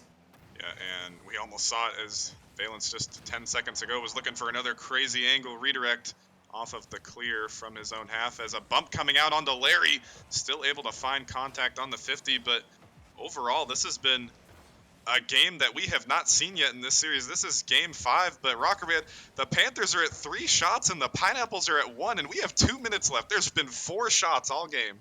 Yeah, that's very wild right here. Oh my goodness, another one just going right through the net there somehow, some way. And Squirrel's trying to set one up, but yeah, the offense is not really showing up in this game. It's been a defensive slugfest, and this game has ticked by so quickly. And the Pineapples still looking for an opportunity here. They gotta get one to try to put themselves in championship point. Yeah, and perhaps just a testament to how important this swing game is, this game 5, who will be put in the series lead at 3-2. And I think both teams realize this as they're trying. I don't even necessarily think both teams are playing patient, but they're playing careful and trying to make sure all their challenges are calculated as Larry stepping up to make sure Squirrel doesn't get the game-tying goal right there. Doodle charging in, can't find the accuracy, still dangerous for Valence. And once again, Larry coming in at the last second to keep his team alive, but still dangerous as Valence putting this through as Squirrel back to the middle to Doodle. Doodle trying to follow his own touch off the corner. He has the read. He's going to put the shot on. Huge play from Doodle and the rest of the Pineapples. Oh my goodness, what a play. Squirrel to Doodle, and Doodle with this corner read right past Drago and right over Larry there. He was so close to saving that one away, but the second shot and their first goal, they bring it back here now. Tied ball game, 47 seconds. It's looking like it's one of these games where the next goal will just win it with how defensive it's been.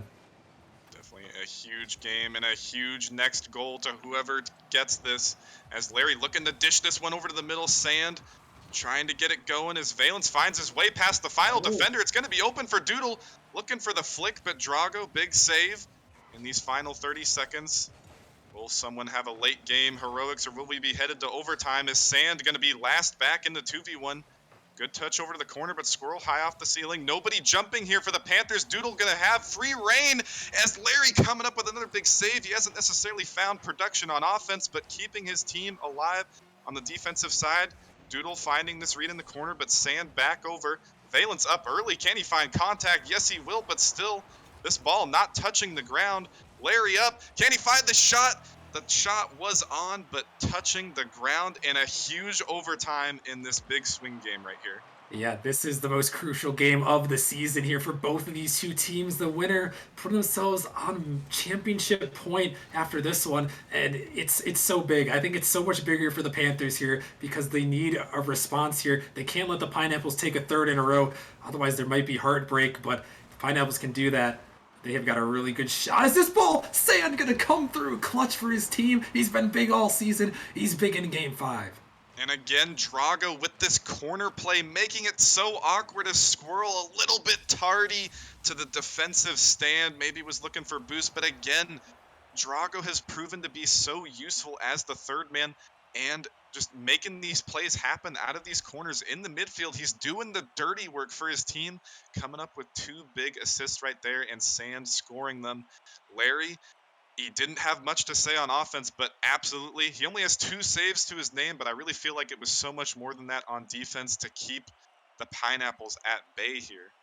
Yeah, the Pineapples only 4 shots in this game. I mean, the Panthers, they saved the other 3 besides the one that went in the back of the net. So, I mean, really a great performance. It was so close all game long. You didn't really know who was going to come out with the victory there. But, I mean, the Panthers, they proved me wrong. They didn't need the tactical timeout. And now, as we head to Forbidden Temple, I'm feeling like we got a crazy one in store, Bengals. I just don't know why. It's Forbidden Temple, but I mean, I think the Panthers Pineapples, excuse me, have something to say into this Game 6, and hopefully they do to maybe give us that Game 7 content once more.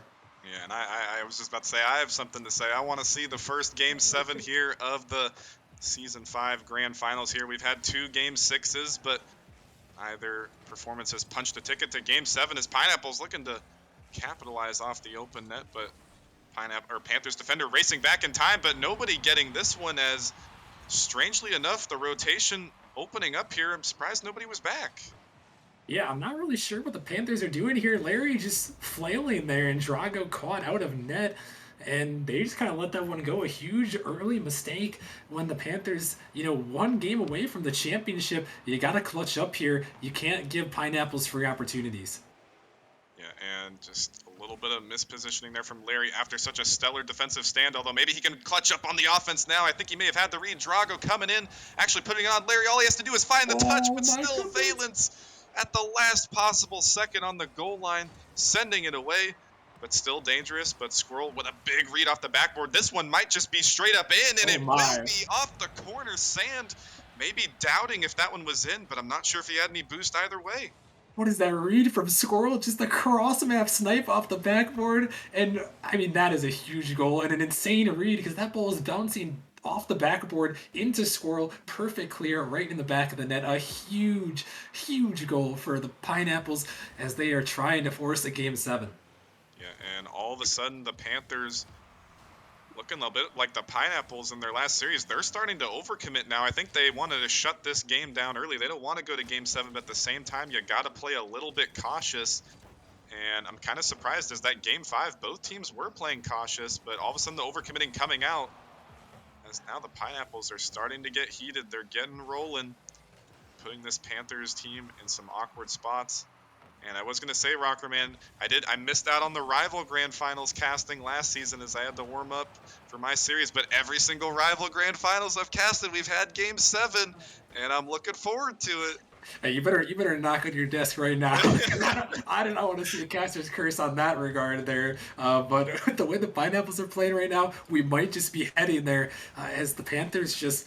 Again, it's looking like they're back to their old ways. They're getting suffocated in their own end, and they just don't feel as connected as they did. The Pineapples, they're controlling the ball, they're controlling the possession, and the Panthers, it just seems like they kind of get it clear and kind of give it away. Yeah, but looking to get something going. But again, every time this ball is sent on the Pineapples backboard, here again, there is always a Pineapples player there. It could be any 3 of them. They're finding these defensive touches. And even at the midfield, shutting down these opportunities early. But here's Drago trying to be so effective in the corner as he has been all series. But Valence able to send it out. Back to the middle. This is going to be a free shot for Larry, but looking for the ground pinch, but sent that one straight at Valence. As Sand getting beat out. Here's Larry again. Put the power shot on, but again, I need more shooting accuracy out of Larry. He's pounding these ones into the dirt. Yeah, that one, it was a huge bump from Sand, I think, on the backboard, and Larry just had to find a little bit better placement. It was a tough ball as Drago, a little bit awkward there, making things tough for the Panthers. But yeah, they need the accuracy back up here if they're going to want a chance.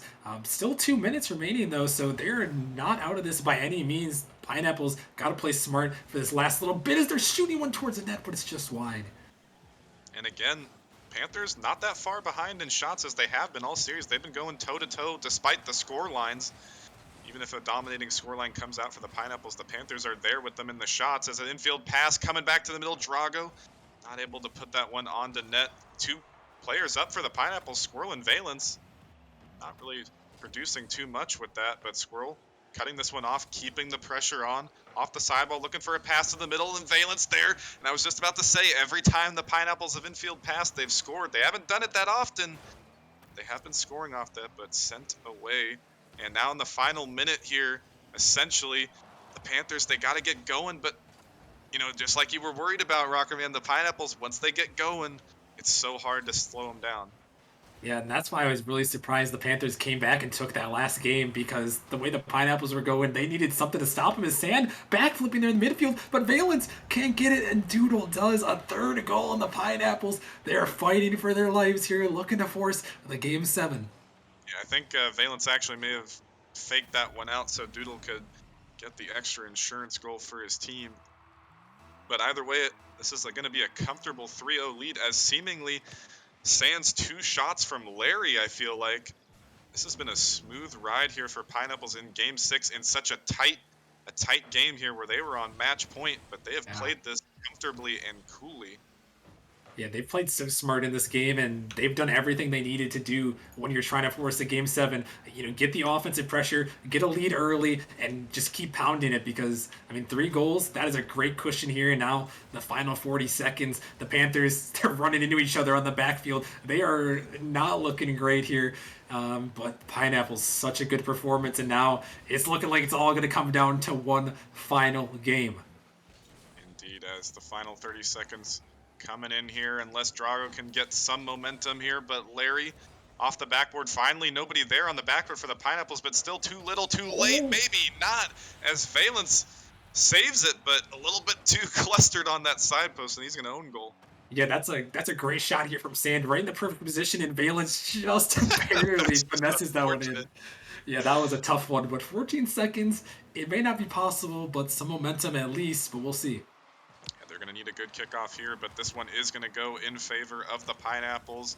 And as the seconds roll down, this will be a Game 7 appearance again for the Bagels and Rockerman duo here to get this one going. And, not only Game 7, but every time it's been Game 7 OT. So we'll have to see if we can check that one off the list as well. But, finally, the Pineapples, they not only did they have the accuracy, but they had the totals as well, sitting at 11 shots there in the Panthers. They weren't close this time. They were trailing 6 behind at 5. But I don't know. I feel like I've said it 2-3 times already. I need Larry to step up here, and he's going to need to step up big if they are going to secure this Game 7 victory. And it's just the shooting. I need him to hit the shots, not only put them on target, but with power and placement for this team. Yeah, they got to step up big here. I mean, this is their season. It's all come down to this. You've played a great season, you've had a great series, but you need one more game to clutch up here. And it all comes down to this. They got to step up, the Panthers do, because the Pineapples, we talked about them after those first two games. It's been a completely different team. And now it comes down to one performance. Who's going to step up big in Game 7 and give themselves a shot for this championship? Who will be the Game 7 hero indeed? As off the opening kickoff, the Pineapples starting off with pressure. Valence looking for another ceiling shot as this one high and lofty above the backboard. Larry almost own goaling, but actually a good touch to keep that out of the clutches of the Pineapples defenders. As Valence cutting this one off in the midfield. Over to Drago, looking to get it over to the middle, but Squirrel again cutting this ball off in the midfield. Doodle up early. All three Pineapples players in the same spot, and they actually bump each other. But Sand is going to give this one straight back over to Squirrel, as he is air dribbling this one, just looking to get his team some time to recuperate, as Doodle looking for the backboard read, but again, Larry on defense, stepping up. Sand back, leaving it for Drago, big clear, but Doodle again cutting it off in the midfield. And this first 60 seconds here, Rockerman, every time the Panthers try, there's a Pineapples player in the midfield cutting these balls off. Yeah, the Pineapples are just showing their offense yet again, and this is dangerous for the Panthers. They've got to get out, and they just can't let the Pineapples suffocate them like they are. Is this one sent back in? A huge save from Sand, but they're stuck in their half. They haven't got out yet, and the Pineapples, they can put on a clinic like we've seen all season. And the one time they did have a breakout opportunity, Drago, he gives the ball away early, as a little bit awkward here again, but Sand doinking this one over to the corner. Squirrel looking for the back pass, and this has just been complete control from the Pineapples so far. This first minute and a half is now looking to break out now. Drago in the corner. This one might actually be on, but Larry can't find the shot. Nobody on the Pineapples was ready. Nobody was jumping. And again, infield pass to the middle. There's Drago from the corner from Sand. And the connection between these two players has been rekindled these past few games. Yeah, that's a huge play. We needed Sand to step up. He's been the man all season long. A huge setup there in the midfield, right to Drago on his nose. A perfect shot to give him the early lead. And it's always crucial to start out with that first goal, especially after they're getting suffocated. I'm surprised that they got out to even get that opportunity with the way the Pineapples played in that first 2 minutes. Yeah, indeed, as now Pineapples under duress again, but another solid backboard read from Valence. Sand in the corner. Drago off the corner again, but Squirrel setting out, and Larry has a feels backflip moment, and again, missing contact. Is now Drago with a good 50 out of the corner, but this is going to give possession straight over to Valence. Doodle harassing the final defender off the backboard, but Squirrel is all the way back in his net. Strange positioning coming out from the Pineapples, but here he is now, not able to put it on, not with pace either. Here's Valence, clearing this one straight down to Larry. Panthers a lot of time to work with, but Larry, he has no boost to keep this one out of the clutches of the Pineapples midfielders. This one going to be dished straight over the middle. Valence with the shot, and Sand, I don't think he had any boost, but even if he did, that one was struck in well. Yeah, I was very concerned for the Pineapples, but they recover there. It may have been a double commit, but that's their offense sometimes. And Valence, he is the man to step up. It's been Sand versus Valence. A huge goal. Right when I thought that the Pineapples were going to panic and lose all their footing, they strike right back. And just over halftime, we are at 1-1. Here's Larry. Can he finally hit a shot? But no, it's just off the backboard. And again, accuracy plaguing Larry. Another chance to make up for his efforts, but tough read there. Can't blame him on that one.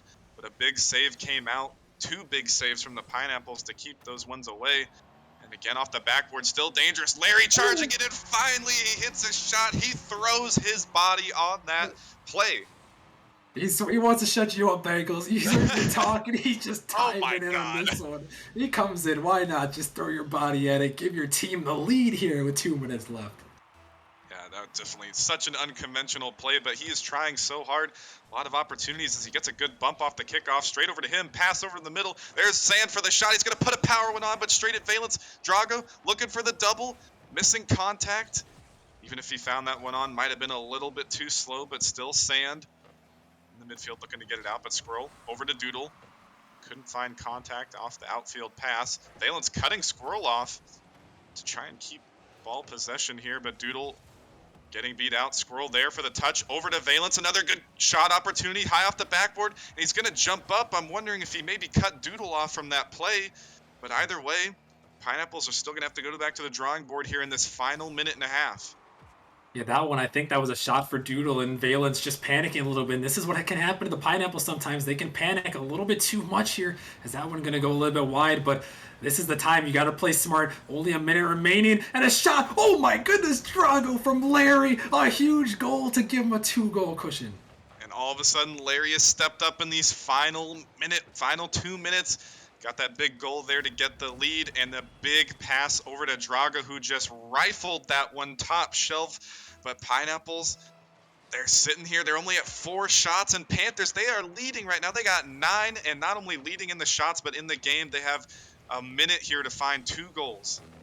And this is so surprising after the first 2 minutes, but the Pineapples just haven't been the same after they got scored on right away. But here's Squirrel trying to give his team something, but it's not going to go. They've got to get some more opportunities on net, and they got to go now. Yeah, and the Panthers are starting to panic. Could be an opportunity. They're double committing, even triple committing, getting demoed off the ball, but still they are able to transition out of defense somehow.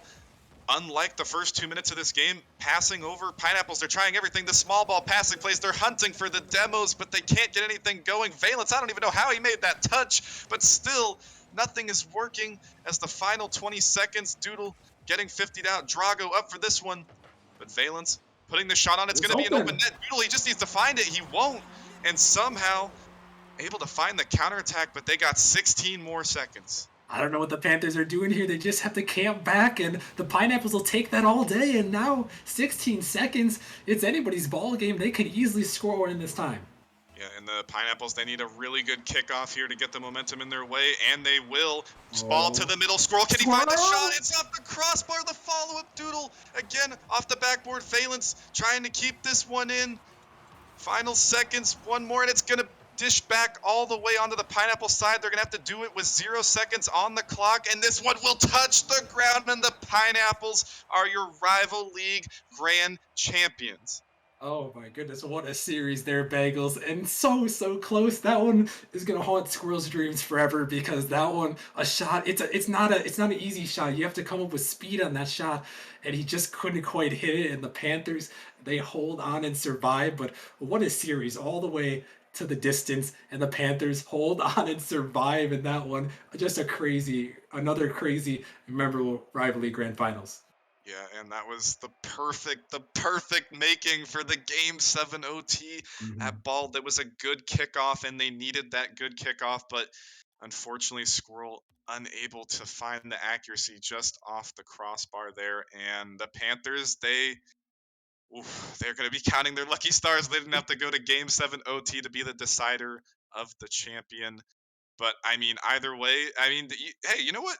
The crystal ball worked out in your favor this time, Rockerman. The Game 7 prediction in Panthers' favor here. Hey, you know what? I got one right, Bagels. I picked the upsets all night. I had to get one of them right here. I mean, the Panthers, it was a much better performance for them, and they deserve this. They deserve this championship because they battled so hard through adversity here. It seemed like at times in this series, the Pineapples were just going to run away with it, but they clawed. They won when they needed to. A huge performance from them, and congratulations to the Panthers on taking it home. Yeah, especially after that little bit of a rocky match in the semifinals against the number 7 seeded Kings, but they come back and they take it to the Pineapples here.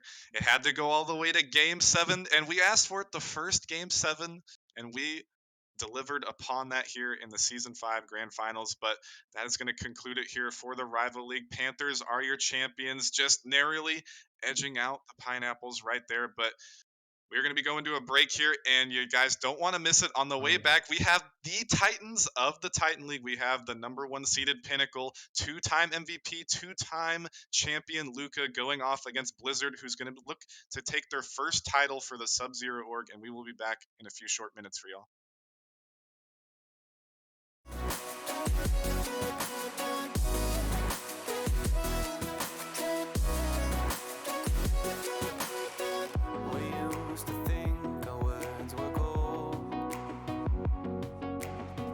That a bunch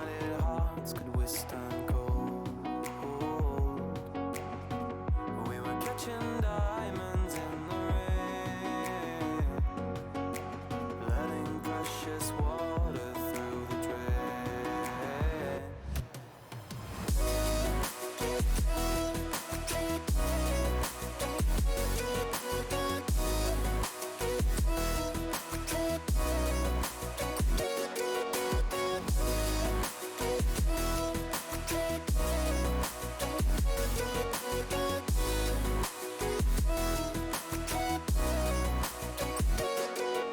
Stars were dancing in their light, paths that we could never ride. Oh, they were dancing way up high.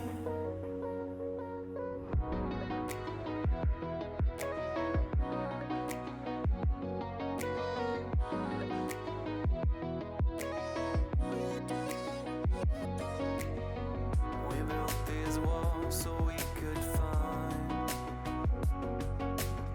who could prove themselves through the waves of time. We're trying to repent before you sin. It's like giving up before you begin. Stars were dancing in their light, paths that we could never run. Oh, they were dancing way up high. Stars were dancing in their light, the future we will never run. Dirt on our feet was bone dry, it was bone dry.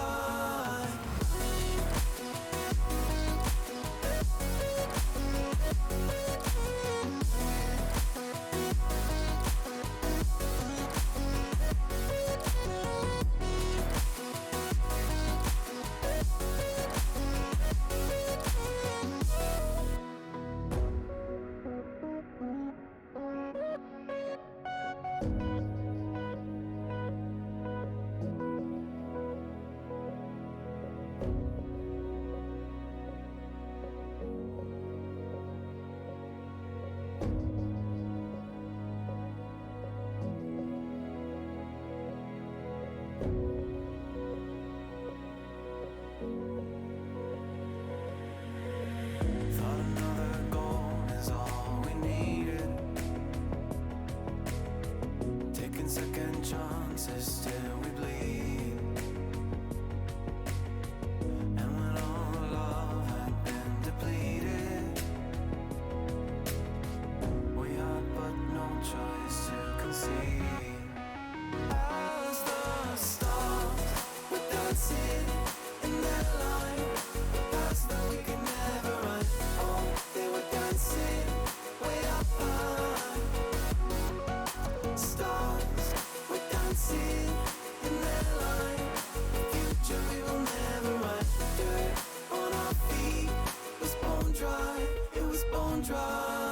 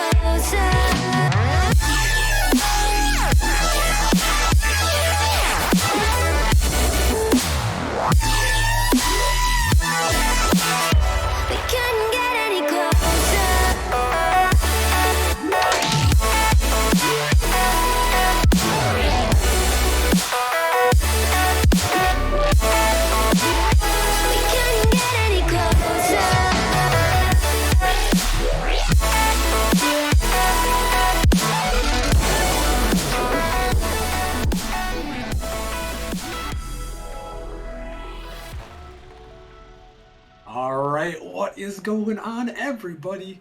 We are back for our final series of season 5. We're heading to the Titan League where the big boys are going into action here. We have Pinnacle, the number 1 seed, taking on Blizzard, the 3 seed. I'm Rockerman, back for this one with the one and only Cooking Bagels. Bagels, an absolute banger of a last match, and we're back for one more. Sure to be another great one.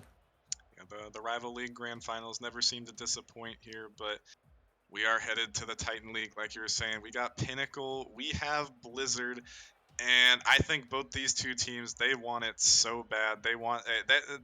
It's not really about the money. It's a little bit about the money, but A it's little bit. about the bragging rights. It's about the competitiveness, and I don't think either of these two teams want to lose here, and they just want it. They want it so bad.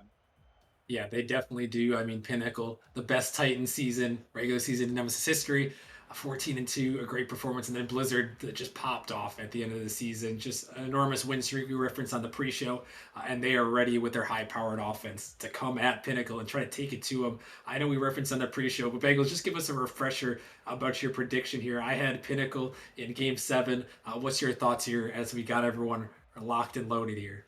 Yeah, I'm the only person on the desk who actually had Blizzard, and I actually have them going 4-2 here, taking down Pinnacle. But it's certainly not going to be an easy feat for either of these two teams. But I just feel like the Blizzard squad, it's just a three-headed monster, and it's going to be up to Pinnacle. We know what Luca and Caden can do. It's just a matter of Zin can perform.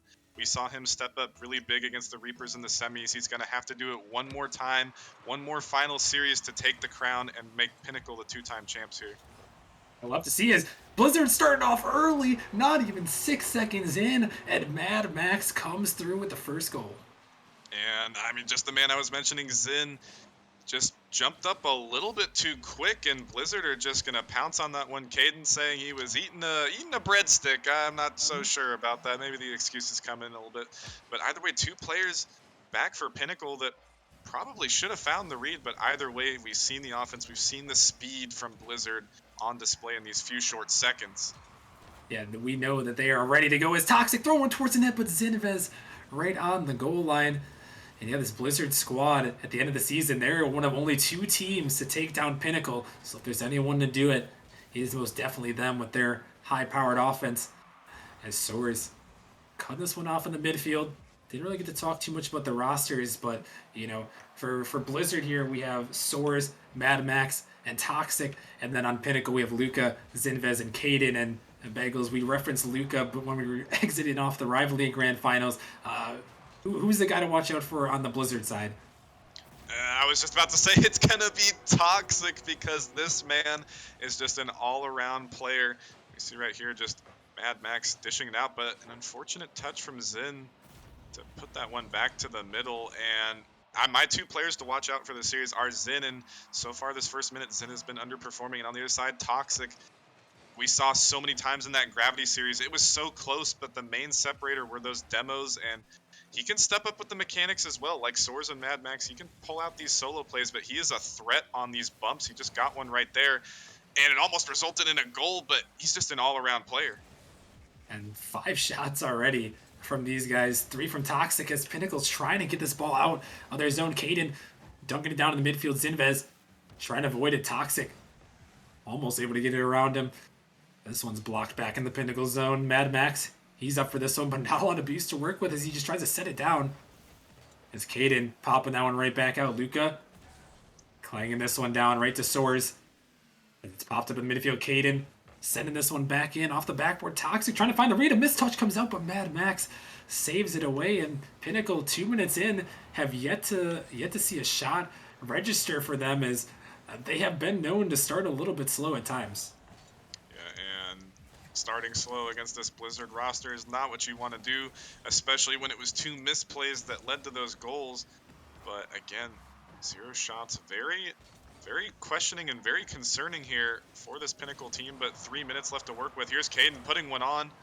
Toxic sending it away, and I really feel like this Blizzard speed is starting to get to them, but all of a sudden, one missed rotation, one demo, and Pinnacle are able to convert. Yeah, Luca just takes this one off the wall and throws it right towards the net, and you see Mad Max out of position, and Soares just not back in time. And sometimes that's the aggression from that high-powered offense. You can get a little bit out of place. Yeah, and a little bit out of place they were as the demo threw off the rotation. Another ball off the sideball for Luca, looking to go back to back with the same shot, as now Soares on the solo play, almost working his way past the entire Pinnacle team. There's a bump coming on to Luca, but I mean, it's just, honestly, this Blizzard roster, this is the first time I've seen them do it. They are playing so fast that on the defensive side, Pinnacle are having to just dish the ball out to the middle, but instead of continuing to play fast, Blizzard are playing slow. They're like waiting for these balls to come out to the middle because they know that Pinnacle are going to panic. Yeah, and that's what you can do with a high-powered offense and a fast offense. Is another shot coming in.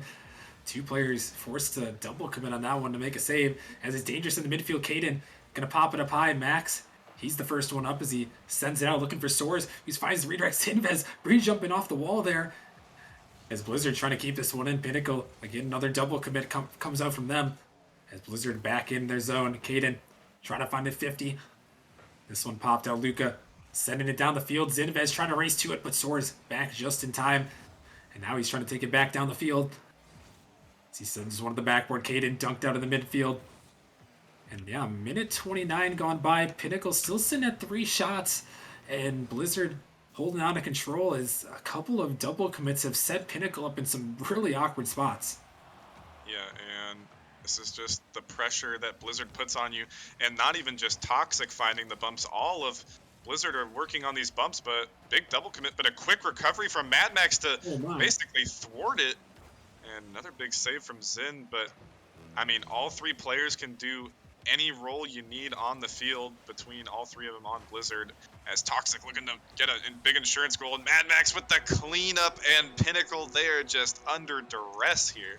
Yeah, this one just Mad Max throwing it by Luca, and there's not a lot of times where you see Luca just get beat out by that. He's often been the best player in Nemesis for seasons now, 2-time MVP, but Mad Max, I've been seeing him play for Blizzard this season, and he's got something to say here because he is really fast and he can make some opportunities happen. Is that one? Luca almost trying to answer back there, but and now under 40 seconds, Bagels, and Pinnacle still down by 2 early in this first game. And Blizzard have done exactly what they wanted to do, exactly what we've come to see from them. They are at 12 shots already.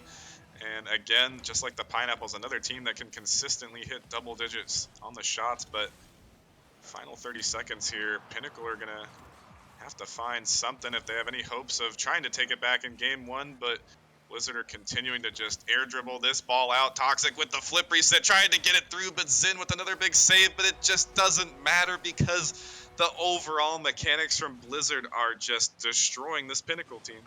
Yeah, there's 14 shots on net from Blizzard. They found 4 in the back of it, and Pinnacle just stuck on defense. And they've had to find 9 saves though. But I mean, this Blizzard offense, it's we've touched on it numerous times, Bagels. When they are firing, it's how do you stop them? Like, how do you even do anything but get suffocated in your own zone? Yeah, and we saw Gravity in the semifinals try and play a different play style. They tried to do the counterattacks. They tried to play their own game, and it was actually really close to working. They kept the shots down for Blizzard. There wasn't really any blowout games.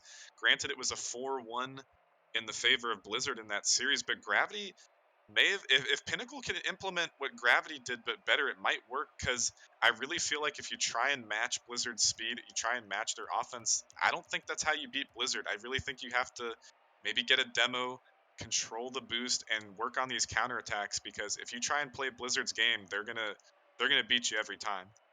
Yeah, you can't beat them at their own game, that's for certain. And Pinnacle, they've also been known to be a speedy roster when they're going. So yeah, I'm actually very curious to. Do you even think Pinnacle can adapt to that roster, or to that play style, Bagels, with the counterattack? Because I feel like from seeing Pinnacle that they are a high offense team as well.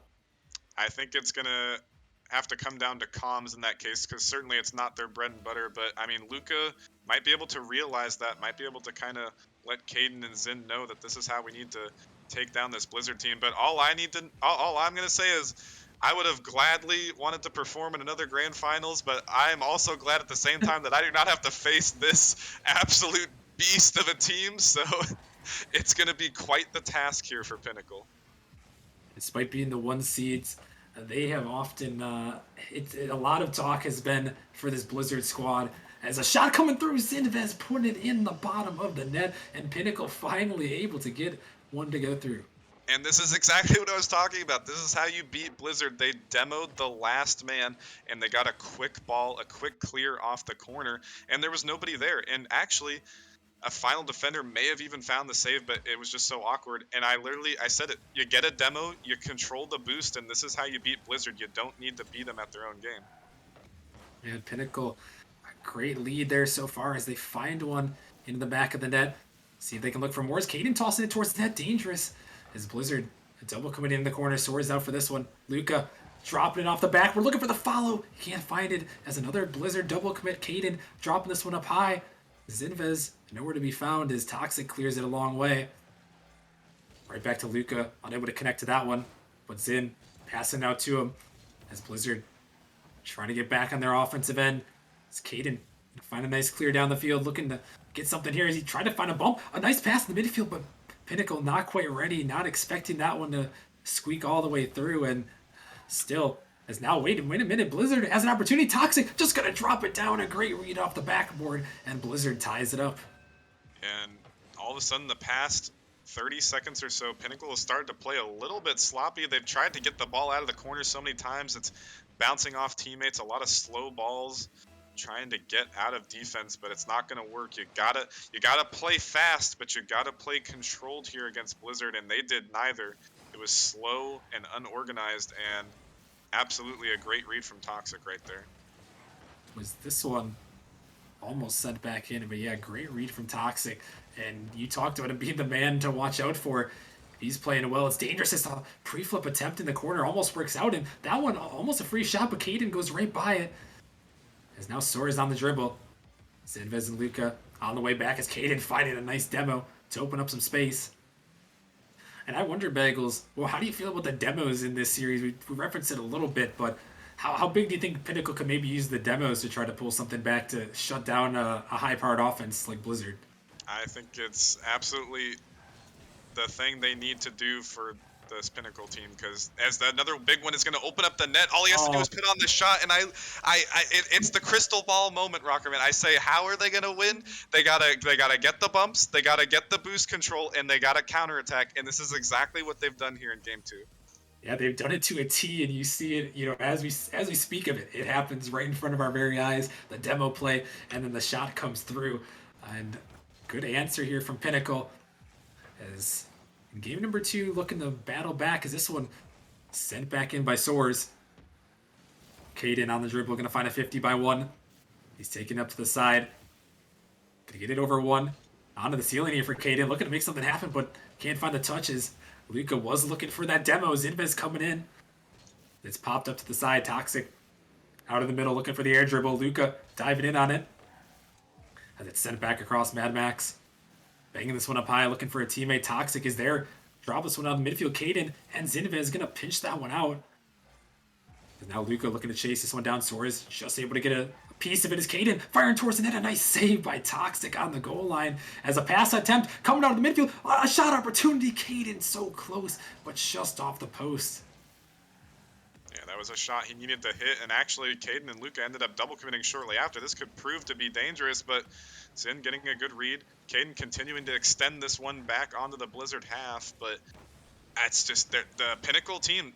I think they know their game plan well, and they're starting to play well, because once you get those bumps, you get that boost control, then the shots will come, as another big infield pass is going to prove to be fatal for Blizzard, and Pinnacle have found their footing. Yeah, they definitely have here as another play comes through, and Caden drops out to Luca, who it's just the car control to find that angle there. He kind of baited the shot even. Looking at the left side, shot it to the right, and what a perfectly placed one there from him. And Bagels, the surprise of this one is Blizzard, they have 2 shots in this game. Pinnacle is kind of taking it to them. Yeah, and like I said, that's how you beat them at their game. Exactly what they have been doing. And I wasn't necessarily expecting them to only have 2 shots, but it's definitely thrown them off. Just this short few minutes has completely dismantled this Blizzard playstyle, because when you rely so much on these mechanics, these high-flying plays. You're going to be using at least 60, 70 boost for a lot of these aerials. Although a big pass here, but once again, he didn't have the boost, but a quick follow-up from Toxic. But you let them get the boost. We saw Toxic got one boost pad, one big boost, and this is what happens. Yeah, and that one just goes right through. And yeah, you said it. You give them the boost, and Blizzard will make you pay as they find a second goal in this one after finding 2 consecutive shots. And now Pinnacle have to look back for another answer. 50 seconds remaining in game 2. Blizzard leading 1-0 in the series as this one's sent up just a little bit wide, though. Another double commit from Pinnacle as it's dangerous. In midfield, Caden going to bang it down. Just soars. Last man back trying to take control here. And this one's sent up high. Mad Max, he's the first one to it. He's out in the midfield. Toxic going to find a touch. He's looking for another one in the corner. He sets it up big. As this one dangerous in front of the net. Caden panicking. With that one out of the midfield again, a shot comes out, but it's just wide. As Blizzard almost found that one through. And now under 20 seconds remaining. Can they find one to force overtime? This ball off the backboard. Caden and Luca double committing. This is so dangerous for them as Mad Max. He can't find the angle, and Caden, he clears it a long way, looking for maybe a dagger here. He shoots it towards the net. He puts it home. A fourth one goes through, and Pinnacle somehow, Bagels, I don't know how they didn't get scored on, but they end up getting a goal of their own. Yeah, and I'm a little bit disappointed in Max right there because he had so much space to work with, and he just kind of tossed the ball at all 3 of the defenders there for Pinnacle, and that's what allowed them to get that really nice insurance goal at 4-2, and they will surely end up taking this game too. But either way, a huge response from Pinnacle after getting absolutely destroyed in game 1. What was it, 14 or 15 shots to 4 or something like that? But either way, this is exactly the play style you need to take down this Blizzard squad. But we saw the moment Blizzard gets boost, they were sitting at 2 shots. The moment they got boost, they got 4 shots in like 30 seconds. So they have to, it's going to be really tough, but they're going to have to maintain that control, that boost control, these bumps to keep Blizzard at bay here. Yeah, we referenced it too many times that we can count. Blizzard, they get their opportunities and they'll put them in. And Pinnacle, I mean, they did a really good job in this one to battle back and find offense of their own. And I think we saw it, Bagels, the demos and the counterplay. It's what we thought would be the answer, and so far it has. And we'll have to see if that's going to continue on into Game 3. Yeah, and not only for obvious reasons is that a big answer to just come back and tie it up 1-1, but in their previous series, they fell down 2-0 to the Reapers, but they won 4 in a row against us, but there's no way you're winning 4 in a row against this Blizzard team, or I will literally eat a shoe with, I don't even know, just put anything you want and I'll eat that shoe, because there is no way they're winning 4 in a row against this Blizzard team. So that is a huge game to come back and tie it up 1-1, because as we saw in the Gravity series, Gravity, they tried so hard, but a big save coming out. They tried so hard, but once the Blizzard squad gets rolling, it's going to be almost impossible to stop. And this one out in the midfield again, as that one's sent off to the corner. Blizzard coming back at it, starting with offense early. Toxic taking out 2 Pinnacle defenders. The shot comes through from Mad Max. Another double commit proves fatal. Yeah, and so far it's been Caden that has been the proponent of these double commits. He's trying to play fast. He's trying to keep up with the pace that Blizzard are setting. But, I mean, either he's got to calm earlier or he's just got to trust his teammates more, because it's mainly Caden and Luca and Caden and Zin. As again, off the kickoff, this one just missing its mark, and they're going to be counting their lucky stars on that one. That one, a great attempt. This one out of the midfield, it's sent towards the net, and oh my goodness, off the post. It doesn't go in. But a dangerous ball almost happens on the counterattack. As Caden wiping Toxic off the map, is now Soares dribbling it up. Dangerous ball. Mad Max is there. He puts it in upper 90. And Blizzard coming right back on the offense here. And they're just going at it. Yeah, and Soares just showing off the speed. He got a really good pre-flip to beat Zin out, and then continuing to stay close to the ball in the corner. And the final defender there for Pinnacle didn't quite know what he was doing. He doesn't know if he was going to get bumped or if an infield pass was about to happen, and he just tossed that up for Max. Max is going to politely place that one in the top corner. Pinnacle have to look for an answer here, as Blizzard has already got 4 shots compared to their 6 from last game. And now this one sent down. Only 1 defender back. It's just Luca there. And an awkward touch from Max allows him to clear it away. As now Pinnacle looking on the counterattack. Luca towards the net, but Soares just able to get a touch. Zinvez finding a block, but still down. Soares on the pre-flip. Caden just able to get it back to the corner. Luca taking to the ceiling, gonna try to get it by, but Max quick on them. This one up again. Soares out to the side. Max waiting for the redirect. Can't find the touch that time. As Luca taking it across, looking for Zin, who clangs it down the field, but Toxic waiting back, being patient. You want to get that one away. Now this one popped up, and Pinnacle trying to get it out here, Bagels, but still, Blizzard, they've just had so much offense. They haven't got any more shots since we last saw them, but still, Pinnacle hasn't got really any shots either. Yeah, a little bit of the game has slowed down a little bit in this past minute, but either way, this is exactly where Blizzard want to be. Even if they're not on offense, they are still controlling this game here. As long as they have boost, hold on, the net's open here for Caden. A momentary lapse of misrotation, and I don't even know what caused all this. Big double commit right there. Yeah, huge double commit, and they have to try to race back, and Caden puts it home into the back of the net. Pinnacle capitalizing on a big mistake, and we're used to seeing Pinnacle on the double quits, but this time they are making it happen there and keeping it within a one. This is a very crucial game number 3 here with this series all tied up. And it seems like Bagels, with the way this series has been going back and forth, it's just so crucial for someone to come out and try to take this game and set themselves up on a 2-1 series lead. Yeah, and I think this is you posed the same question all the way back in the Grand Masters Blizzard series, and I said the game 3 was much more important for Grand Masters than it was for Blizzard, and I'm going to say the same thing here. This is a much bigger game for Pinnacle to win than Blizzard, because I think Pinnacle, despite the lower seeding, they're the team to beat. They know they're the team to beat, and they know they can win this. So the more games that the Pinnacle can put under their belt, it's going to make Blizzard play even more aggressive and maybe cause a few more double commits, a few more mistakes for Pinnacle to capitalize on. This one's set up. Caden going to find a savior medal, but you're exactly right. You're playing offensive powerhouse. Getting on them early could cause more mistakes to come through. As now Blizzard back on the offense. Luca with a great 50 out as he's trying to chase this one down. Toxic is there, but neither player connects as Caden now coming in. This one pops up. Free ball for Zinvez. As he takes that one, he just throws it back in his own zone. A bad touch as he had a lot of time to work with, but Caden can help bail him out here.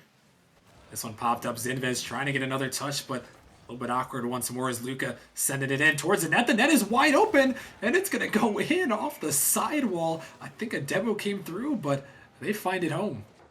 Yeah, and seemingly all of a sudden these past 2 goals that have gone in, all 3 of these Blizzard players, it's like a mirror. All 3 of them are moving in the same linear plane, and that's exactly how it got scored on the other one. So again, you play this counterattack style, you play the boost, and you're going to force some misrotations to come out. And even though that was an awkward touch from Zin, Luca cleaned that up nicely and just flung that one off the sidewall. And all of a sudden, this is what I'm saying, Blizzard, they're starting to make mistakes here. Yeah, they are starting to make some mistakes.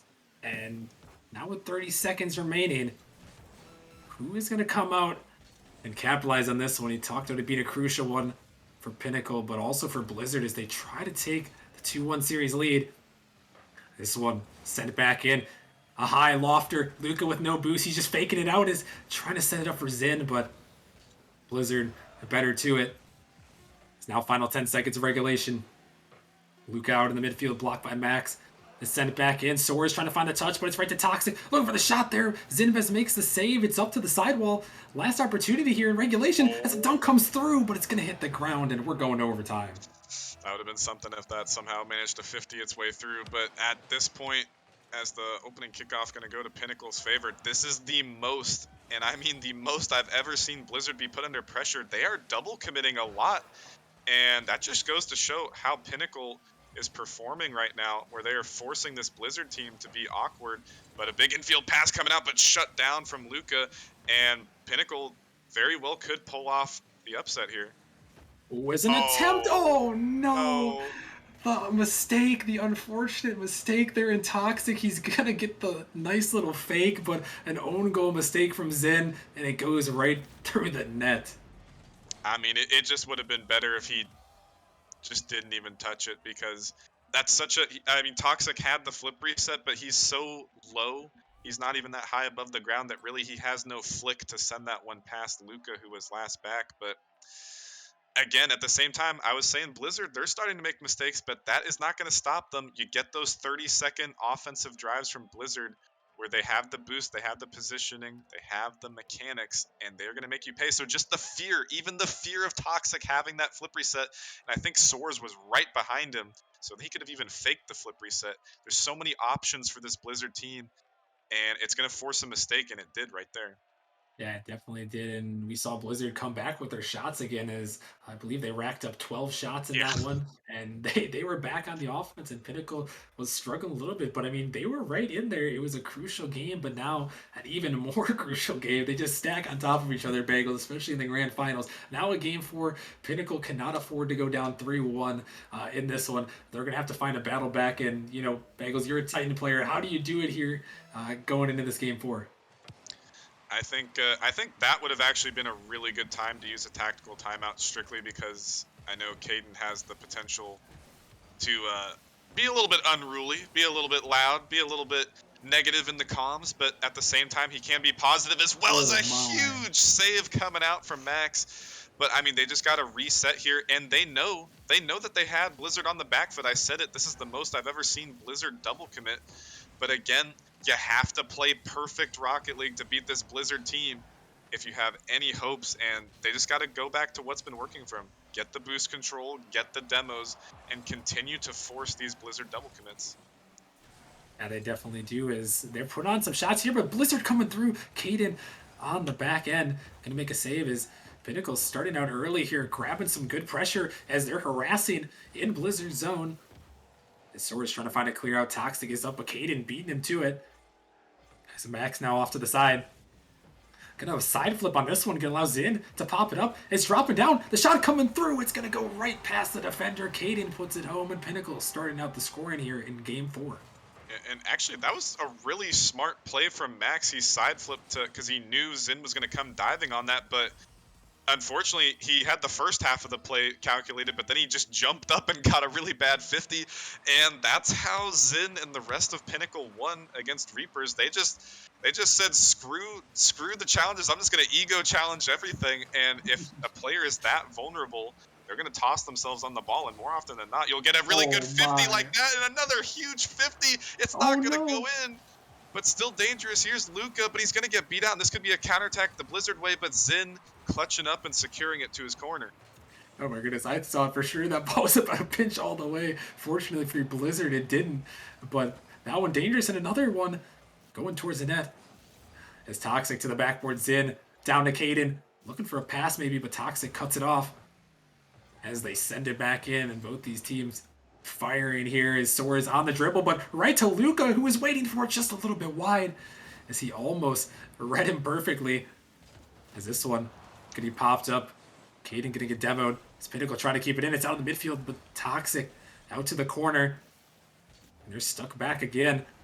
And Caden setting it up, and Bagels, it's looking like we're seeing Pinnacle play so much better. It's like the one game that they won. They got a lot of pressure, getting some demos, and almost finding some great plays. Yeah, and granted, the first goal they got was from a big mistake from Max, and almost another big mistake from that pinch 50. But I mean, this is how you want to play, as a bit of interesting touch there from Caden. But this is how you want to play if you're Pinnacle. But again, you have to keep up the consistency, because Blizzard, they're only at 3 shots, which is really low shots from them, but you have to keep it up the whole 5 minutes. They definitely do. Is 3 minutes almost gone by here in this game four. Pinnacle down 1-2 in the series. Looking to bring it back. Luca, last man back, going to challenge in. He's going to beat 2 defenders. He's just got one more to beat. Trying to put the shot on net. Soars just there to make the save on the goal line. A huge one from him. As he gets that one in. Oh my goodness, they're just diving in on the ball, Bagels. You talked about it, the ego challenges. They're just diving in on everything. As Zinfez makes the save. Follow-up save by Caden. Yeah, there was about 5 people. It was an absolute scuffle on the goal line, but Blizzard, lucky that Pinnacle not able to send one through. But again, I say this all the time, broken record time, but as long as Pinnacle can maintain the boost control, and avoid double committing of their own, they are going to be successful against this Blizzard team. And Blizzard, they are pushing out for the mid boost. They are pushing out for these challenges, overextending themselves. Hasn't really resulted in a goal yet for Pinnacle, as we've seen. Soars got that really big save earlier, and Mad Max and Toxic a few saves to their name as well. But defense standing tall, but it's only a matter of time before Pinnacle can put another one through. Yeah, with this pressure, they've got it working. As a shot going towards the net, Mad Max making a save, picking up a savior medal. As Pinnacle already is put on 10 shots in this game as they're attempting to demo. This one pinched up a little bit high. Caden with a great read. Now Blizzard trying to get back, but Max with a nice challenge. He sets it up in the midfield, shot towards net. Zinfest has to make this touch, and he does. A nice save, but Swords coming through off the backboard. Caden with a nice clear off to the side. It's now final 40 seconds. This game has gone by quick, and now Blizzard looking for a shot. It's going to go right by. Dangerous ball, but it's going to be cleared away as Blizzard surely had an opportunity there. And now final 30 seconds. Blizzard have to try to get something going here. Toxic up for this ball as it's sent back in. Luca gonna clear it a long way, trying to hold on and tie up this series in the final second. Luca clearing it once more. Zinvez trying to chase it down. Max awkward in the corner as Blizzard kind of stuck here. Maybe not much boost to work with, but they get it by. It's one-on-one. Soars versus Luca. Can he do it? He's tried to fake. The shot comes through, but it's gone off the side. And Zinvez clearing it away. Pinnacle trying to hold on for the final seconds here. Caden trying to put a dagger in. But Max able to keep it up. One last chance for Blizzard here. As Max on the dribble, Luca trying to challenge, looking for a teammate. Zin cutting it off. Luca looking for the bump, trying to get one off there. But Blizzard keeping it up. Soars for the shot. He puts it in at 0 seconds to send it into overtime. And this goes all the way back 10, 15 seconds ago. All three Pinnacle players were clustered at the halfway line right about the time 0 seconds, and that they just overcommitted. But absolutely a crazy display of control and calming of the nerves for Blizzard to put that one through. And if you are Pinnacle, you are Caden, you have to be triggered. But here's Zin with the double pass to the middle. Caden, he fakes it. He had the shot. Oh, a huge opportunity. There is Luca trying to get it by Pinnacle. They got to recover as that one surely going to sting if they lose this game as it's sent back down now. Blizzard on the offense once more. Luca diving in on it, gets it out. Mad Max and Sora's a little bit of miscommunication, but Max getting over one. As this one's off to the corner here. And an opportunity again. Sora's off the backboard. Caden has to make this touch. Able to get it off to the side. Max again sending this one back down. It's awkward. Luca, he's the only one there. Able to make the touch, but Toxic off the sidewall. Looking for a double tap. He finds it. As Zinvez over two, but Max is there looking for the shot. Luca has an opportunity to bang. As Caden trying to find this read, but it's out of the midfield to Zin, who sends it down. And a minute gone by in overtime. Blizzard seems to have most of the pressure so far in this overtime, Bagels, but Pinnacle trying to find one back. Yeah, and it's just unfortunate that they're even sitting here in the overtime, but still a chance for Pinnacle to win this game and tie it up at 2-2, but they're going to have to continue to play with how they got themselves here, but fortunate touch from Zin as now the pressure's starting to ramp up. Pinnacle are starting to be put in awkward spots, but a big redirect perhaps as another double commit has been forced by Blizzard. Luca there for the shot, but still the defense for Blizzard able to stand tall. And they're holding on this defensive end like they have for most of this game, only giving up one goal, but a huge bump. Luca trying to fake it down, but they can't get it through. Caden trying to race this ball, but he's just going to take the boost. Toxic, nothing to work with, tries to flick it up. Caden finding a touch in the midfield. Luca with an opportunity, but Blizzard patiently waiting as Luca to the corner, finds a double out of the midfield. Caden blocked. As Blizzard now an opportunity over the top of Zinvez. Max trying to drop it down, looking for Soares. Luca shuts it off, but it's right out of the midfield. Dangerous ball as that one sent back to the side. Another opportunity. Soares taking it slow, trying to starve the boost as Caden is looking for it. And they throw it off the backboard here. An opportunity for the double, but it's not going to go through. As Blizzard almost squeaks it through, and this is intense Rocket League Bagels as Blizzard just almost getting it by Pinnacle, but they just hold on. Ever so slightly, Pinnacle able to hold on. It's only a matter of time, but here's Toxic. Caden with the pre-jump. He's going to count. All of Pinnacle is going to count their lucky stars, but here's Luca almost with the solo play, but ran out of boost. If he had a few more, likely a big counterattack from them, but it's just so close. It's neck and neck. There's so much overextension on both of these two teams' offenses. It's only a matter of time before somebody makes one whiff, one mistake here, and at 3 minutes of OT here. Both these teams coming up big. An opportunity for Pinnacle trying to go through, but Toxic on the goal line. And you're exactly right. One mistake could cost this game. A shot from Caden. He puts it in. And Pinnacle comes back and ties this series up. And that was just a big 50. And Mad Max, he was kind of hunting for some demos, but he didn't find any. And because he didn't find any contact on either of the two Pinnacle players, that allowed that really good shot from Caden to go top shelf and secure a Game 4 victory for them that should have never gone to OT. No, it should not have gotten that way, but you got to give credit to Blizzard who were able to take it that way. And wow, Bagels, that was game 5. That was game 4, not even game 5. That was game 4 right there. This series has been something else. I mean, we knew it was going to be a banger of a series, but so far it's delivered. Yeah, it's hard to find words at that point, but I mean, honestly, there were so many times where both defenses were so vulnerable, but a crazy pre-jump from Caden, some whiffs on the goal line, the people flying by the ball, the tensions were high, the speed was fast, but I mean, either way, Pinnacle, they find a way on the back of Caden there with a really good shot, and they're gonna have to continue to play solid, continue to go back to the boost steals, the bumps, and that's how they found the lead there in game 4, but they kind of threw it away with the over rotation. Yeah, they did, and the mistakes proved to be crucial here as we now head to game 5, and saw it in the chat. This is where the fun begins as this series all tied up, and best of 3 pretty much for the Titan League. Grand Finals, this one shot towards the net. Zinvez just wide.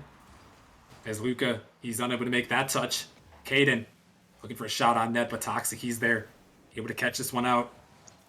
And Zin pops this one towards net. Soars on the backboard. Almost bumped off of it, but it's sent off to the side. This one sent up. Caden in the backfield here. Zinvez taking it to the corner. And this one popped out and over. Caden trying to chase it down. But so far, Bagels, in the first little minute here of this game, nobody's put a shot on net, and it's looking like another one of these games where it's could be a one goal affair. Yeah, it definitely could be a lot of midfield control coming out. The Soars looking for the infield pass, but Mad Max faking it, and Luca kind of faking it. Both players waiting for each other to make the first move. But honestly, at this point, it's looking like Luca's playing a little bit panicky. I've never seen him double commit this much. I was talking about Caden being the resulting these double commits, but Luca's starting to play a little bit panicky, and I'm a little bit worried if that's going to cause Blizzard to come back here and strike as he's last back and getting a good save. But again, they got to stay composed, they got to stay clean, because Blizzard has already proven to be double committing consistently, and if they can just avoid that themselves, they should be able to get another one goal lead here. Yeah, we'll have to see if they can do that, as now Soares has to race back. He's got a lot of boost to work with, but using it just to dribble in front of his own zone as Zinvez tries to get to it. Toxic, unable to connect. Caden faked out maybe a little bit by that. This one sent back in. Pinnacle into the Blizzard zone as Soares going to dribble Caden and the ball there. As he sends it back down, Luca sends it around 1. Going to give chase to this one as Soares trying to beat him to it. Going to find a touch. This one's popped up. Toxic to the side. Zinvez to the ceiling. Looking for a pass. Luca trying to pre-flip out to it. Gets it by 2 defenders, but the follow not quite there. Caden now looking for the shot off the backboard. Soares a little bit awkward, but he's still able to find it as Blizzard stuck all 3 in the corner here. An opportunity. A huge run from Caden in the shot, but Mad Max huge on the defensive end. A great save from him as that one surely could have been a goal right there. And still awkward for Blizzard as nobody jumping up on that ball from the ceiling. Here's Zin for the shot. He's going to sneak it under 2. And again, the bumps and the boost steals. And this is how you beat Blizzard. Yeah, they're really going after me. You saw Luca harassing Soares and Zinvez. The bounce shot works to perfection right under the defender as he slides it home in the back of the net. Pinnacle taking a 1-0 lead. And now Blizzard, they've got to have a chance to answer back here, Bagels, and we know that they definitely can. Absolutely, and not that it really matters that much, but they are leading in the shots 3-2, but they just, honestly, it's been a little bit awkward from them, and this is what I saw in the Gravity series, a little bit of awkwardness, although a bad touch from Zin is going to allow the Blizzard players to get onto offense, but both players opting not to take a shot. Not quite sure what Max was thinking there. He had basically an open net, but this playstyle, once it gets implemented here against Blizzard, they start to show that the cracks in the armor are visible. Yeah, you definitely can see them, but still another game where we're at a 1-0 affair in both these teams. Just the defenses and the offenses. Luca's almost able to get it around Toxic as Toxic trying to turn a dribble of his own, looking up for Soares, but he blocks it away. And it's looking a lot like the last game where Pinnacle has the lead, but we saw Blizzard with that great last-second goal to send it into overtime as now Soares and team racing back Toxic to the corner. They're going to pick up 2 of those boosts, and now they're sending it down. Zinvez, last man back, Luca trying to race to it. He saves it on the goal line. Just able to get that one away. Almost calamity, but Luca comes in clutch. Might be in. Oh my, it almost is in, but it's just a wide, and Luca really trying to do it all, just willing his team here so far.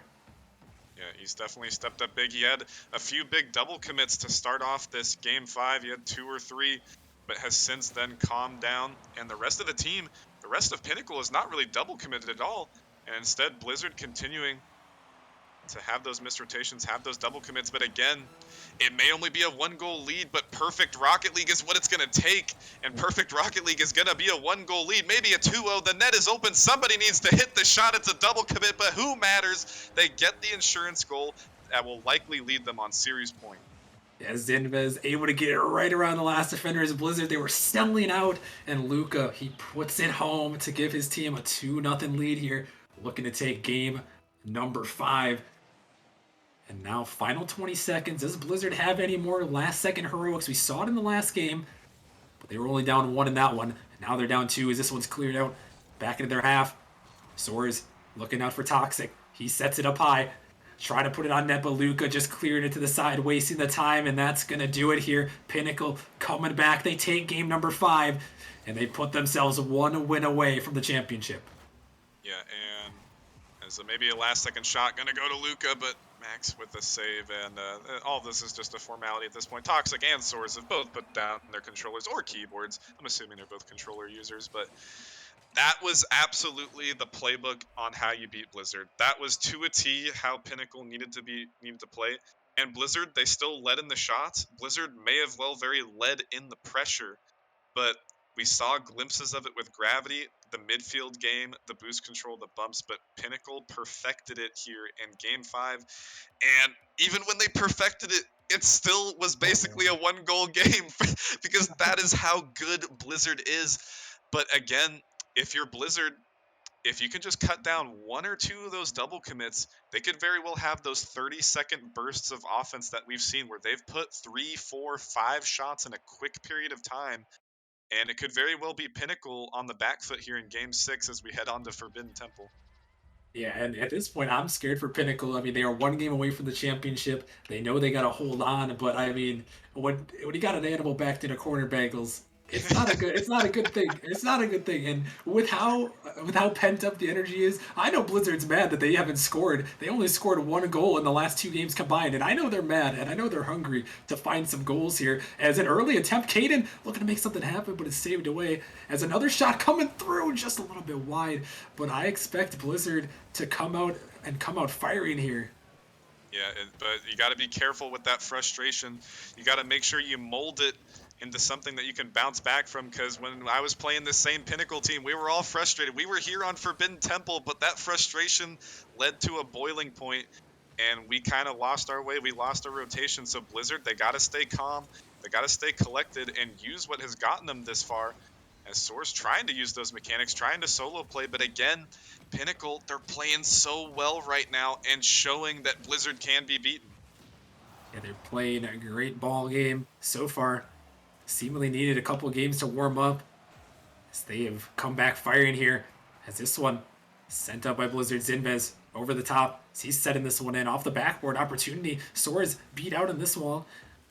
As this Caden dropping into the midfield. Luca with a shot, but Max just in the nick of time gets his nose on that car, or gets his nose on the ball there, excuse me, as he saves that one away. And still 0-0 early.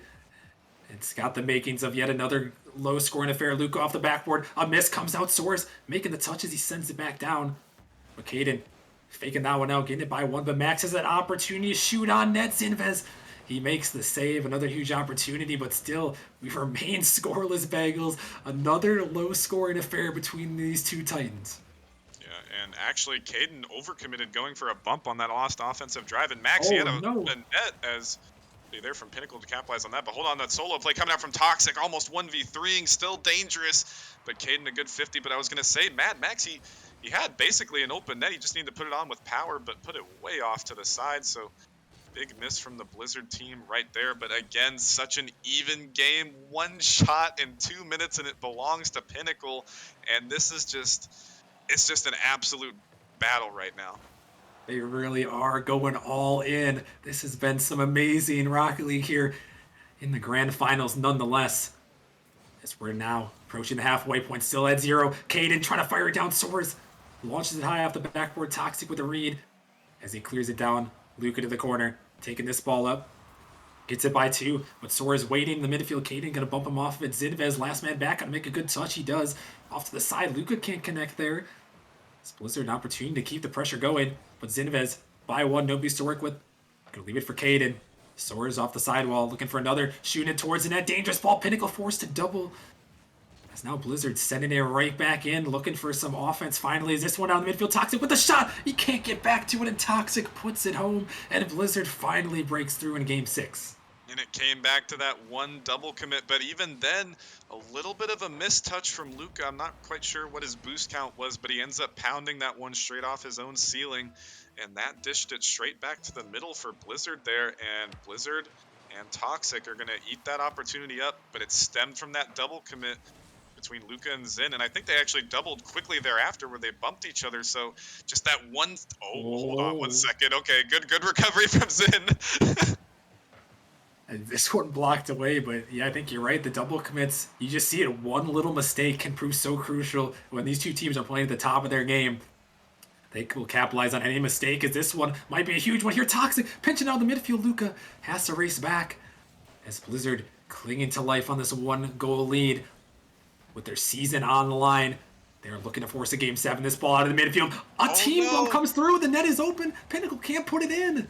And now a huge missed opportunity. I thought surely they were going to send it home, but Blizzard survives. I don't even think Zin bumped. I think he maybe just had a misinput. He may have just flipped off to the side. He had a complete open net after Caden made the perfect play. He got the quick 50 and got the bump to boot. And that was what they needed to tie this game up. But still, dangerous Zin looking for a quick double off the corner. But Toxic shutting that one down. And another bump coming on to Luca. Soares with the solo play. He's going to get the insurance goal Blizzard needs. And on Forbidden Temple here, 48 seconds left for Pinnacle, but we just might be headed to that all but coveted Game 7 in this Titan League Grand Finals.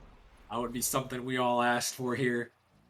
48 seconds. Can Pinnacle find something, or will Blizzard hang on and give us one final game for the championship? Caden, he's got something to say about that, and that is the ideal start if you're going to come back from down 2. Yeah, and I was going to say, if Blizzard goes on to win this game, they're going to be kicking themselves. Excuse me, we don't want to do that. They're going to be kicking themselves for Zin not capitalizing on that open net, but a quick kickoff. They still got about a minute left to work with here. Another solid kickoff in their favor could prove to be a tying goal. And we saw the Blizzard last-second carry from that game 4. And now we'll see what Pinnacle has to work with in the final seconds of Game 6, looking to send this one overtime as they're on championship point. This ball sent back into the middle. Luca on the dribble. Max just staying in front of it. He's going to leave it for Toxic now.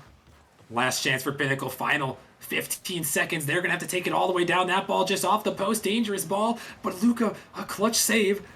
And now Pinnacle going to have one run at it. They send it down. Looking for a teammate. Zinvez cut off, though, by Toxic as they're trying to keep the pressure.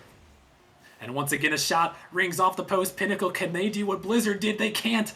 And we are heading to a game number 7, Bagels.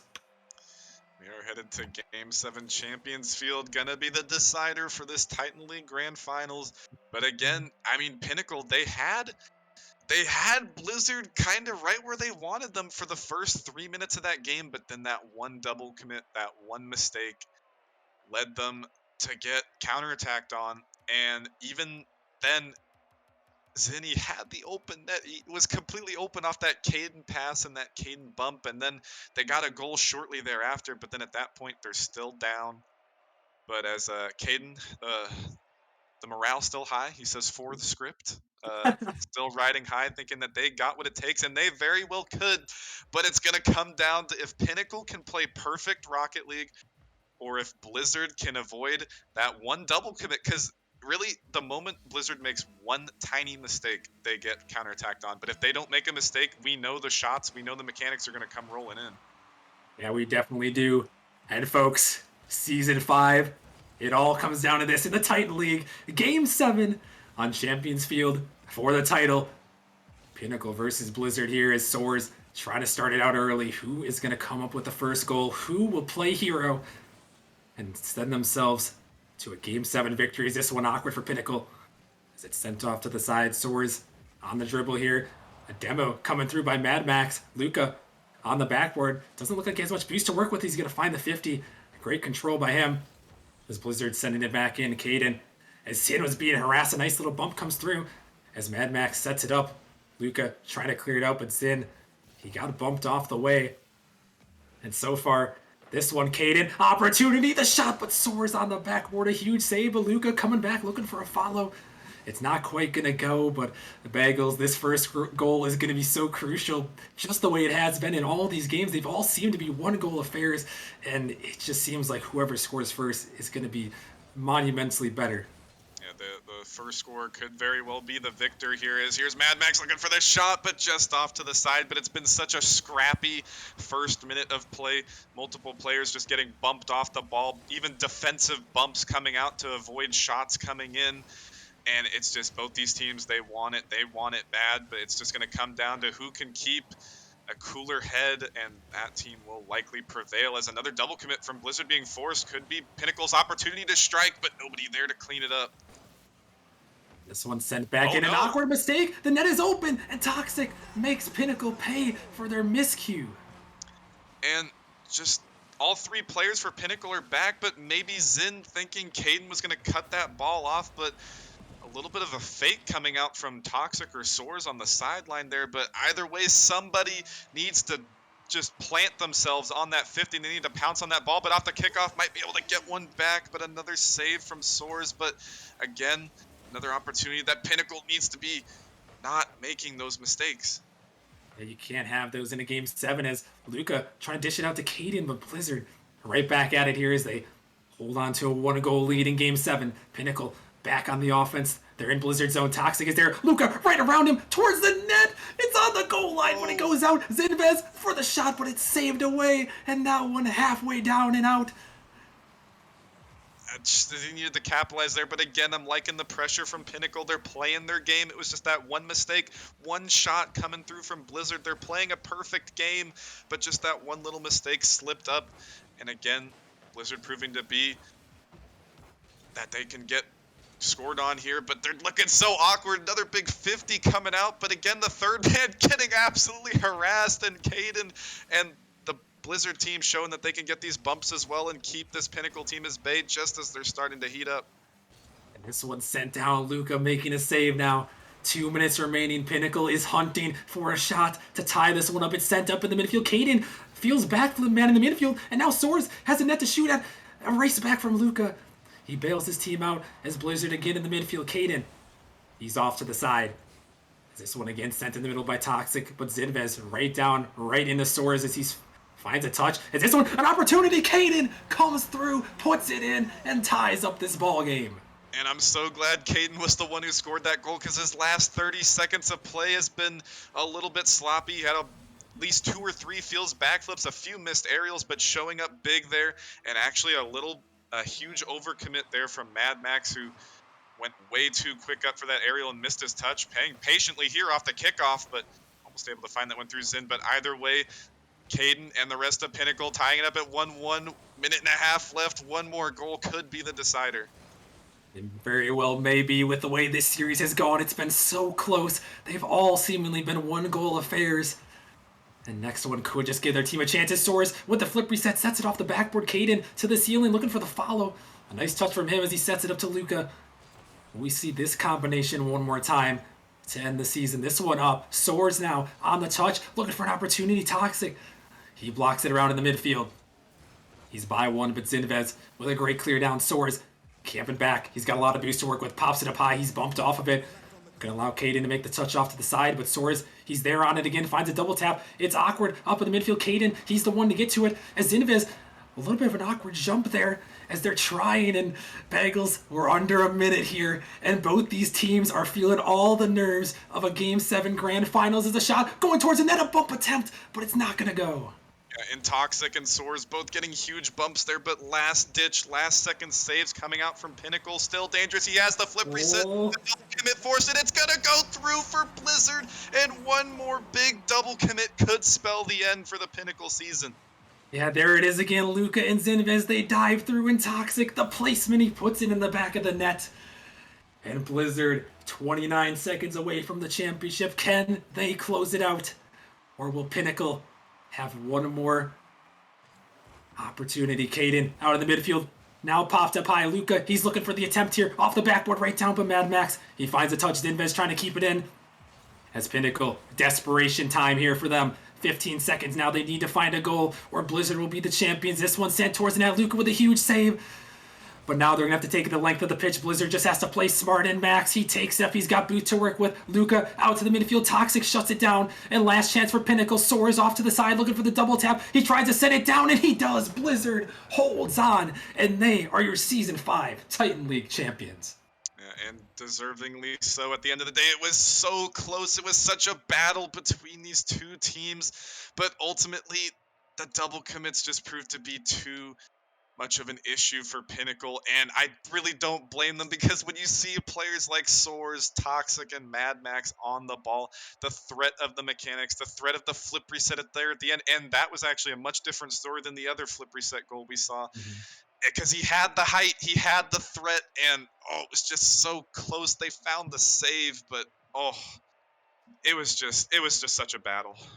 It was. I mean, what a series there. Blizzard coming up huge at the very end of the season. They take home the Titan League Championship. And wow, Bagels. I mean, what else can we say? What a season here at Nemesis for Season 5. I was just about to say, I thought we were going to bring this up a little bit later. I thought we were going to talk a little bit more about this, but I mean, no, I completely understand. It's just, it's been a crazy season here in Season 5, and we said it basically every time there was a playoff day here in Season 5. It was just, it somehow gets better and better every season we get to, ever since Season 3 was kind of like, there was so many Game 6s, so many Game 7s, and then Season 4, it got better, and Season 5, the season of upsets. We have Venom, the 8th seed, taking home the championship, 2 6 seeds in the finals, and just so many Game 6s, so many Game 7s, and even if they weren't or even if they didn't go that far, it was just individual close games, and every team showed that they deserved to be here, especially with the introduction of the play-in tournament here in Season 5. Yeah, I mean, what a season! Congrats to Blizzard. I know we didn't get to talk. I kind of jumped the gun a little bit because I just wanted to say thanks to everyone, because I mean, we popped out on the viewers here at the last match of the night, and I'm just so happy with the way everything has gone here for this Season 5. I mean, huge congrats to Blizzard. I mean, what a series by them. I mean, what a series by both these teams, going neck and neck all the way down to the wire. And Blizzard, they clutch up huge. But I mean, man, what a season. What a season. I can't say it enough. We can't thank all of you guys enough. All the support from you guys, it means the world to us here at Nemesis. I mean, every season, like Bagel said, it just keeps getting better and better. And to see everyone out here supporting, it means the world to us here at Nemesis. I don't want to get too choked up here, but I mean, I appreciate everyone tuning in every stream, all the Discord members, and I mean, what a night here from everyone here. Just the support has been insane, and I just can't wait to see what's gonna happen in Season 6, Bagels. Yeah, and I mean, huge congratulations to all the new players that have come into the league here in Season 5, and all of the OGs, all of the Season 1s, the Season 2s, the people that have been here from the start, and it's just been such a pleasure for people like me and Rockerman who have been here for Season 1. I mean, Rockerman's been here since the OG, but I've been here since Season 1, and I've seen how Nemesis has developed, and I'm definitely excited to keep playing, keep casting, keep being a part of the league. And the matches and the players, the community, it's only getting better here. And I'm just so excited to see for season 6. We're gonna have a little bit of a off season here, but it's just been such a pleasure here to see all the new players and all the continuing players that have been here for so long, and showing that why Nemesis, I think that Nemesis is the best league here that we got. I don't care about any of the other ones. I think we have the best casting, maybe not the best budget. We don't have the budget. We don't have the UR budget. We don't have the graphics. We don't got that, but we make up for it with character. I think we make up for it with character. And honestly, I'm gonna put Rockerman up on a pedestal for a second. I know a lot of people have a little bit of beef with Rockerman. We call him names, we call him this and that. But if Rockerman were not here, we would not be here with Nemesis like we are today. And I definitely appreciate him for running this for everybody and putting on a stellar performance and playoffs for everyone here. Thank you, Bagels. I really appreciate that. I mean, I couldn't do it without everyone here. I mean, helping out. I mean, everyone volunteering, and all the managers coming in and just helping out all the staff teams. I mean, like I said, this league means the world to me. Everyone out here supporting, it's just so awesome. Every time I tune in the stream, I see the people supporting Nemesis, and you know, I just it every time it brings a smile on my face, and all the people here, just seeing everyone in the chat, and just all the support. I mean, I can't thank everyone enough, for the staff people, Steve Money, the media leads. I could go on. Sand, Squirrel, Bagels, you guys, the managers, Tyler, manager behind the scenes, Bubbly, Chipmunk, C Money, Mirrorly, Magic, North. I mean, all the mods, all the people on media that have made this what it's been. The community you guys have been, number one here at Nemesis, and that's what makes it so great. That's why Nemesis is at the top, and that's why we continue to keep growing, and we continue to keep having fun here, because you guys make it the best here. And I mean, we can't thank you guys enough for another amazing season here. Everybody, I could go on. There are too many people to thank, too many people to name, but another amazing season, another great one. And there's more in store for Nemesis. We're not done. We're not done yet by any means. We're far from it here.